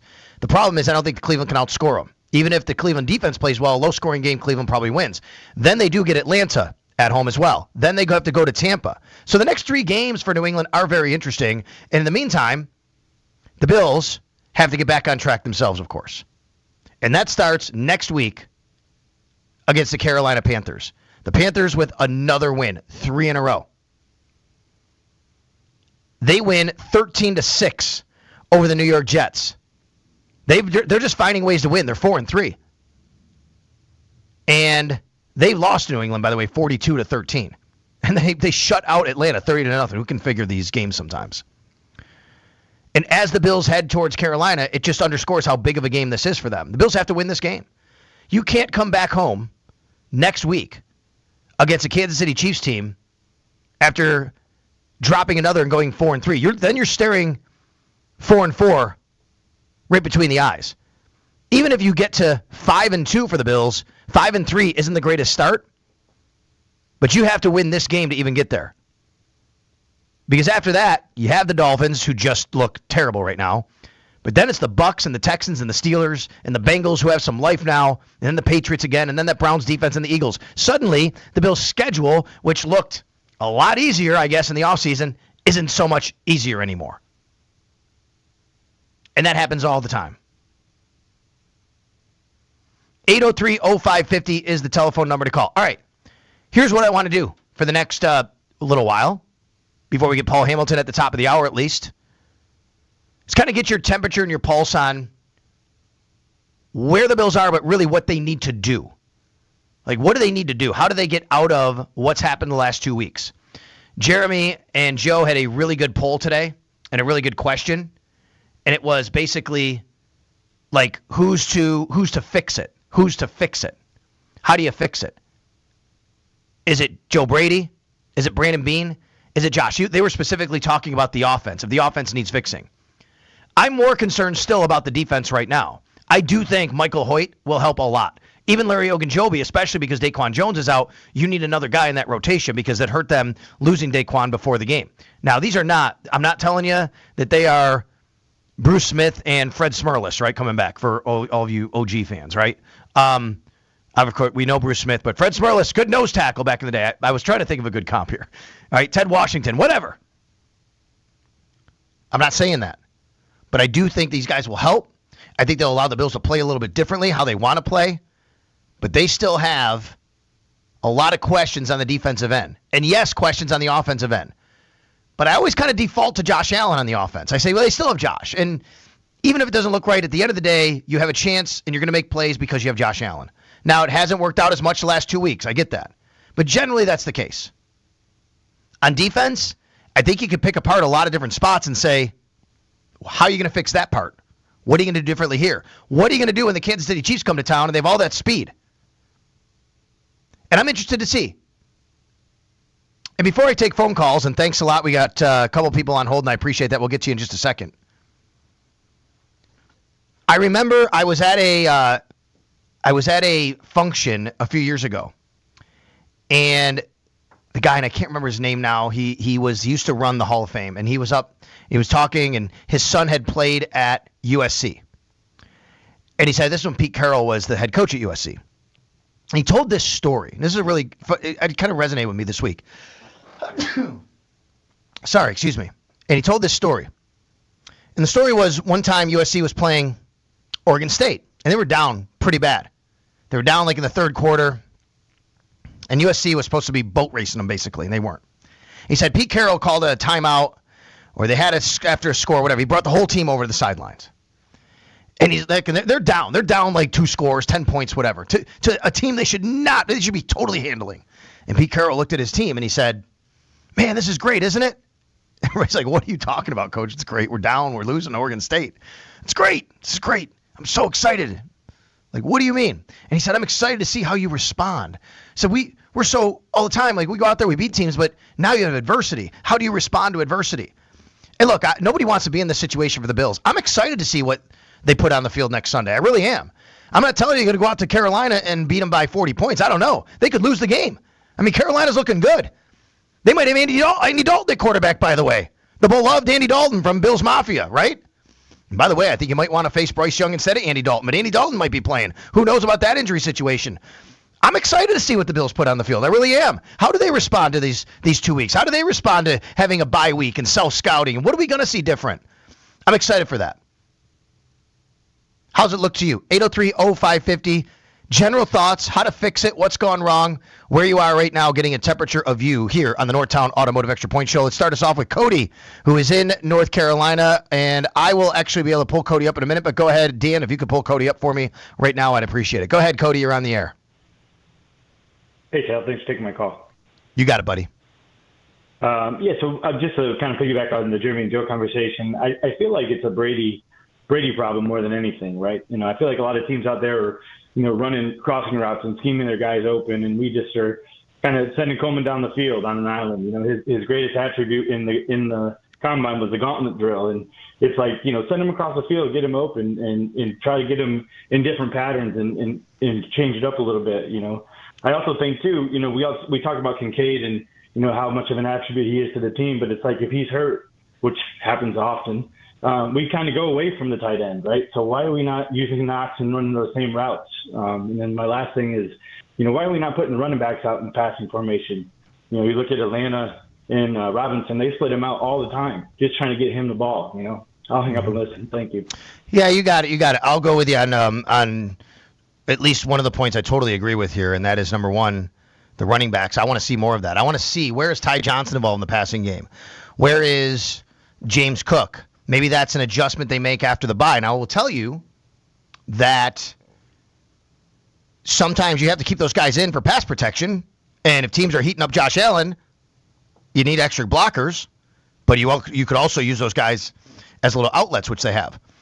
I'm not with you on the tight end part because, look, I think that's nice to say, but, I mean, people want it both ways then. Well, why aren't they using Dawson Knox to do that?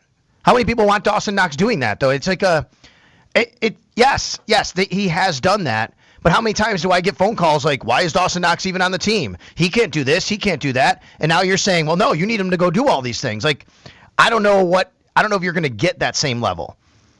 I agree with you, though, that losing Kincaid was a really big deal last week, and that could be a really big deal going forward. Hopefully he can play. He's had a couple of weeks now. That's 3 weeks, right? You missed last week's game. You have the bye week. That's 3 weeks with the oblique. Hopefully he comes back. And as far as Joe Brady's concerned, I do think Joe Brady can be better. I think everybody can be better. But this is a team that last year was setting franchise records for points scored.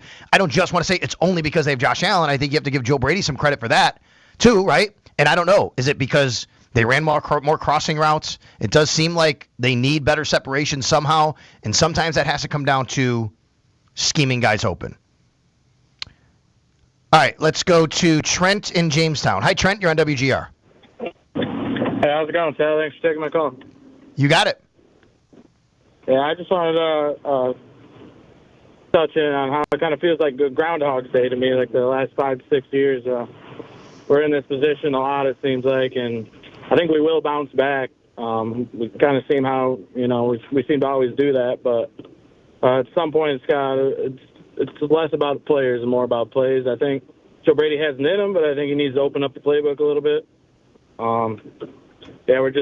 It seems like more of a scheme thing to me, but we are in this position pretty much every year, losing a couple in a row, and then we bounce back. Let's say he opens it up. What does that look like to you, Trent? Trent, what does it look like to you to open up the playbook? Like, do you have something in mind, a player in mind? Because a lot of things of what we see and what we hear is, well, they don't have guys to separate downfield. So you can open it up as much as you want. That could also just equal 2nd and 10 or 3rd and 10 if you can't get it to them. Yeah, I think we got to get the running backs involved in the passing game as well, and maybe try to stretch the field a little bit. We got Josh Palmer. I don't know how his injury's looking, but we signed guys that kind of seem like they're supposed to fill a separation role, and they haven't shown a whole lot of that. Yeah, and I'm with you on that. And listen, I think Palmer's got to be a little bit of that guy, right? And he was signed for this. He's not a great burner downfield, but he's a good separator in route running. And that was the book on him, why they signed him. And that injury really hurt them. They didn't have Kincaid, then all of a sudden they didn't have Palmer. He had already had 60 yards before halftime when he got hurt. A 45-yard catch, another 15-yard catch, which he gets hurt on. We'll hear from Sean McDermott later in the week. On Wednesday will be the first time we hear from McDermott. He'll give us an update on some of the injured guys, where the Bills stand with that. Josh Palmer is going to be a key guy to look at and think about there. We all know what happened back in April/May, right after the draft, when Brandon Beane came on WGR and he talked about wide receiver. And Jeremy's had the wide receiver train, and wasn't necessarily something they did this year with the train, but it was a talk, and it was still a talking point, and it has been. And Brandon Beane defended what they were doing at wide receiver and the fact that they scored 30 points a game, and he's not wrong on that. He has scoreboard, as we say, right? I do think, though, as I watch this team over the last few weeks, it feels like they still need a little more there. You don't have to have just, oh my God, go get the fastest guy on the planet. A lot of times that doesn't work, folks. I know. But I do think you need a little more ability to be able to get down the field, whether that's a player or a play, as Trent just said. But if you don't have that speed, it's a little bit tougher, right? When I'm watching the Chiefs yesterday, it's not just because they have Xavier Worthy, yes, he's fast, or Rashee Rice, he's fast. Those guys make plays. A lot of times those guys, their plays are off the line of scrimmage. Rashee Rice scored a touchdown on a little flip pass in front of him. But you know what it did, though? Suddenly here comes Travis Kelce now, who seems like he has a lot more room to operate. And that's what that can do for you. Elijah Moore has some speed. Maybe that's a bit of a ticket they can use. So we'll see what adjustments, what creativity, if you will, what planning Joe Brady and the offense come up with during the bye week. Let's go up to Billy in Toronto. What's going on, Billy? Hey, Sal, how's it going? Yeah, listen, the worst nightmare is coming through right now. Forget about the Bills. Forget about everything else. The Kansas City Chiefs are starting to roll, just like you said. We had a chance to put them away, at least have a big lead in the division, and coast home to a first round bye throughout the playoffs. And now we've let everybody back in. And like you say, even this Carolina team is starting to play a lot better. Who can say that that's a win? I mean, we got to start letting Josh be Josh. I mean, I'm sick and tired of trying to run here, pass here, do this by the book. Let's open it up and let Josh be Josh. And that's the only way we're going to start scoring. We'll get guys open and stuff like that when teams got to really got to concentrate on Josh. Then it'll make our other players better. But I'll tell you this, again, I can't reiterate this enough. Nobody's called in more to this show and told you we're going to the Super Bowl. And God damn it, we have let Kansas City back in. For them to hold the Raiders to 3 first downs in a football game, the Raiders should be kicked out of the league, as far as I'm concerned. 3 first downs. It's now between us and Kansas City again, and that's what worries me. Well, let me say, I got 2 things for you, Billy, before you go, okay? Thanks for calling, as always. I got 2 things for you. Number 1, yes, the Bills losing 2 games kind of lets them back in. I get your point. But you can't do anything about Kansas City until you play them. You want to keep them out, you beat them. I mean, the Bills have nothing to do with Kansas City playing the Raiders. That's Kansas City. Kansas City has played 6 separate games than the Buffalo Bills. When you say let them back in, the only way you could do what you described early was to go 6-0 in your first 6 games, which is great, but a little unrealistic sometimes too. Yes, 1 loss and 1 win that could have changed New England or Atlanta would definitely make you feel better. I get that. But it's not like, Kansas City is their own team. They've had 6 games. The Bills still have a chance to play them, and that's when you can try and do something about it. You can't really do anything about them until you play them. Does that make sense? You know what I'm saying? Right? Yep. Okay, number 2. What's the vibe like in Toronto tonight, brother? Well, I'll tell you something. It is wide open. Like I've been saying since the beginning of the year, it's wide open for anybody to win. But, I mean, No. Billy, did you hear what I asked you? What is the vibe in Toronto tonight, like for baseball? It's Game 7. What do you think, Sal? Well, come on. People are going crazy, right? I mean, what's it like? It's going to be awesome up there, man. It's awesome. It does seem to be, again, this wasn't expected halfway through the year. We're starting to see a lot of people come out of the woodwork that were supposed to be Blue Jay fans for life. But you know what? Hey, it's just not Toronto. It's all over Canada that they're going crazy, and it's well deserved. And hopefully we get it done today, and then we got a big task ahead of playing the Kansas City Chiefs of baseball, the LA Dodgers. So yeah, they're going nuts up here, and I just hope if we get beat, it's not by bad bullpen decisions or bad. If we get beat, you know what? We get beat. But this team is different. This is old school baseball. I know Vladdy's having a good series, and I know I've ripped him on your show before. But it's everybody 1 through 9 getting base hits, everybody doing their job. This is old school at its finest, and hopefully we're playing LA in the World Series. Billy, take care. Thanks for calling, as always, buddy. I appreciate you. Yeah. You got it. All right. We'll take a timeout here. How about tonight, man? Think about this. You got 2 Monday Night Football games tonight. Game 7 of the ALCS tonight, just across the border, basically. Sabres also across the border, a little bit. On the other side, though, over there, Montreal. Sabres, 2 Monday Night Football games. Game 7 should be awesome. Awesome here to be with you from the WSBU studios on the campus of St. Bonaventure University today. Talking with some students after this. Talking with you today on the Northtown Automotive Extra Point Show on a Buffalo Football Monday. Sal Capaccio with you. We'll take a timeout here. We'll come back, take more of your phone calls on the Bills. Paul Hamilton on the way at 11 a.m.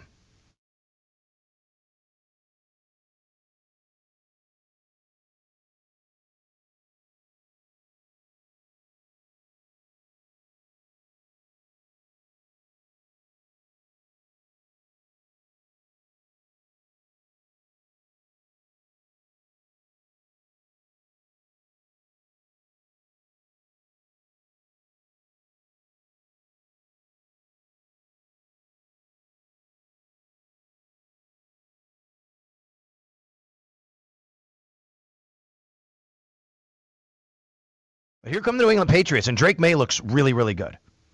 He set a New England Patriots franchise record. Yes, that's right, the team that used to have Tom Brady, with a 90% completion rate on more than 20 passes. I think he had to have more than 20 to qualify for this whatever stat. But either way, he was I think 23 of 25. Got to go back and look yesterday what his final number was. I think it was trending that way at the very end. Let me look at Drake May. Yesterday he was 21 of 23. There you go, for 222 and 2 touchdowns. And he looks good.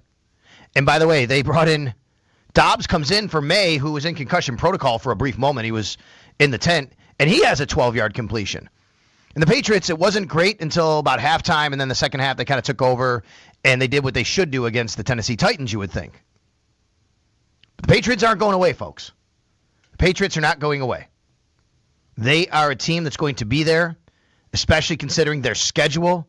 Now, I am interested in how they look the next 2 weeks. They have really 3 weeks. Cleveland, because Cleveland's defense is good. And they go to New England next week. And the way New England plays with what I always like to say, not a lot of margin for error, I'm interested to see that offense against the Cleveland defense. The problem is I don't think the Cleveland can outscore them. Even if the Cleveland defense plays well, a low-scoring game, Cleveland probably wins. Then they do get Atlanta at home as well. Then they have to go to Tampa. So the next 3 games for New England are very interesting.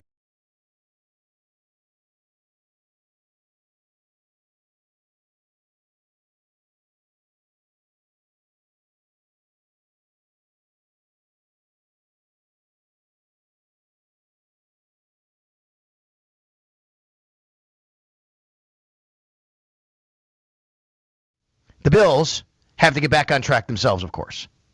And that starts next week against the Carolina Panthers. The Panthers with another win, 3 in a row. They win 13-6 over the New York Jets. They're just finding ways to win. They're 4-3. And they lost to New England, by the way, 42-13. And they shut out Atlanta 30-0. Who can figure these games sometimes? And as the Bills head towards Carolina, it just underscores how big of a game this is for them. The Bills have to win this game. You can't come back home next week against a Kansas City Chiefs team after dropping another and going 4-3. Then you're staring 4-4 right between the eyes. Even if you get to 5-2 for the Bills, 5-3 isn't the greatest start, but you have to win this game to even get there. Because after that, you have the Dolphins, who just look terrible right now. But then it's the Bucs and the Texans and the Steelers and the Bengals, who have some life now, and then the Patriots again, and then that Browns defense and the Eagles. Suddenly, the Bills' schedule, which looked a lot easier, I guess, in the offseason, isn't so much easier anymore. And that happens all the time.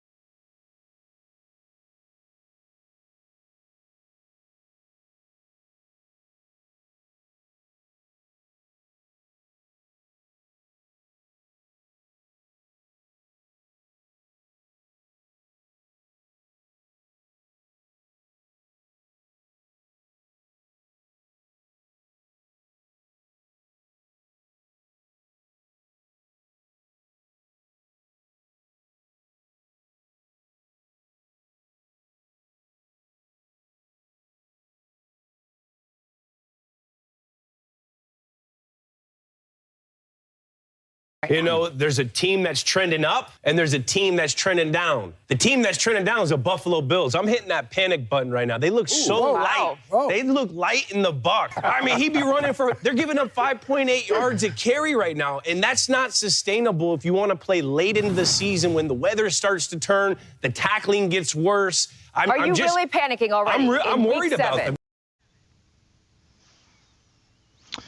Yeah, you, Julian Edelman, and a lot of Bills fans. Still a lot of football to be played. We'll see where it goes, but the Bills need to turn around pretty quickly this week. 803-0550. They're at the Carolina Panthers Sunday at 1 o'clock. I'm here on the radio taking your phone calls today. 803-0550 on a Buffalo Football Monday here on WGR Sports Radio 550 on the Northtown Automotive Extra Point Show. Enter at WGR550.com for your chance to win a free home heating system, courtesy of T-Mark Plumbing, Heating, Cooling, and Electric. Whether your home needs a furnace, boiler, or ductless heat pump, T-Mark's got you covered. The last day to enter is October 26th, 2025. Okay, taking your phone calls today. Going to bounce around the league a little bit later. Going to talk hockey as well because a little bit of a vibe here with the Sabres the last couple of games. I got to ask, is my guy Owen there? Is Owen, I can't see him right now. Is Owen right there? Can I talk to him and ask him a question? I can't see. Okay, great. Alex Lyon. A, how sustainable is this that he's playing really good hockey in goal? And B, do we have a bit of a goalie controversy on our hands when UPL comes back? Yeah, I'll answer the first one first. I think in terms of Lyon's game, it's definitely sustainable. I don't know that you can have anybody play the amount of games that he's playing at the rate he's playing them. It just doesn't happen in the NHL anymore. But I think that you have definitely got a situation here where when UPL comes back, you're not looking to find him ways into the net. You're waiting for Lyon to make a slip up to allow a creak in the door for UPL to come in because Lyon's played so well. He's given them a chance to win every game that they've played. Even in the bad losses early, he gave them opportunity to score goals and get in the games. And then the last two that they've won, he's looked great, especially against Florida. He just looked so confident. His technique, he was just so solid in his base of his game. I spoke to him a little bit after the game about it, and it's just he emphasized how important it is for him to keep everything simple. Everything's got to be simple. Everything's got to look like it's not intimidating and scary. And to me, he looks as confident as a goalie can ever look in the net. And I don't think you ever take that guy out until you're given a reason to. And I don't think that UPL has earned the right that him just purely being healthy demands he be back in the crease. And you have Colton Ellis, who's sitting there waiting for a chance to show what he can do, and that's probably coming very soon. I mean, this week at some point. It could be tonight. We don't really know that for sure yet. I know Paul is on tonight. He thinks that he would like to see Ellis tonight. I struggle with that idea a little bit more because I think Montreal is really good, and they are really potent. And that is another really tough building to play in. I would think about throwing him in the first game of the back against the Leafs at home would be the spot that I would think about. You're away from the Saturday night in Toronto. That's a circus.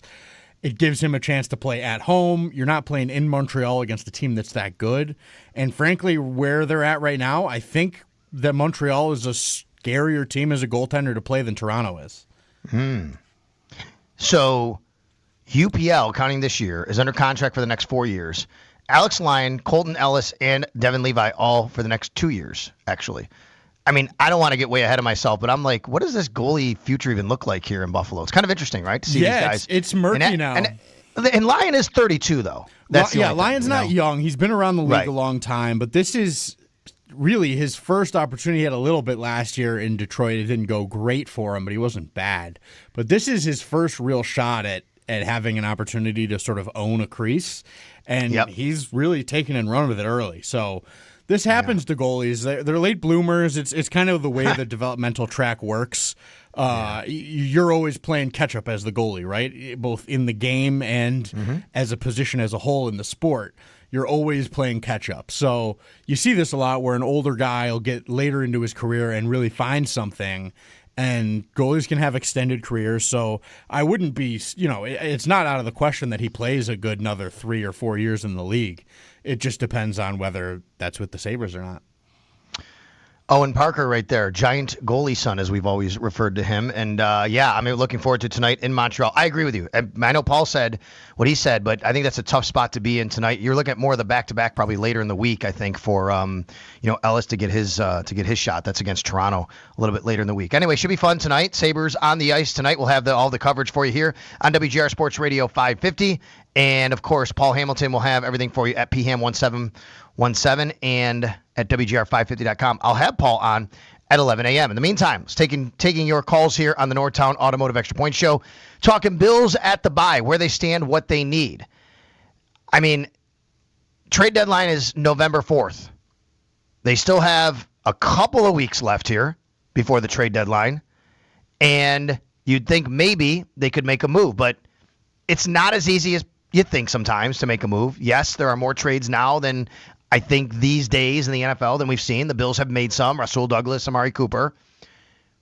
They don't have just unlimited assets to go trade. I know people say, heck with the picks, just trade all the assets. I understand. And I'm not totally against it or pushing back against this being the year to go for it, for sure. I do think you have to be at least cognizant of that. You do have still Josh Allen for the next whatever years and guys you sign under contract, so you do have to at least be aware of those assets moving forward. You can't be just completely get rid of everything, because what player's available that allows you to get to trade that kind of asset that's worth it, right? Amari Cooper for what? Was a second and a fifth, or then Rasul Douglas a third. I think that's how it went down, maybe a third and a fifth, whatever for Amari. But that's the kind of trade sometimes in the assets that you're looking at. Plus, cap space matters, folks. They just don't have the cap room to go out and get a really big ticket item unless they move money out as well. Let's go to Andy in New Jersey. Let's get your thoughts, Andy. What's going on, man? Hey, Sal. How's it going? Good, thanks. I think that I've seen the trend now where they have these 2-game winning streaks, and over the past 5 years or so, you look at the way they finished. I think that'll probably pan out the same way. Maybe going 7-3 or 8 or maybe 8-2 or something like that. 2-game losing streaks, you mean? You said winning, you meant losing. Yeah, I'm sorry. The 2-game losing streaks, yes. We finished, but they finished very strong over these past few years after having these valleys in their performance. And I also think that Michael Hoyt is going to definitely add some extra oomph to the pass rush, and I think that's really going to give Joey Bosa. I think that's going to give him a lot of help. I think that he has played great, Joey Bosa. But I think if you've got somebody else coming to give him help, I think that can only be a good thing. And the last thing I wanted to say, Sal, was I'm coming down to Charlotte for the game on Sunday, and I know you're going to be at a bar or someplace there in Charlotte during the weekend, and I just wanted to find out where that was going to be. No, I don't have anything planned like that. There's a lot of different tailgates. There are different things. I get asked to do a lot of things. I do not have anything specifically set up, though. I can't help you there. Oh, I thought you were appearing at. You were going to be at this. It was like a nightclub or something like that. I don't know. I mean, who knows? You never know. You never know where you'll find Sal Capaccio in Charlotte or any other city in America at some point. No, honestly, I don't really have anything specific. But who knows? I know there'll be a lot of Bills fans down there, Andy. There are a lot of different tailgates. I mean, I've been asked to do a lot of different things. It's not easy sometimes. We get in, so I fly on the team charters, everybody knows, as part of the radio broadcast, and usually get into the cities you're going into around 4 o'clock the night before the game. And then, you want to hang out with people. I have a lot of friends in Charlotte, people who've lived. Who doesn't have a friend or family member that moved from Buffalo to Charlotte, though? Who didn't? We all do, right? I have plenty of them. And I'll try to hook up with a couple of them, hang out a little bit. I also kind of got to be careful, right? You guys know, I've always said this. I'm not this huge. I don't go out and just party and drink all the time. It's not my style. I like to go out and have a good time, meet people, but sometimes that still requires talking over other people and music and things going on. And over the years, I think you've noticed years ago, especially, I would kind of have a bit of a strained voice, lose my voice. And I had to stop doing stuff like that and say, I just can't be around that as much because it's just tough on me. It's just any personal, you gotta take care of, what is the career. the voice. So I try to be careful of that. In the meantime, doesn't mean I can't go out, say hi to people, and maybe I'll see you in Charlotte, North Carolina. Andy, anybody else going down there? 803-0550 is the number to call. This Friday, on a Buffalo Football Friday, going to have a special guest, DJ Milk. There is a event going on that benefits Oshai Children's Hospital of a tailgate going on Sunday. But we're going to talk with DJ Milk about that on Friday here in the Northtown Automotive Extra Point Show. 803-0550 is the number to call. The Bills, how about this? So Andy brought up the last few years, 2-game losing streaks. Here's what I looked at over the last couple of days. I was kind of just going through a bunch of stuff and saying, you know what? Where were the Bills after 6 weeks of action as far as standings are concerned? And I went back and looked. Interesting. So this is just conference. So right now, after 6 weeks of the season, 7 weeks, I'm sorry. After 7 weeks of the season, the Bills are, let me pull this up. What spot? They are the 5th seed. They are seed 5. It goes Indy at 6-1, and then New England, and Denver, and Pittsburgh are your 2, 3, and 4 seeds. 5-2, 5-2, 4-2 for Pittsburgh because they're all the division winners. Buffalo, LA Chargers, Jacksonville are your 5, 6, and 7 seeds. So right now, the Bills are the 5 seed. Okay, last year, 2024, after week 7, where were the Bills? They were the 4 seed at 5-2. Last year, at this time, the Bills were the 4 seed behind Kansas City, Houston, and Baltimore. In 2023, following week 7, the Bills were the 7 seed. They were the 7 seed after 7 weeks. They were 4-3.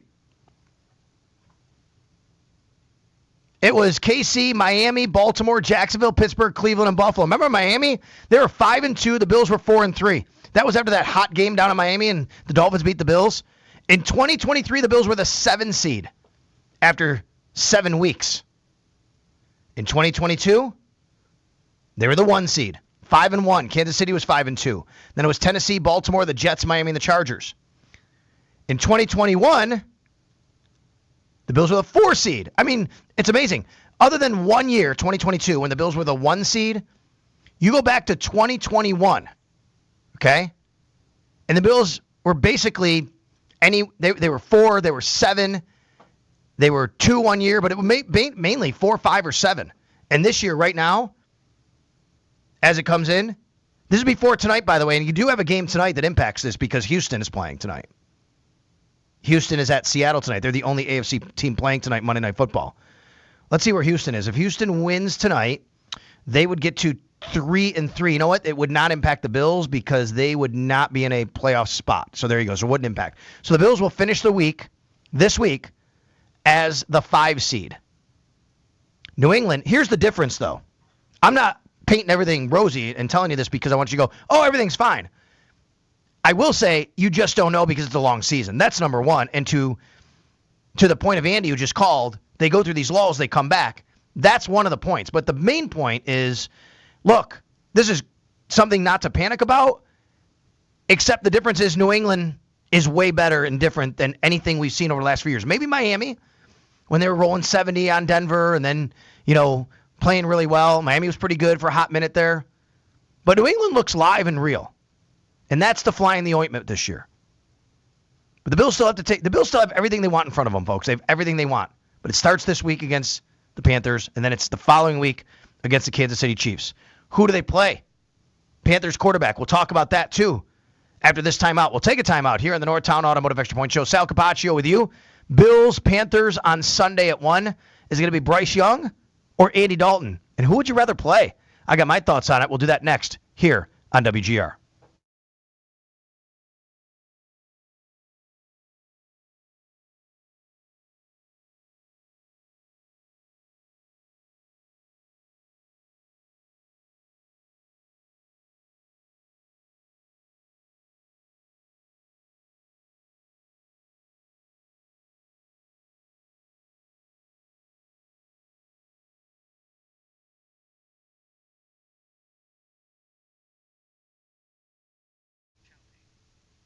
Hey, the FanDuel Sportsbook app is your home for all your favorite NFL bets, from yards to touchdowns or who's going to win.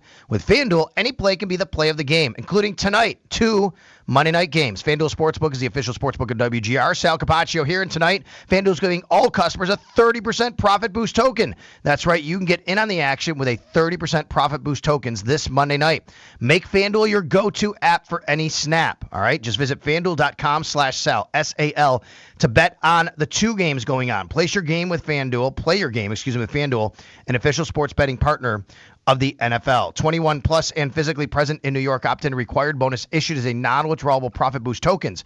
Restrictions apply, including any token expiration and max wager amount. See terms at sportsbook.fanduel.com. The Bills have to get back on track themselves, of course. And that starts next week against the Carolina Panthers. The Panthers with another win, 3 in a row. They win 13-6 over the New York Jets. They're just finding ways to win. They're 4-3. And they lost to New England, by the way, 42-13. And they shut out Atlanta 30-0. Who can figure these games sometimes? And as the Bills head towards Carolina, it just underscores how big of a game this is for them. The Bills have to win this game.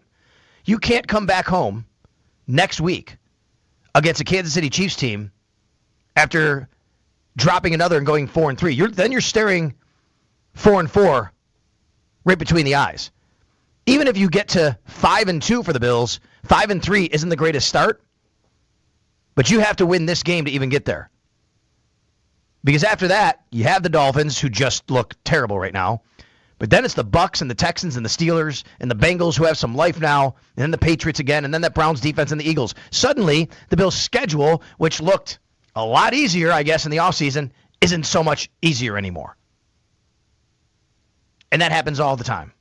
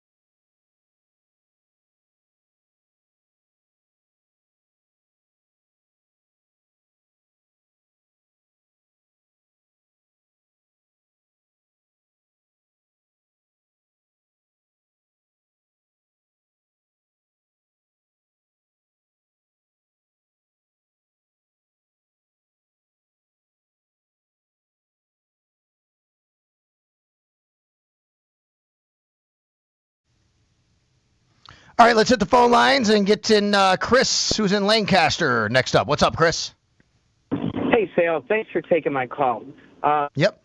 I wanted to point out something and then get your thoughts on it. Last Monday night was probably the worst half of football I've ever seen the defense play. I mean, I'm exaggerating to a degree, but it was horrible. With the second half, I saw McDermott make some adjustments. He went more man-to-man. And, watching the game last night, seeing San Francisco pretty much shut Atlanta down without their top 4 or 5 starters in the game. Our coach has had 5 years to fix this defense. And one could argue, honestly, that it's getting worse. And I mean, with a guy like Josh Allen, the best quarterback, I think, arguably, that in the NFL, he could go to the Jets and they become an 8-9 team, right? What could it be? Our head coach, even when he blitzes, I see the safeties 20 yards off the ball, and he just won't. He just doesn't seem to want to change his scheme. And I think without a respectable defense, it's going to be the same thing every year. We're going to get to either the AFC Championship game or the divisional round, and our defense is going to shine through to the poor side. Just wondering your thoughts. Am I on to Okay, well, first of all, let me start here. Sure. Sean McDermott doesn't call the plays on defense. It is his defense with Bobby Babich. It's not Bobby's not running a different defense that Sean doesn't want. I get that, but he's not calling the plays. When you said he blitzes, it's Bobby Babich who's calling the blitz. So let's just get that straight so we have that first, right? Number one. Right. My question to you is, what do you want them to change? Because as you said, they went man-to-man. It was better. I agree. And no doubt that they are leaking right now in a lot of ways. And you go back over the last several years and say, it's definitely happened in big games and big moments, and you play these certain teams, you don't match up. What do you want them to do? Like, what when you say fix it, right. Okay, because you only have the players at your disposal as well. So if you think it's just some magical elixir of play a different scheme and everything will fix it, I don't think that's the case usually. I think you also have to have players play.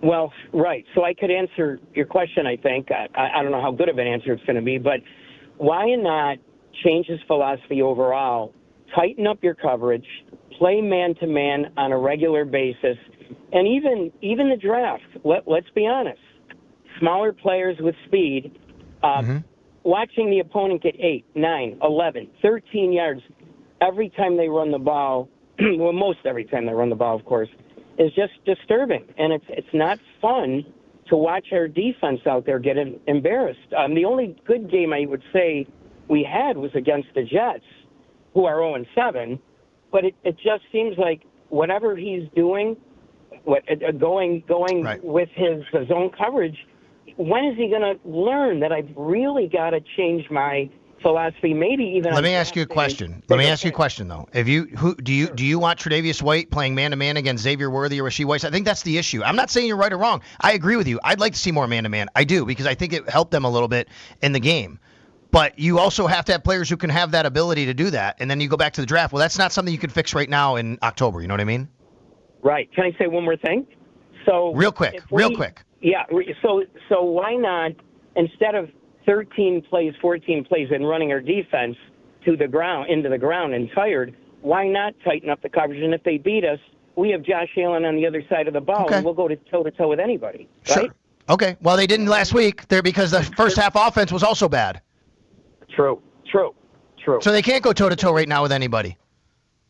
But I agree that you do have Josh Allen, who seems to fix a lot of the ills on the offensive side, but you don't really have that on the defensive side. Real quick, Mike in Hamburg. Sorry, Mike. Go ahead, buddy. Hey, Sal. I'm gonna say a couple things, and then I need you to let me talk to the producer. I need to get a hold of the guy from 26 Shirts. Just go. What do you need to say, buddy? Well, you know me. I'm going to tell you that I think that they have not played to their ability all year long. Even though they won 4 in a row, they still haven't played their ability. This team just seems like they can walk out on the field, look up at the scoreboard, and say, we're the Buffalo Bills, and we're going to win. And I'm sorry to say this, and I've been a defendant of this for a long time.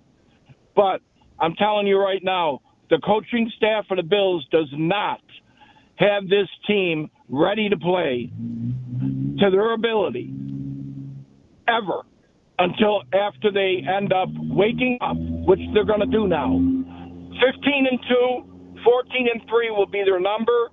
They'll end up with number 1. They're going to go to the Super Bowl. I got to get a hold of Del Shannon. It's very. I don't even know. I think you mean Del Reed, not Del Shannon. But listen, I'm just going to put you on hold, and if somebody wants to pick up the phone and talk to you, that's great. I have a good conversation there, Mike. I got to go, but I appreciate you. That phone call ended way different than I thought it was when it started.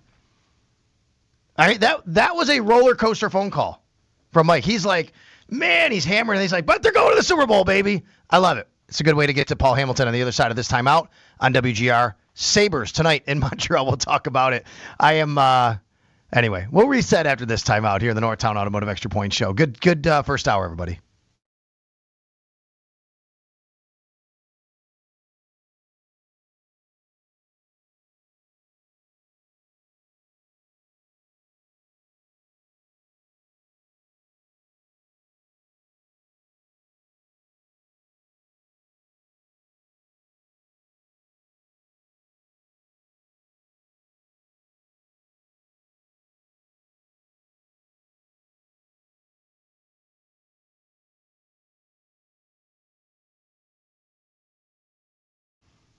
Hey, when it comes to the Bills, have to get back on track themselves, of course. And that starts next week against the Carolina Panthers. The Panthers with another win, 3 in a row. They win 13-6 over the New York Jets. They're just finding ways to win. They're 4-3. And they lost to New England, by the way, 42-13. And they shut out Atlanta 30-0. Who can figure these games sometimes? And as the Bills head towards Carolina, it just underscores how big of a game this is for them. The Bills have to win this game. You can't come back home next week against a Kansas City Chiefs team after dropping another and going 4-3. Then you're staring 4-4 right between the eyes. Even if you get to 5-2 for the Bills, 5-3 isn't the greatest start. But you have to win this game to even get there. Because after that, you have the Dolphins, who just look terrible right now. But then it's the Bucs and the Texans and the Steelers and the Bengals, who have some life now. And then the Patriots again. And then that Browns defense and the Eagles. Suddenly, the Bills' schedule, which looked a lot easier, I guess, in the offseason, isn't so much easier anymore. And that happens all the time.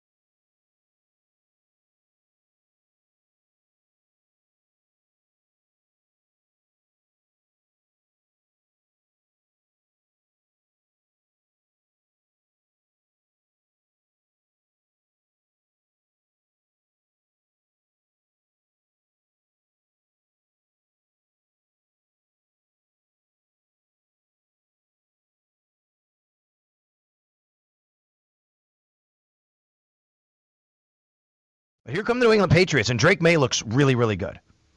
He set a New England Patriots franchise record. Yes, that's right, the team that used to have Tom Brady, with a 90% completion rate on more than 20 passes. I think he had to have more than 20 to qualify for this whatever stat. But either way, he was I think 23 of 25. Got to go back and look yesterday what his final number was. I think it was trending that way at the very end. Let me look at Drake May. Yesterday he was 21 of 23. There you go. For 222 and 2 touchdowns. And he looks good. And by the way, they brought in Dobbs comes in for May, who was in concussion protocol for a brief moment. He was in the tent, and he has a 12-yard completion. And the Patriots, it wasn't great until about halftime, and then the second half they kind of took over, and they did what they should do against the Tennessee Titans, you would think. But the Patriots aren't going away, folks. The Patriots are not going away. They are a team that's going to be there, especially considering their schedule. Now, I am interested in what how they look the next 2 weeks. They have really 3 weeks. Cleveland, because Cleveland's defense is good. And they go to New England next week. And the way New England plays with what I always like to say, not a lot of margin for error, I'm interested to see that offense against the Cleveland defense. The problem is I don't think the Cleveland can outscore them. Even if the Cleveland defense plays well, a low-scoring game, Cleveland probably wins. Then they do get Atlanta at home as well. Then they have to go to Tampa. So the next 3 games for New England are very interesting.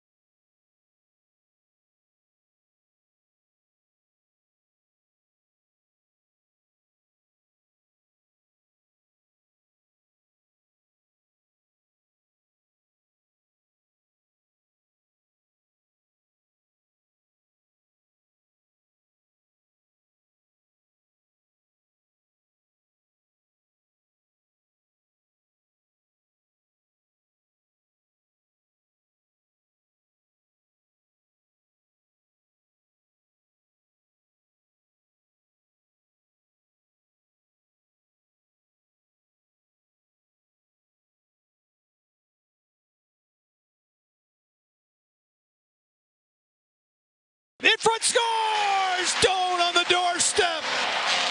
His second of the game, and it's a power play goal. Sabres are up 2-0 on the Panthers. Dan Dunleavy on the call right there. Sabres taking on the Montreal Canadiens tonight. Chance to get back to level, back to 500. 7:30 p.m. is the puck drop, which means 6:30 p.m. pregame here on WGR Sports Radio 550. Going to get with Paul Hamilton in a minute. Let me reset the show for you here today. Sal Capaccio with you on a Buffalo Football Monday with a little bit of hockey detour because we have no Bills game from yesterday to talk about, but a Sabres game tonight in Montreal. And, of course, our Buffalo Football Monday is presented by Catholic Health, the right way to care, and brought to you by Northwest Bank. For what's next, get started at northwest.com, and by Northtown Hyundai, Western New York's premier Hyundai dealership. Shop online at northtownhyundai.com. So got a lot to get to, including our injury report, our extra point from the sidelines. My sideline's a little different for you this week. Got something to share for you there. It wasn't a Bills game, obviously. And then, of course, a little bit about more of a jump around the league, sit up, stand down, and hey, buddy, all coming your way in a little while. Paul Hamilton joining me now on the West Her Hotline. Of course, Paul's appearance brought to you by Equitable Advisors. Planning for your future is about more than just money. Let Equitable be your guide. And by Relax Honda. Relax, we got this. Well, Paul, I'm going to relax because I survived again in your loser pool. I mean, we're just chugging along here. Although I will say, picking the Raiders was kind of a win-win, right? Because if the Raiders had beaten the Chiefs, I would not be unhappy, even though I'd be out of your loser pool. Most folks actually did take Las Vegas that are left. I had 3 entries, and I was stupid enough to take the same team to lose in 2 of the 3 entries, which was New England against the Bills. So I knocked out 2 then. And then the next week, I would make this pick again. I took the Giants to lose on Thursday Night Football, and they won against the Eagles. And I would make that pick again. I wasn't sorry. So that eliminated me. I'm totally out. How about the Giants yesterday blowing that lead? They were up 3 scores in the fourth quarter, 33 points in the fourth quarter by the Denver Broncos. Pretty crazy right there for them to come back. I've never seen in that one. I've never seen a quarterback like Nick's. I mean, and it I see it more because I've had him on my fantasy team for 2 years. In the first half, he looks like he couldn't start for a college team. He is awful, almost weekly. You're sitting there at halftime going, oh, good, I have 2 points from Nix. And then the next thing you know, he gets 35 points in the second half. He, for whatever reason, it takes him a half to warm up almost on a weekly basis. And certainly that happened against the Giants yesterday. Sabres, Canadians tonight. What's happening behind you, Paul? Are the Sabres skating? It's just the end of the Montreal Canadiens morning skate. The Sabres will be on the ice in a little bit over 20 minutes. And I don't think it'll be an optional as most of them been this year because they did not practice yesterday. So I think we'll probably see a full skate from the Sabres at 11:30. By the way, I don't know why I assumed that you wouldn't be watching the skate. I said behind you, but it's probably in front of you. You're watching it while you're talking to me. All right. So that being said, all right, let's start with that. Who do we expect on the ice for the skate?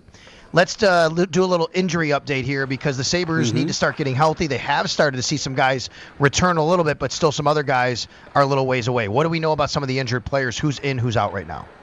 Yeah, you mentioned an injury report, so we won't just do a Bills injury report. We'll do a Sabres one, too. Love it. And it was getting better. They were able to get a Samuelson back and get some guys back. Greenway is right around the corner. Kesselring is back on the ice. Luukkonen is practicing and probably will wind up in Rochester on a rehab. So everything looked like it was going in the right direction. Well, then Danforth is now out for over a month. Norris, of course, is out for over a couple of months. Bryson is in concussion protocol.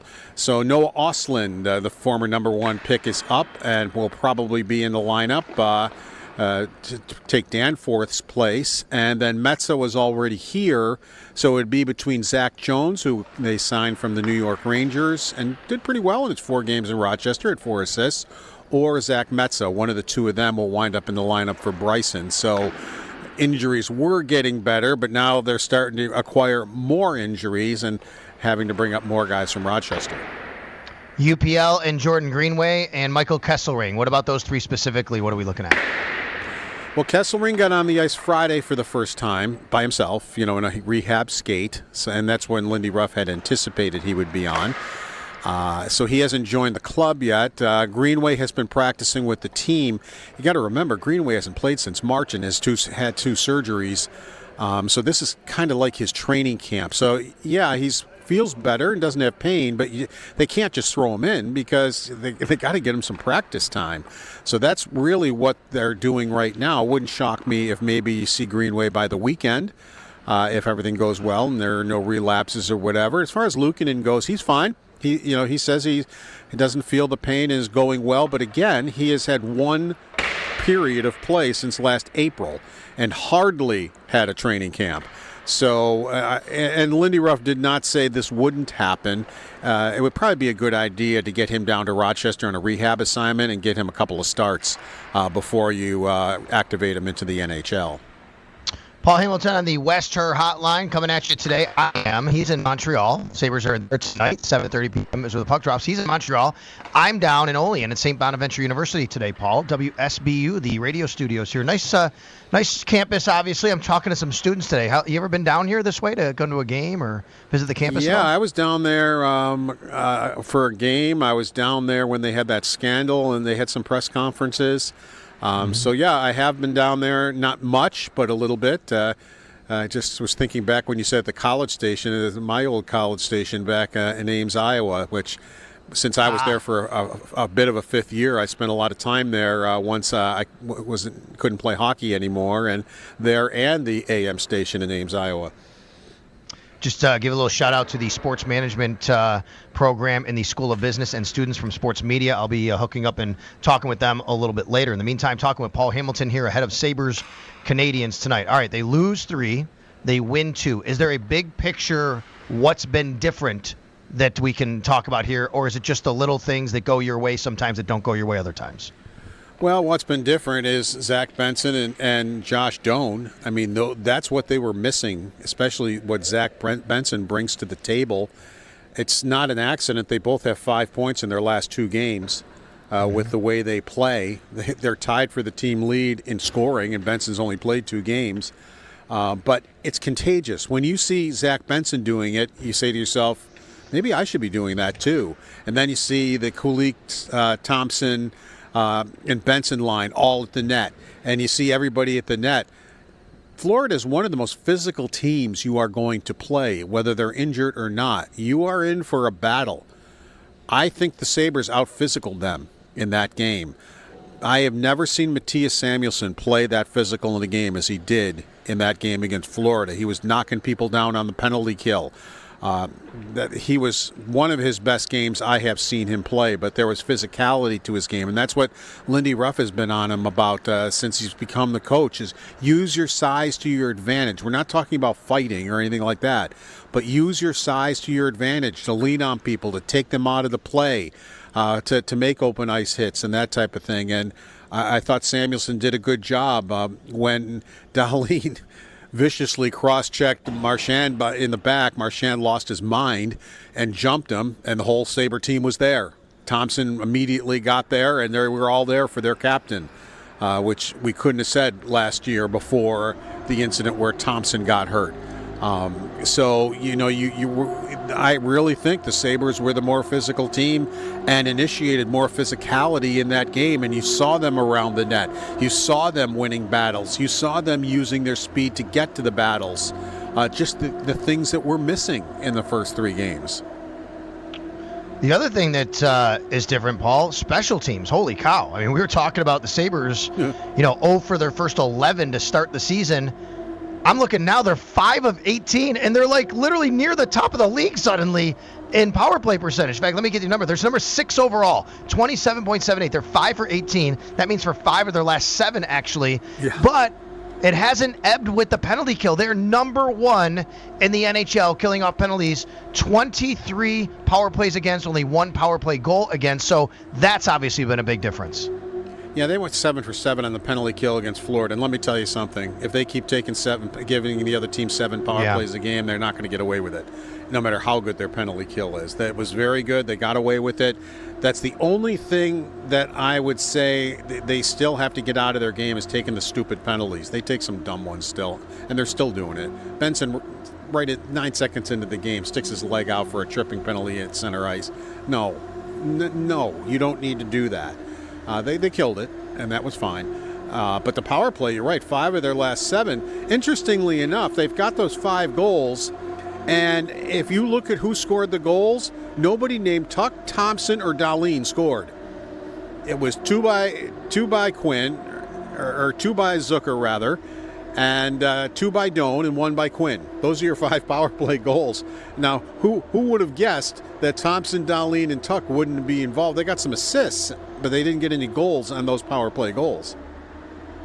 Yeah, facing a Montreal team tonight. It's about middle of the pack in both special teams areas. We'll see if the Sabres can continue on in their special teams play. Really nice turnaround here. Again, you go from 0 for 11 to 6th in the league over a 2-game period. It also shows that it has been just a very small sample size. Okay, small sample size of Josh Doan, but man, oh man, for all the things that people say about Kevin Adams and the build of this roster, I'll say if he found this player in that trade for J.J. Peterka to continue the way he's playing long-term, short-term, and long-term in Buffalo, and the addition of Kesselring, who looks like he should be a pretty good defenseman, boy, that could turn out to be a really nice trade. This kid has looked really nice in Buffalo Sabres blue and gold. Well, the trade was off until Doan was part of it, and Kevin Adams was very clear about that, and that was both Kevin Adams told us that, and the Utah general manager told us that originally, no, they weren't going to make the deal if Doan was in it, and Adams said, then there's no deal. Call me if you change your mind. And then they decided, this is the Utah GM, he said to himself, look at,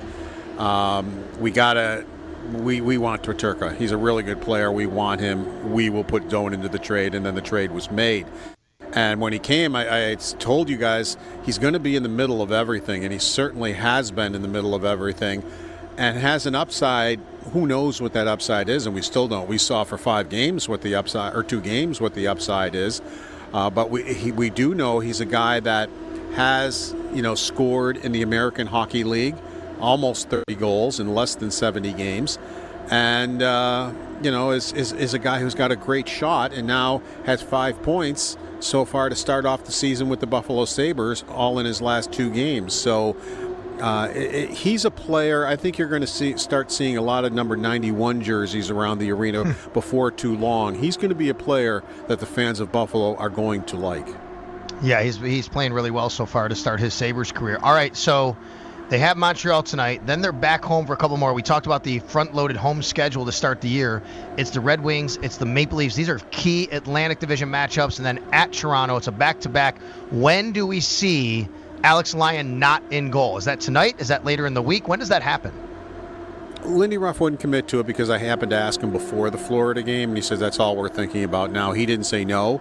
He just said we'll think about that after the Florida game.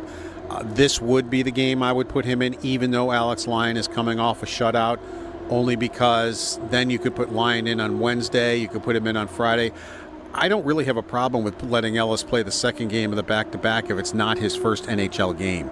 I would rather he play his first NHL game against Montreal, even though it's in a cathedral here in the Bell Center. But I would rather it be here and get it out of the way. And it's about time. I mean, they have to monitor Lyon, too. When does fatigue set in? And that's something, the goaltending coach and the strength and conditioning coach will sit with Lindy Ruff, and they'll talk to Alex Lyon, too.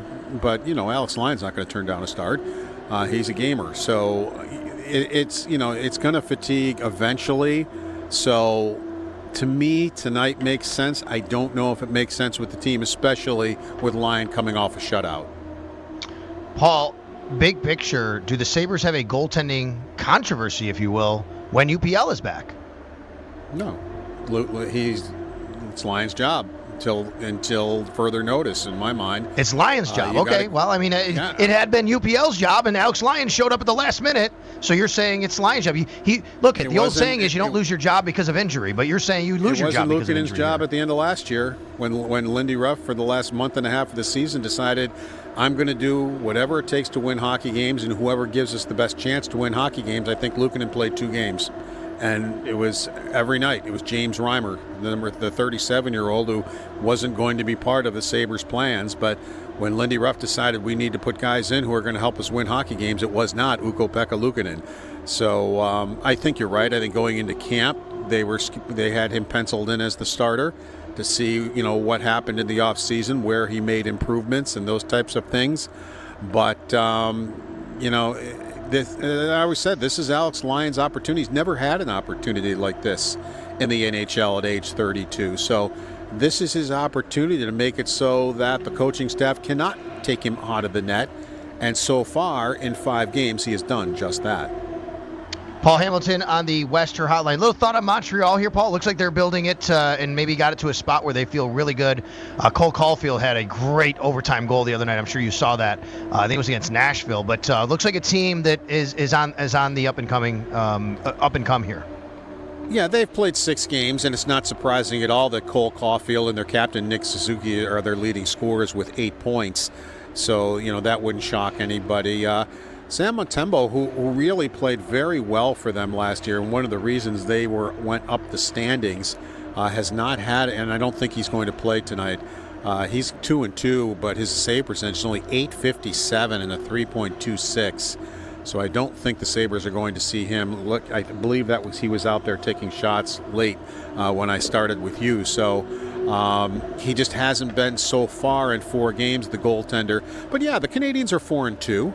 They're off to a pretty good start. They lost their first game, and then have gone on a pretty good run since then. So they went on a 4-game winning streak and then lost another one. So it's a hockey club that they know how to play. They don't have a lot of superstars on their team. Line A didn't play the last game due to injury, but he doesn't have a goal yet in 5 games. He's hot and cold. Basically a power play specialist, I think, is how you would look at him. And they also got a key injury, too. Goalie is not going to play. Goalie got hurt, and his first game out was the last game, and they're not going to have him for a while on defense either. All right, Paul. Well, have a nice time today in Montreal and covering the game tonight. We'll be following along at PHAM1717, of course, WGR550.com. Thanks a lot, brother. Okay, take care. All right, you got it. That is Paul Hamilton on the West Her hotline. I'd say that qualifies as like a goalie controversy in some way, right? I mean, I hear Paul. I'm not disagreeing. It's Alex Lyon's job now, right? But, folks, I mean, Lindy said when UPL's the number one. Like he said, he's the number one. They sent Devin Levi down.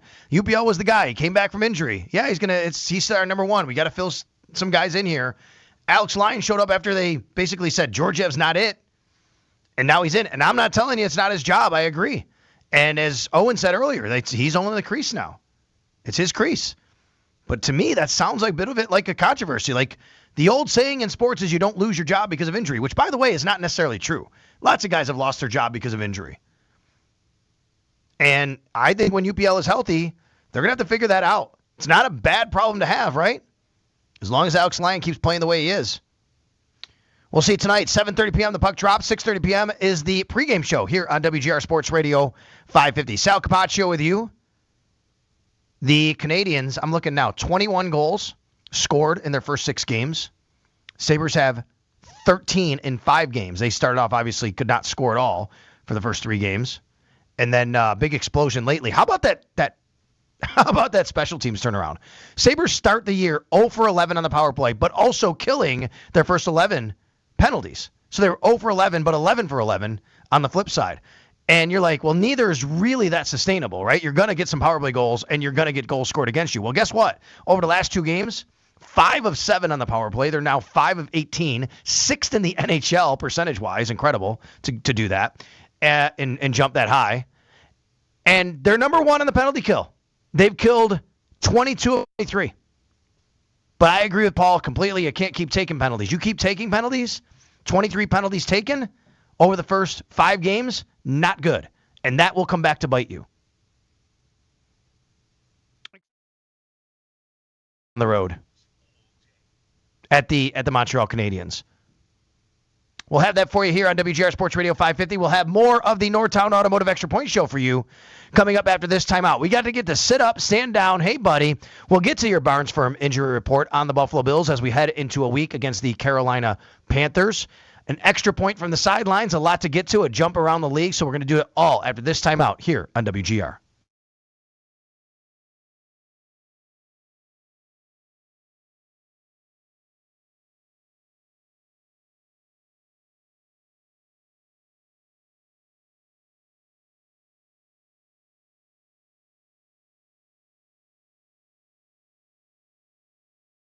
Here come the New England Patriots, and Drake Maye looks really, really good. He set a New England Patriots franchise record. Yes, that's right, the team that used to have Tom Brady, with a 90% completion rate on more than 20 passes. I think he had to have more than 20 to qualify for this whatever stat. But either way, he was, 23 of 25? Got to go back and look yesterday what his final number was. I think it was trending that way at the very end.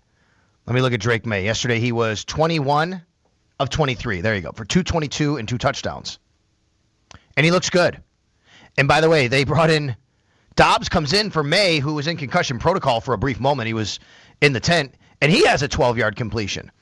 And the Patriots, it wasn't great until about halftime, and then the second half they kind of took over, and they did what they should do against the Tennessee Titans, you would think. But the Patriots aren't going away, folks. The Patriots are not going away. They are a team that's going to be there, especially considering their schedule.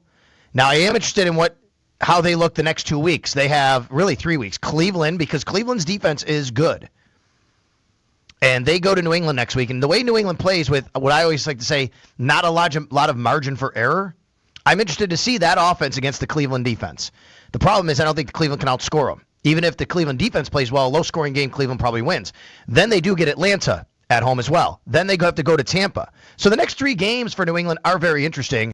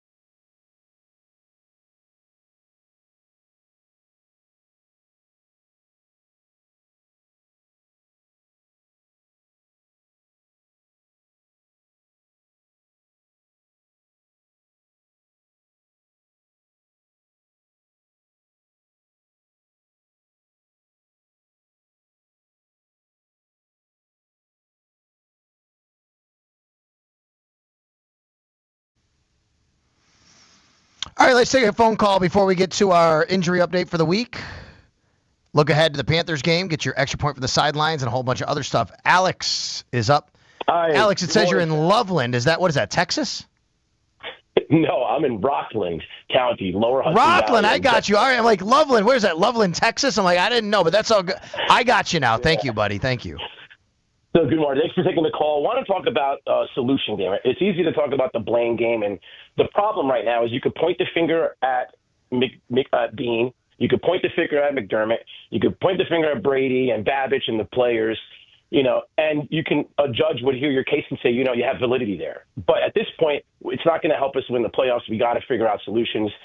Bean, to me, is off the table. Blaming him, okay, he could fix it in April. There's not much we could do with our salary cap. But I want to talk about the coordinators. It was really rough watching the 49ers have a great game plan against the Falcons, a team that just made us look embarrassing. Last week, we should have lost easily 34. There was a Drake London touchdown that didn't score and a blocked field goal. So I feel like we left 10 points as a gift. But moving forward, I want to see this team figure out how to win games. And to me, the easiest way is the offense.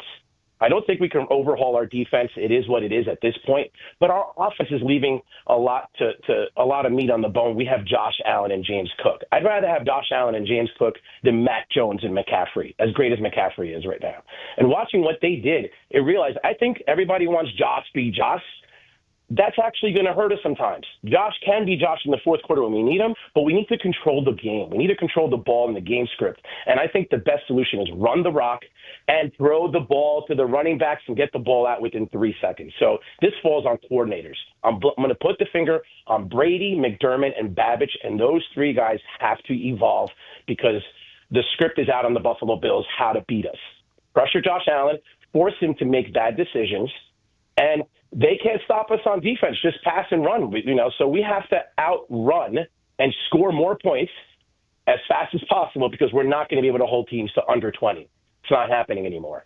So we got it. Unless Leslie Frazier comes in and they start bringing back every Buffalo Bill from 5 years ago, it's not happening with this roster. That's going to have to wait for next year. But this year, it's all about the offense, in my opinion. Okay, I got you. Good call, Alex. I mean, look, I agree completely. Like, if you want something changed with the roster other than making a trade, which you can do, you're not overhauling the roster. You're not getting rid of 53 players. That's not happening. You can't do it now. You do it in April, right? That's what you do it in February, March.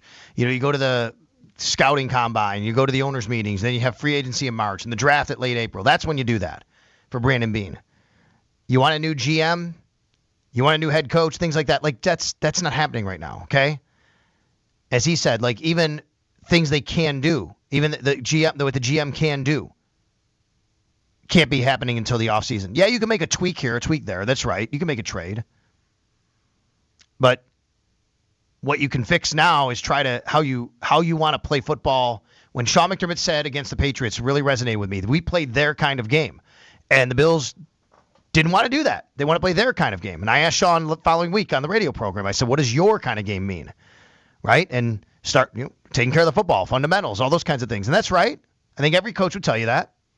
Maybe their game has to be a little bit more just outscore, right? Like a lot of you want. I don't know. Alex says, run it more. Control the game more. Don't allow teams to be on the field against your defense.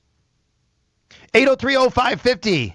All right, let's get to the Barnes Firm injury report. Brought to you by the Barnes Firm. Injured? For help, call 1-800-8-MILLION. We are monitoring several different players this week for the Buffalo Bills who could return, might not return. We'll see what happens as far as practice is concerned. So the first day that we're going to hear anything from Sean McDermott, by the way, speaking of this, Paul says Beck Mallenstein not on the ice for the Sabres. So following Paul as well for his injury update. But as far as this one is concerned for the Buffalo Bills, they have several people, Dalton Kincaid, Curtis Samuel, Daquan Jones, who did not play in Monday night's game, who are monitoring, and then guys who left the game, like Curtis Samuel left the game, like Josh Palmer, who left the game. Both safeties got banged up, Taylor Rapp, Cole Bishop. Then you have Matt Milano's situation. When is he coming back, if he is this week? So a lot to get to. And then you have the suspended players, which aren't injuries, but they're going to be part of all of that's baked in together with who's going to be on the roster this week. So all of that will start happening on Wednesday. We'll hear from Sean McDermott. And then the Bills will be on the practice field getting ready for the Carolina Panthers, who, oh, by the way, have a significant injury themselves, their own quarterback, Bryce Young. We don't know if the Bills are going to play Bryce Young or Andy Dalton at this point.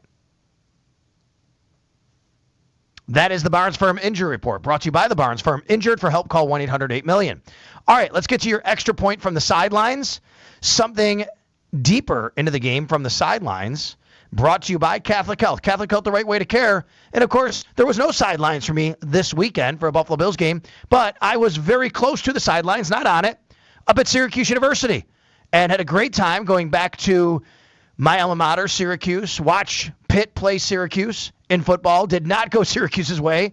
They're having a tough go of it on offense because Steve Angeli, their quarterback from Notre Dame, who had tore his Achilles against Clemson, a big win. Now they have Ricky Collins. Lots of boos coming from the crowd. Ricky Collins, they don't want him to be quarterback. He's not really, doesn't seem like he's that good, and made some pretty bad mistakes. And Pitt had Syracuse punted to Pitt with like 10 seconds left in the half. They run it back for a touchdown. It's 17-7 at halftime. You're like, oh my gosh. Anyway, all that didn't go well. But you know what went well? Just being there, being down near the field. The dome looks great, and I recommend somebody going over. If you just want to experience college football in different environments, we hear people say they're going to go to a game at Notre Dame or Michigan or Ohio State. No, I understand that the JMA Wireless Dome is not considered like a cathedral of football like a lot of those places, but it's a really interesting place to watch a game.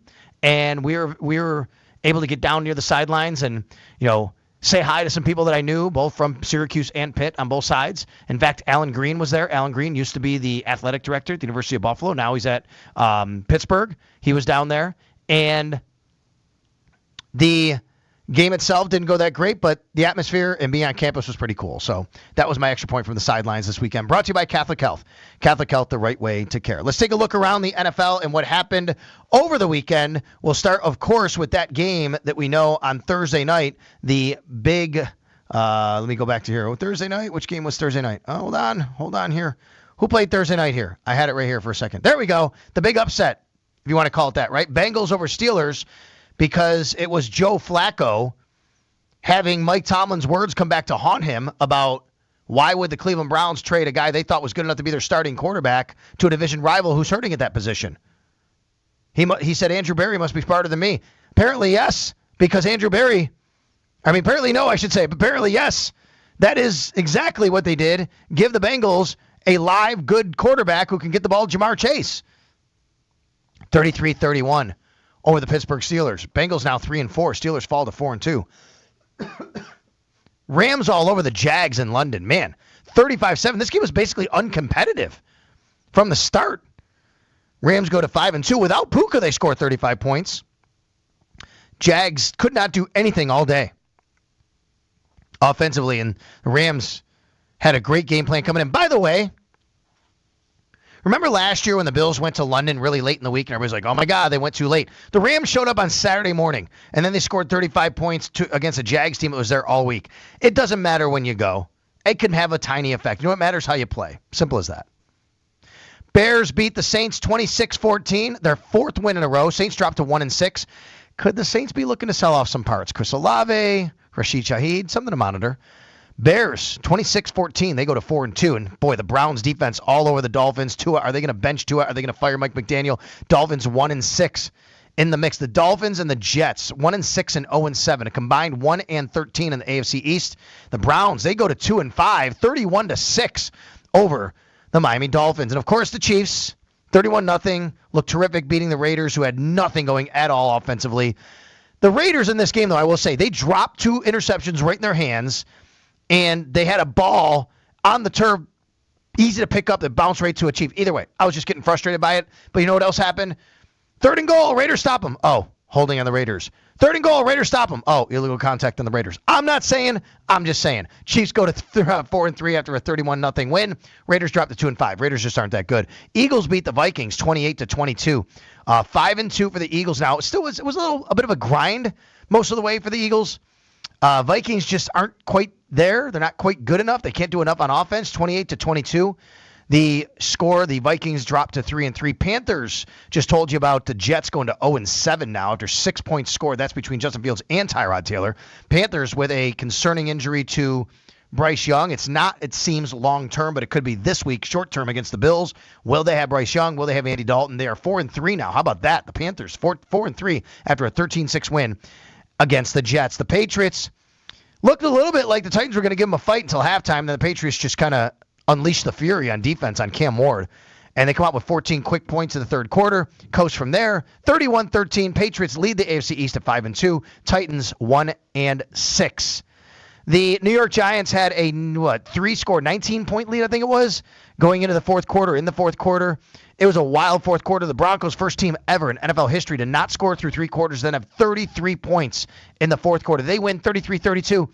The extra point, the extra point that missed at the end for the Giants kills them because, yes, they gave up the big lead, but because of that, the Broncos kicked the field goal to win it from Will Lutz instead of tying it and go to overtime, 33-32. Broncos lead the AFC West at 5-2. Giants dropped to 2-5. Colts atop the AFC overall, 38-24 over the Chargers. Colts are good. They are playing good football all around, and they just kind of smothered the Chargers all afternoon, 38-24. Chargers dropped to 4-3. Packers beat the Cardinals 27-23. Did I read right? The Cardinals have lost 5 straight games in the last minute of the game. Packers win. I think that's what happened here again. 27-23. Packers go to 4-1-1. Cardinals drop to 2-5. No Kyler Murray in that game. Cowboys beat the Commanders 44-22. Jaden Daniels injured. Hamstring, I believe. He tried to come back in. He wanted to. They said no. Will he play against the Chiefs next Monday night? Not sure. Cowboys 3-3-1. Commanders 3-4, a bit disappointing for them. And then last night, a couple of you called about this. 49ers beat the Falcons 20-10. Christian McCaffrey had a great night. Go check out his highlights and stats. 5-2 for the Niners, 3-3 for the Falcons. Falcons dropped to 3-3 after the loss. Bills and Ravens were the only teams on byes this week. We'll take a timeout. We'll come back here. Sit up, stand down. Hey, buddy, on the way on the Northtown Automotive Extra Point Show.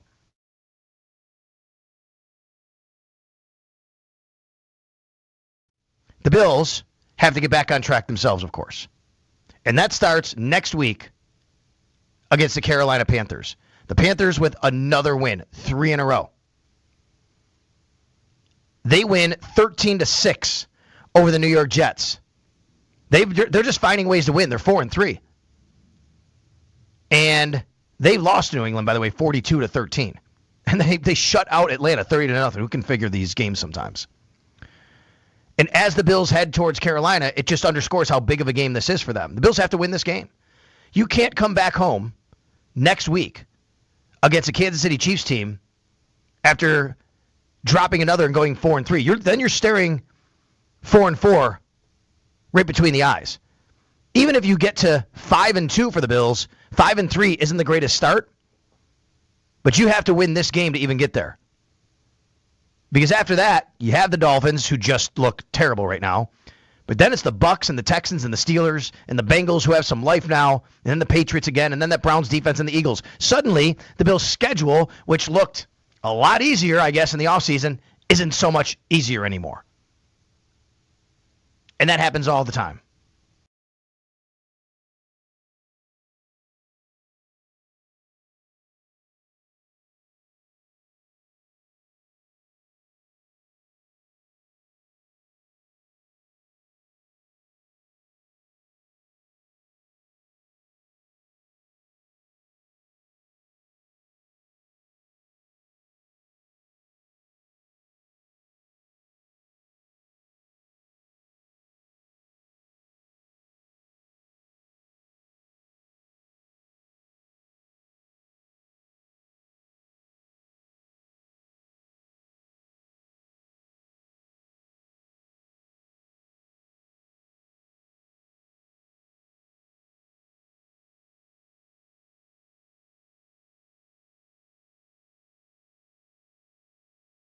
But here come the New England Patriots, and Drake Maye looks really, really good. He set a New England Patriots franchise record. Yes, that's right, the team that used to have Tom Brady, with a 90% completion rate on more than 20 passes. I think he had to have more than 20 to qualify for this whatever stat. But either way, he was I think 23 of 25. Got to go back and look yesterday what his final number was. I think it was trending that way at the very end. Let me look at Drake Maye. Yesterday he was 21 of 23. There you go, for 222 and 2 touchdowns. And he looks good. And by the way, they brought in Dobbs comes in for Maye, who was in concussion protocol for a brief moment. He was in the tent, and he has a 12-yard completion. And the Patriots, it wasn't great until about halftime, and then the second half they kind of took over, and they did what they should do against the Tennessee Titans, you would think. But the Patriots aren't going away, folks. The Patriots are not going away. They are a team that's going to be there, especially considering their schedule. Now, I am interested in how they look the next 2 weeks. They have really 3 weeks. Cleveland, because Cleveland's defense is good. And they go to New England next week. And the way New England plays with what I always like to say, not a lot of margin for error, I'm interested to see that offense against the Cleveland defense. The problem is I don't think the Cleveland can outscore them. Even if the Cleveland defense plays well, a low-scoring game, Cleveland probably wins. Then they do get Atlanta at home as well. Then they have to go to Tampa. So the next 3 games for New England are very interesting.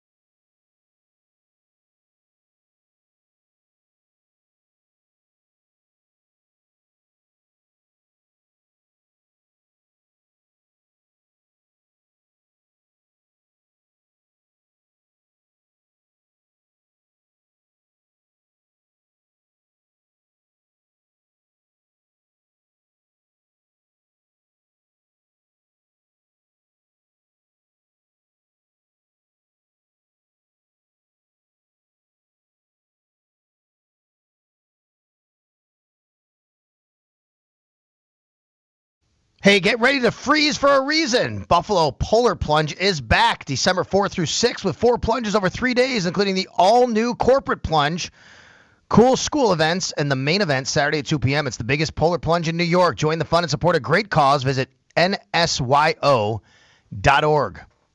Also, enter at WGR550.com for your chance to win a free home heating system, courtesy of T-Mark Plumbing, Heating, Cooling, and Electric. Whether your home needs a furnace, boiler, or ductless heat pump, T-Mark's got you covered. The last day to enter is October 26, 2025. Sal Capaccio back with you, wrapping up the Northtown Automotive Extra Point Show from the WSBU studios. Thank you very much to St. Bonaventure University, the students, the staff, everybody here at the Sports Management program in the School of Business, the students from sports media who I'll be speaking to in a little while. Let's get to sit up, stand down, and of course end it with Hey Buddy. We're going to sit up today on what the Bengals might have in Joe Flacco now playing quarterback. How about that in the game he put together against the Pittsburgh Steelers? Joe Flacco, 31 of 47, 342 yards, 3 touchdowns. He knows where his bread is buttered. He got it to Jamar Chase and T. Higgins. They scored a lot of points, and look at their schedule coming up, and what do they have to maybe be able to make some inroads here? The Jets, then the Bears, then a bye week, and then the Steelers again. I mean, the Bengals could be a little bit back, a little bit. Their defense still, not that great. But Joe Flacco gives them a chance on offense. All right, we're going to stand down on the Jacksonville Jaguars, folks. I mean, I watched this team a little bit I listened to a lot of the game, watched some of it against the Rams in London. I mean, they can't get out of their own way. Yeah, I know they beat the Chiefs. How the heck did they beat the Chiefs? 31-28 they won. They beat the Niners 26-21. But, man, they look terrible against the Rams. 35-7, they're there for a week. They commit dumb penalties. They have really, operational mistakes. You're like, how does this happen? But I'm going to stand down on the Jags right now. But they do have a bye week. Then they have the Raiders and then the Texans, who play tonight, by the way, against the Seahawks. All right, let's get to Hey Buddy.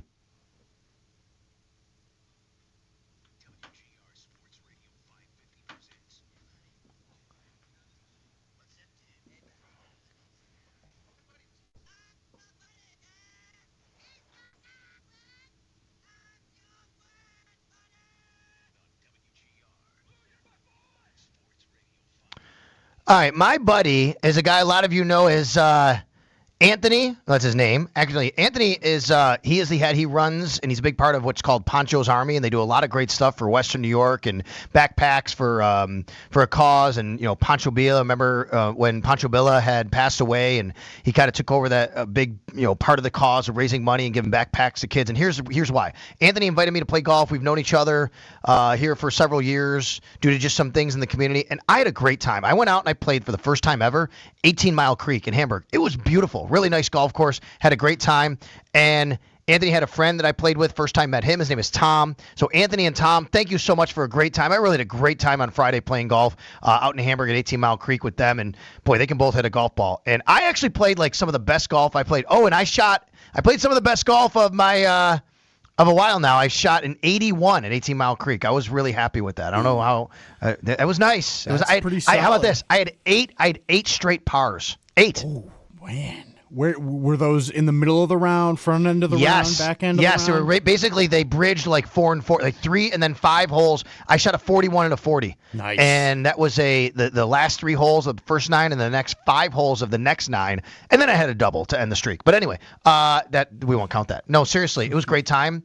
But anyway, 81. I was there, buddy. You know what I mean when you're feeling good like that. Oh yeah, absolutely. There's nothing better, is there? When you're hitting the ball good and you have a day out there. Cannot. Yeah. So I'm glad. But listen, and with great company too. So thanks for being my buddies, and thanks to Anthony for inviting me, and Tom meeting you. And you can find Anthony, by the way, online on Twitter at BeCoolFool. How about I like that? At BeCoolFool. And that was a really nice day, and I appreciated that. It was just a relaxing day with some friends and people you just kind of have a good time with, and that's a cool thing to be able to do and experience. So I had a great time out there. Anthony and Tom, you're my buddies this week. I appreciate you. Thank you again to WSBU here at St. Bonaventure for allowing me to use their studios today, and looking forward to talking with some students down here at the sports management program in the School of Business and students from sports media today. Have a great rest of your Monday. Is it One Bills Live today, right, Dan? One Bills Live coming your way here on a Buffalo Football Monday. So we'll do that. And, of course, Sabres tonight. Show up at the Bulldog at 3 o'clock here. Sabres pregame at 6:30 on WGR.